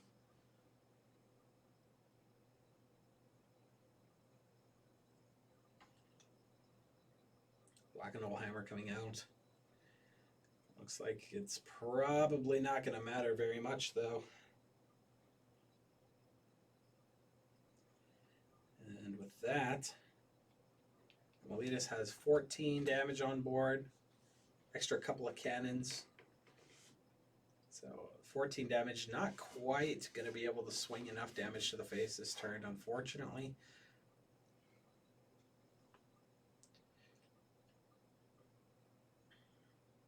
It's going to swing and clear off this 4-1. I don't mind it. Not since she doesn't have lethal. Seems like a pretty decent play nonetheless. The Sword Eater, not super necessary because that weapon's probably going to refresh next turn anyway. But good to get the 2/5 taunt down to protect the rest of the board anyway. And the Shaman down to just 7 HP and 2 cards. So looks like Emilitas is going to take an early lead here in the series.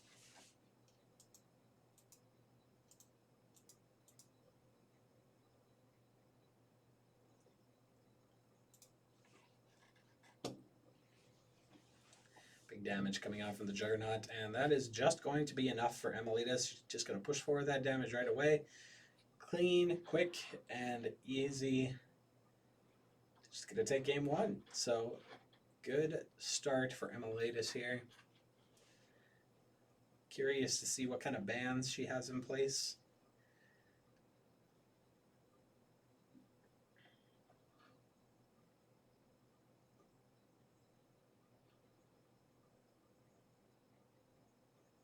Deciding on what deck she wants to play next.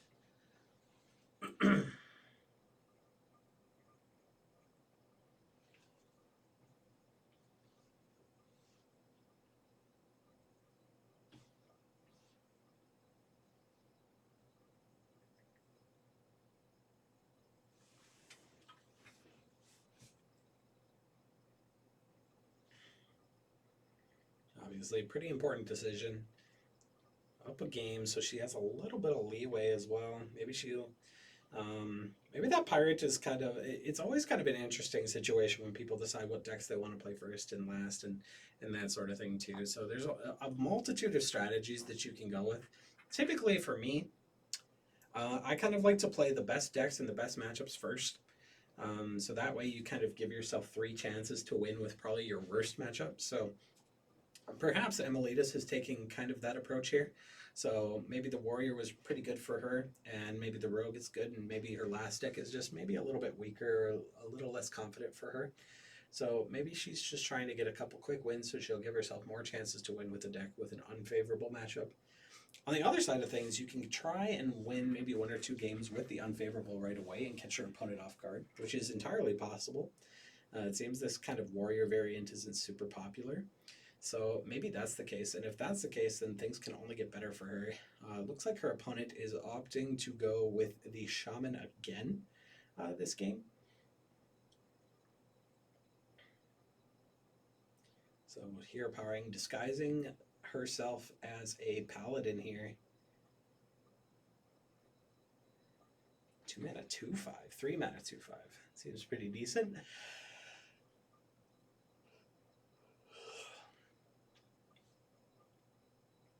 And the Rogue is finally revealed here. Looks like we're just going to see a Wand Thief. Deep Freeze is a good late game push card. Flaunt of Power. Discovering a minion is also quite good. Cone of Cold, though, is very, very good against some of the minions that the Shaman can definitely throw out. Looks like she's going to trade back this 1-cost card for Mr. Smite, which I think is pretty good.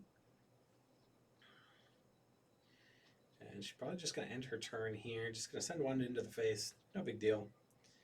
And pass it back on over. So it appears, from what I've understood today at least, or from what I've seen, it appears that the competitive meta kind of revolves around Rogue, Druid, Shaman, and Paladin. So you either kind of focus in on targeting one of those classes when you're building a lineup. At least from my experience back when I competed in Hearthstone. I competed way back in the day when Q-Block and Dude Paladin was a thing. So a big strategy that we like to use when we were team prepping was, man, everybody bans Q block because nobody likes playing Q block because Q block's good. But instead of doing that, we can kind of throw our opponents off, and we just built a full like anti Q block lineup. So it's like we'll ban Dude Paladin. We don't want to play against like heavy aggro, but we can just play like super heavy burn and get ahead. So we played a Murloc Paladin that had the ability to win on like turn 4 before the cubes came down. We also played a Tempo Mage with Alaneth, so we could draw into just a bunch of burn and kill people outright before like turn 7 or 8. And then our last deck was kind of a mid-rangey, like pretty decent, but also does well against other stuff too. So it's interesting when people deck build if they try and kind of focus on things or if they just want to build something that's good. So it appears that a lot of people went with the strategy of just bringing something good, but Emilitus's lineup is a bit unique, I think, in that regard. So it appears that warrior maybe challenges things like druid and rogue and like the shaman too quite nicely. So pretty even board state here. That 6/7 is pretty threatening. Vanessa Van Cleef may come down here.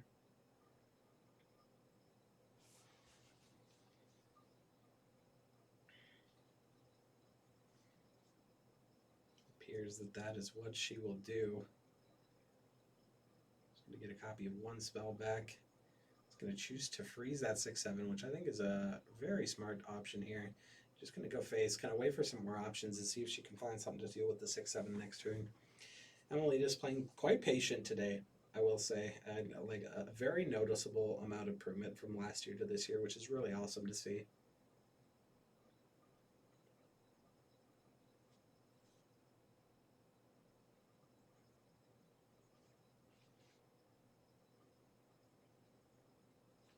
So, bit of a neutral play here coming out from the Shaman, buffing that 6/7 into a 9/10 now. Going to trade off this healing totem, maybe get rid of some of that repetitive value, thinking about it at least, but probably do some good to check out the hand a little bit, see what kind of options you can do first. You always want to play out the non-important parts of your turn first, like leave combat towards the end when you can, so you can kind of evaluate all of your options. Always draw first, that sort of thing. So 6 mana to play with. Gotta play at least one card. There's 10 in the hand right now. Suffering from a little bit too much value at the moment.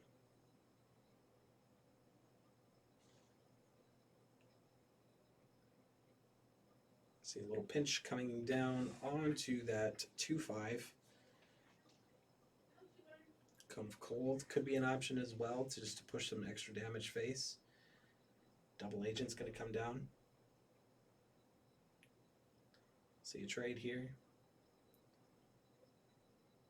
Snap Pick for that legendary minion only costs 4.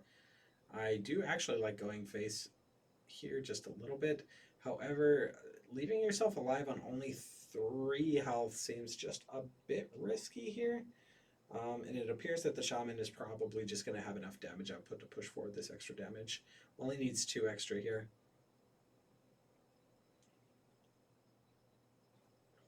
Is that Rush Minion's going to clear off something?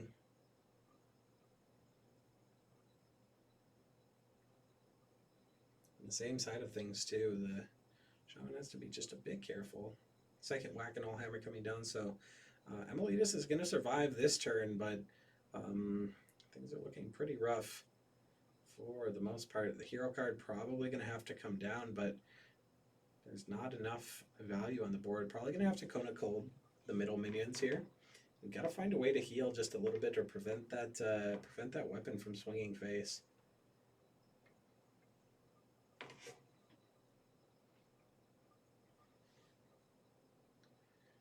Every minion going face here.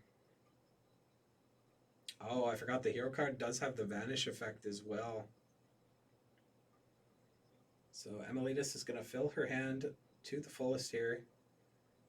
Can use her hero power and play down a card though, so she doesn't mill.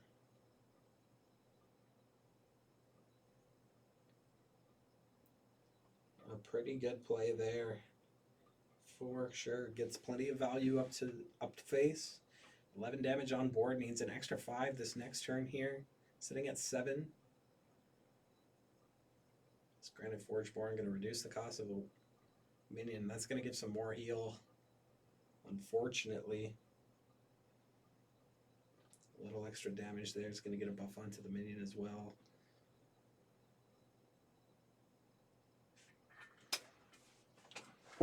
I'd crush Lord of the Turtling. If there's a way to taunt it, could possibly be pretty good here.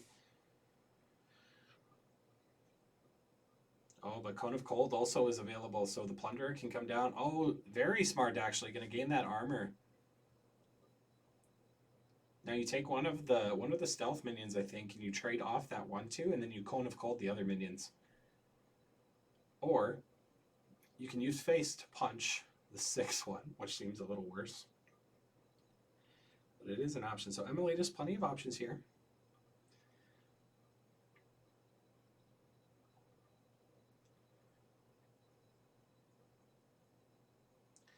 A little bit of a rough decision, though. I'll leave up that 5/5.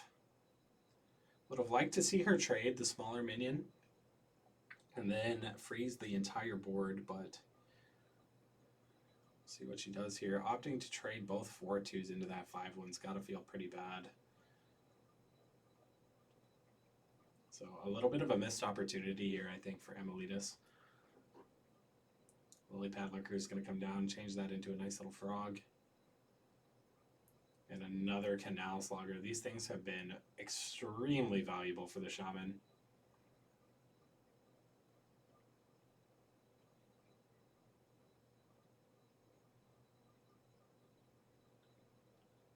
Look at Stab coming down. Emilitas running out of steam here. Cascading Disaster also available.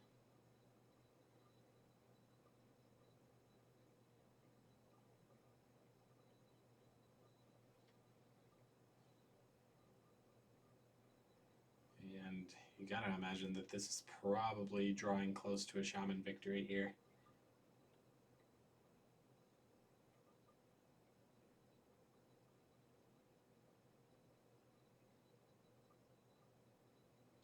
Five sitting in the face of this lone 3/2. If Emilitas can find a way to sort of take away the value that the Shaman can normally get. Oh, I would have liked to see maybe a punch into the 3/2 there, but trying to prioritize a little bit of that life total as well.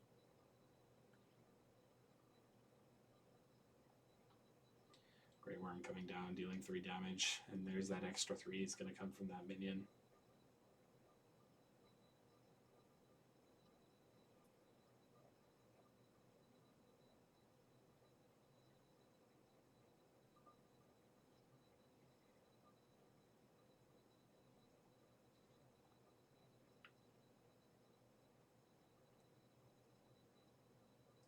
So Emilitas sitting with 9 HP and a dream here.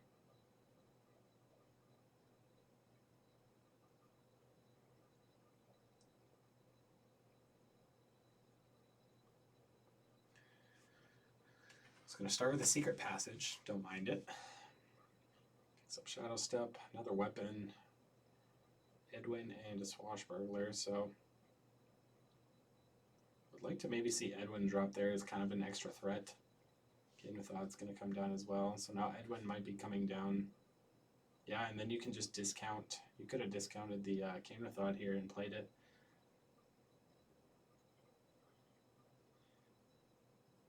Oh, that's very, very good. Yep. Okay. As long as if the Edwin was played first, this was incredibly good. You can Secret Passage again now. Shadow Step the Edwin. Okay.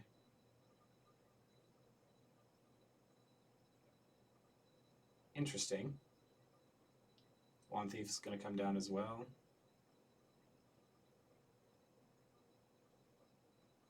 Going to fatigue just a little bit. Going to snap pick. So a little bit of a scuff turn there. I would have loved to see the Edwin stick on the board. It could have been so good. But we'll see if the Shaman has answers to push forward this last bit of damage here.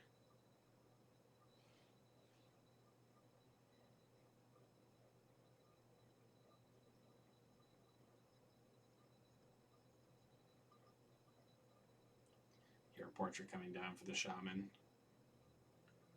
Discover's a little scary. And that Invocation's going to go into the face. And that 3/4 on board is going to deliver, well, I guess the Lightning Invocation is going to deliver the final blow. So maybe a few different things that Emilitas could have done there to maybe make the game a little bit easier for her, but she's going to drop this one, unfortunately, and the series is still tied 1-1, so plenty of Hearthstone left to be played. Hopefully the next matchup for her is a good one. We will see what she ends up deciding on.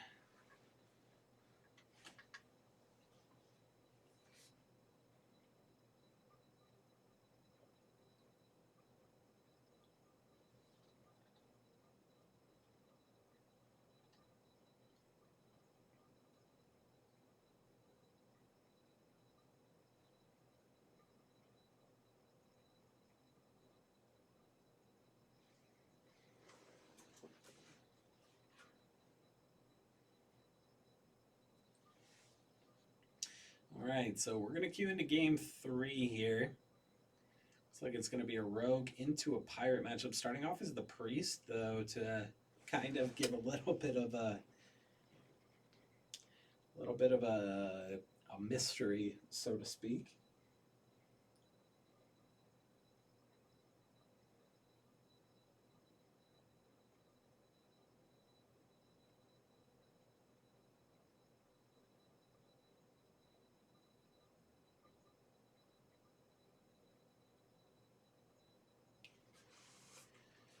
Pirate starting off with the coin, going to go with a Blitzhill deckhand.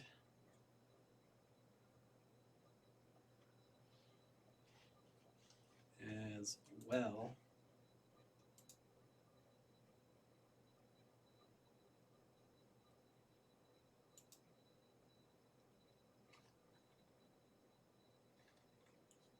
Primordial Studies being picked up. So playing these few first turns a bit slower. I'm just going to try to kind of match the pirate value for value here. Or she can go for more tempo-based game plan. You don't want to let this pirate get too far ahead of you right away. Emilitas plays this deck, has it in her lineup, so kind of knows the ins and outs of it and what to be looking for. So we'll see how she responds here. A couple of options here. Cowardly Grunt, definitely not the pick. It's going to snap pick that left side minion and finish with some Primordial Studies. I do like the Blood Mage just for some extra card draw. Looks like that's what she's going to take. She's going to value trade away this and go face with the 1/1. So, decent first couple of turns here. Plenty of game left to be played, though.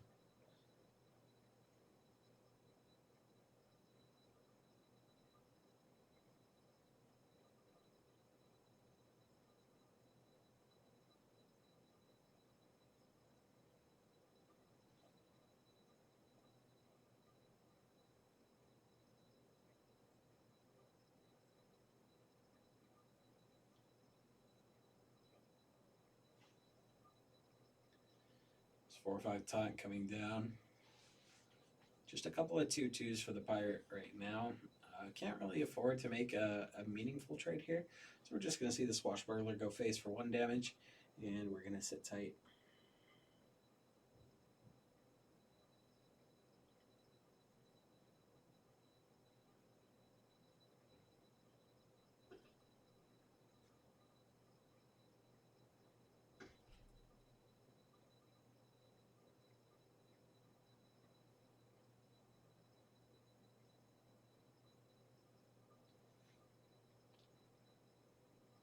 Still early turns here. Only 4 mana to work with. Just gonna swing face. Actually leaves the Swashbuckler, which is pretty interesting. Considering now it just trades away the 2/1 for free here. You see preparation into some extortion and a double agent. It's too bad. There's not 6 mana this turn. We could add 2 double agents. I would like to see maybe just a weapon here to clear off that 4-2. Kind of protect the 3-3s just a little bit. Looks like she's just going to value the 2-1 as well, and plunder the 4-2, which is another pretty decent lie as well.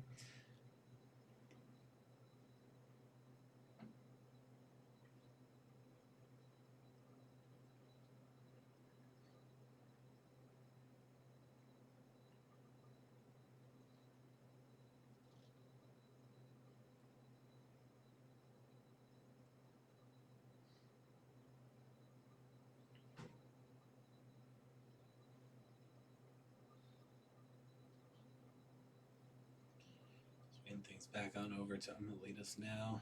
A couple of double agents. Swashbuckler coming in as well. Would maybe like to see the Swashbuckler first.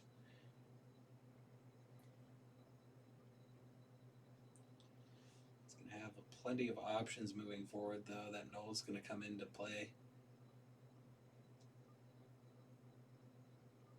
It's going to get that discount. The Null rushing in is going to be so good here. If I'm Emilitas here, I think that I'm honestly probably trading away that 2-2, or at least thinking about it. You want to really preserve that 4-1 or force the opponent to kind of use their resources to deal with it here.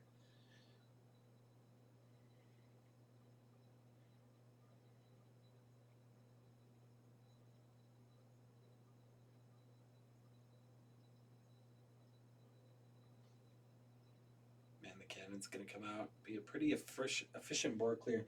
Any kind of aggressive deck or kind of like pseudo-aggressive, like mid-rangey deck that also has the ability to kind of get a board clear in here and there and kind of swing things back in favor once they lose momentum is actually really, really solid. So it's kind of nice to see some of this natural removal from the warrior side. Obviously pretty unfortunate for Emilitas here, but she's just going to get the hero portrait up here.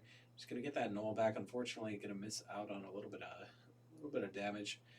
She's just going to put it down though and swing things back on over to the other side.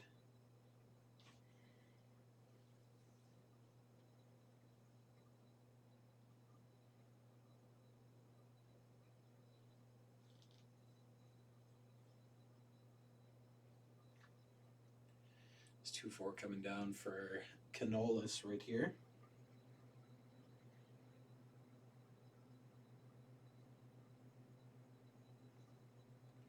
Decides to swing face. So, Emilitas can find a way to clear off this 2-5 here, as well as maybe the 2-4 and kind of push forward a board here. She's going to be in really good shape.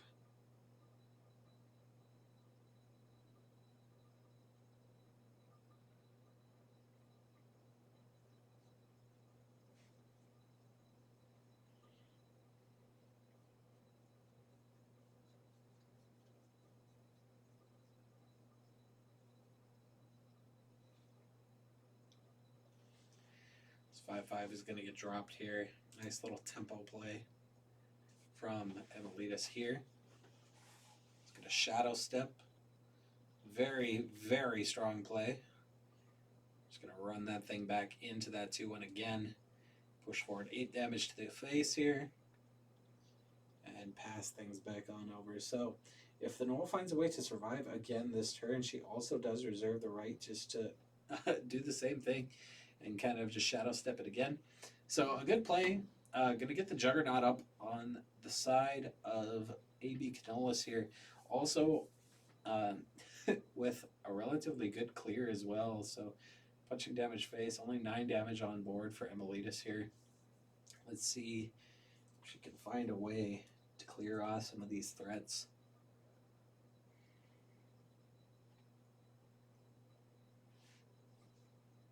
It's going to set the entire enemy board to 1 with this weapon here. Yeah, that's a pretty effective way to clear off that 7-1 here.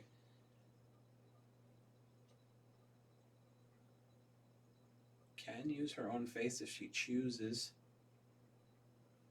Can about imagine we'll see a clear of the 7-1, a weapon into the 2-1, and then pushing 9 to the face here seems very strong. She's got to set herself up for Mr. Smite lethal here. She's going to need 10 mana to do it, which she has, and that's 6 damage. So as long as no taunt minions come down here. Oh, but the bulwark as well. Oh, he's trading away for the Sword Eater here. Taunt minion comes down. A couple of Bloodsail Raiders is just going to go face, but Amelitas should have this game wrapped up here. All she's got to do is trade off that 5-3. Put down Mr. Smite, run it in face.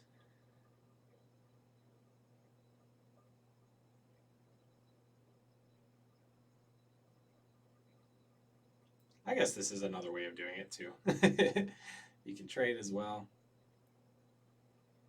It's going to drop it down the second time. That is 10 mana exactly. For all you Leroy fans out there, that seems pretty iconic. And Emilitas is going to take this game with her Rogue, and she will lead the series 2-1. So very good stuff there from Emilitas.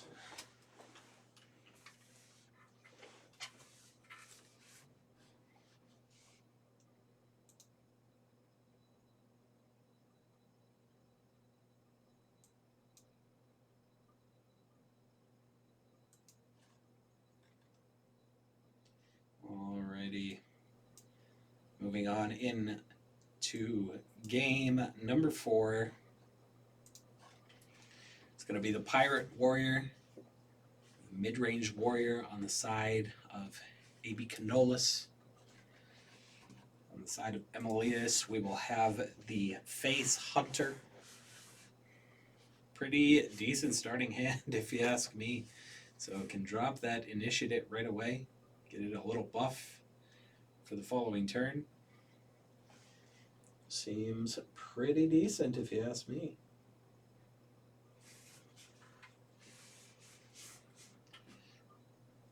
Raid the deck going to come down.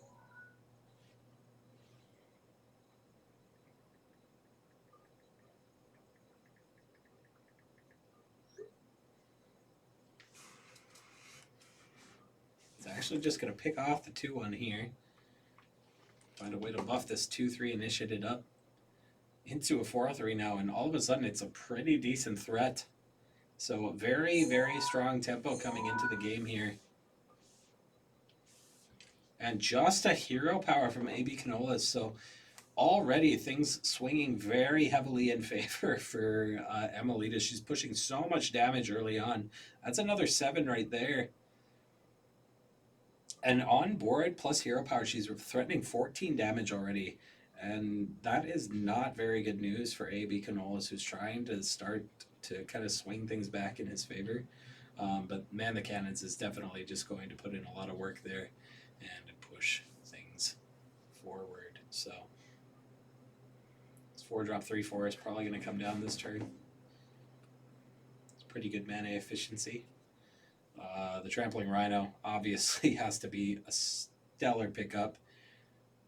Great start for the Hunter, but as all good Hunter games start, they tend to fizzle out just a little bit as things move forward. Going face again, I really don't agree with the Warrior here. Because now this Rhino just gets to run in for free here.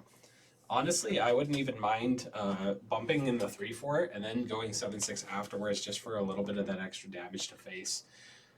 But I guess it happens either way. Already down to just 10 HP for AB Canolas. Stoneheart Anchorman is not actually going to survive here. It's just going to trade with the Rhino. Going face again. Against a Hunter, man, these 2 face punches feel so bad. And that's just lethal, honestly. And Emilitas is going to take this series 3-1. Into just maybe just a little bit too greedy of a play from AB Canolas there. Or maybe just didn't have the tools to deal with this early game pressure.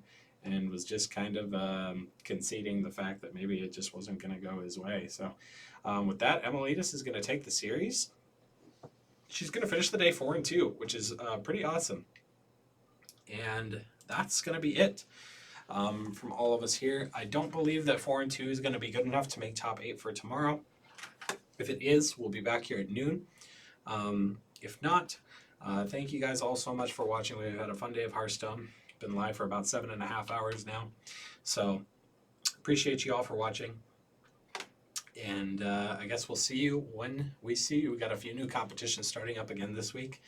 Got some Smash Crew battles on Thursday. Not sure what the other schedule's looking like. We might have some Rocket League, Overwatch, that sort of thing too. So stay tuned.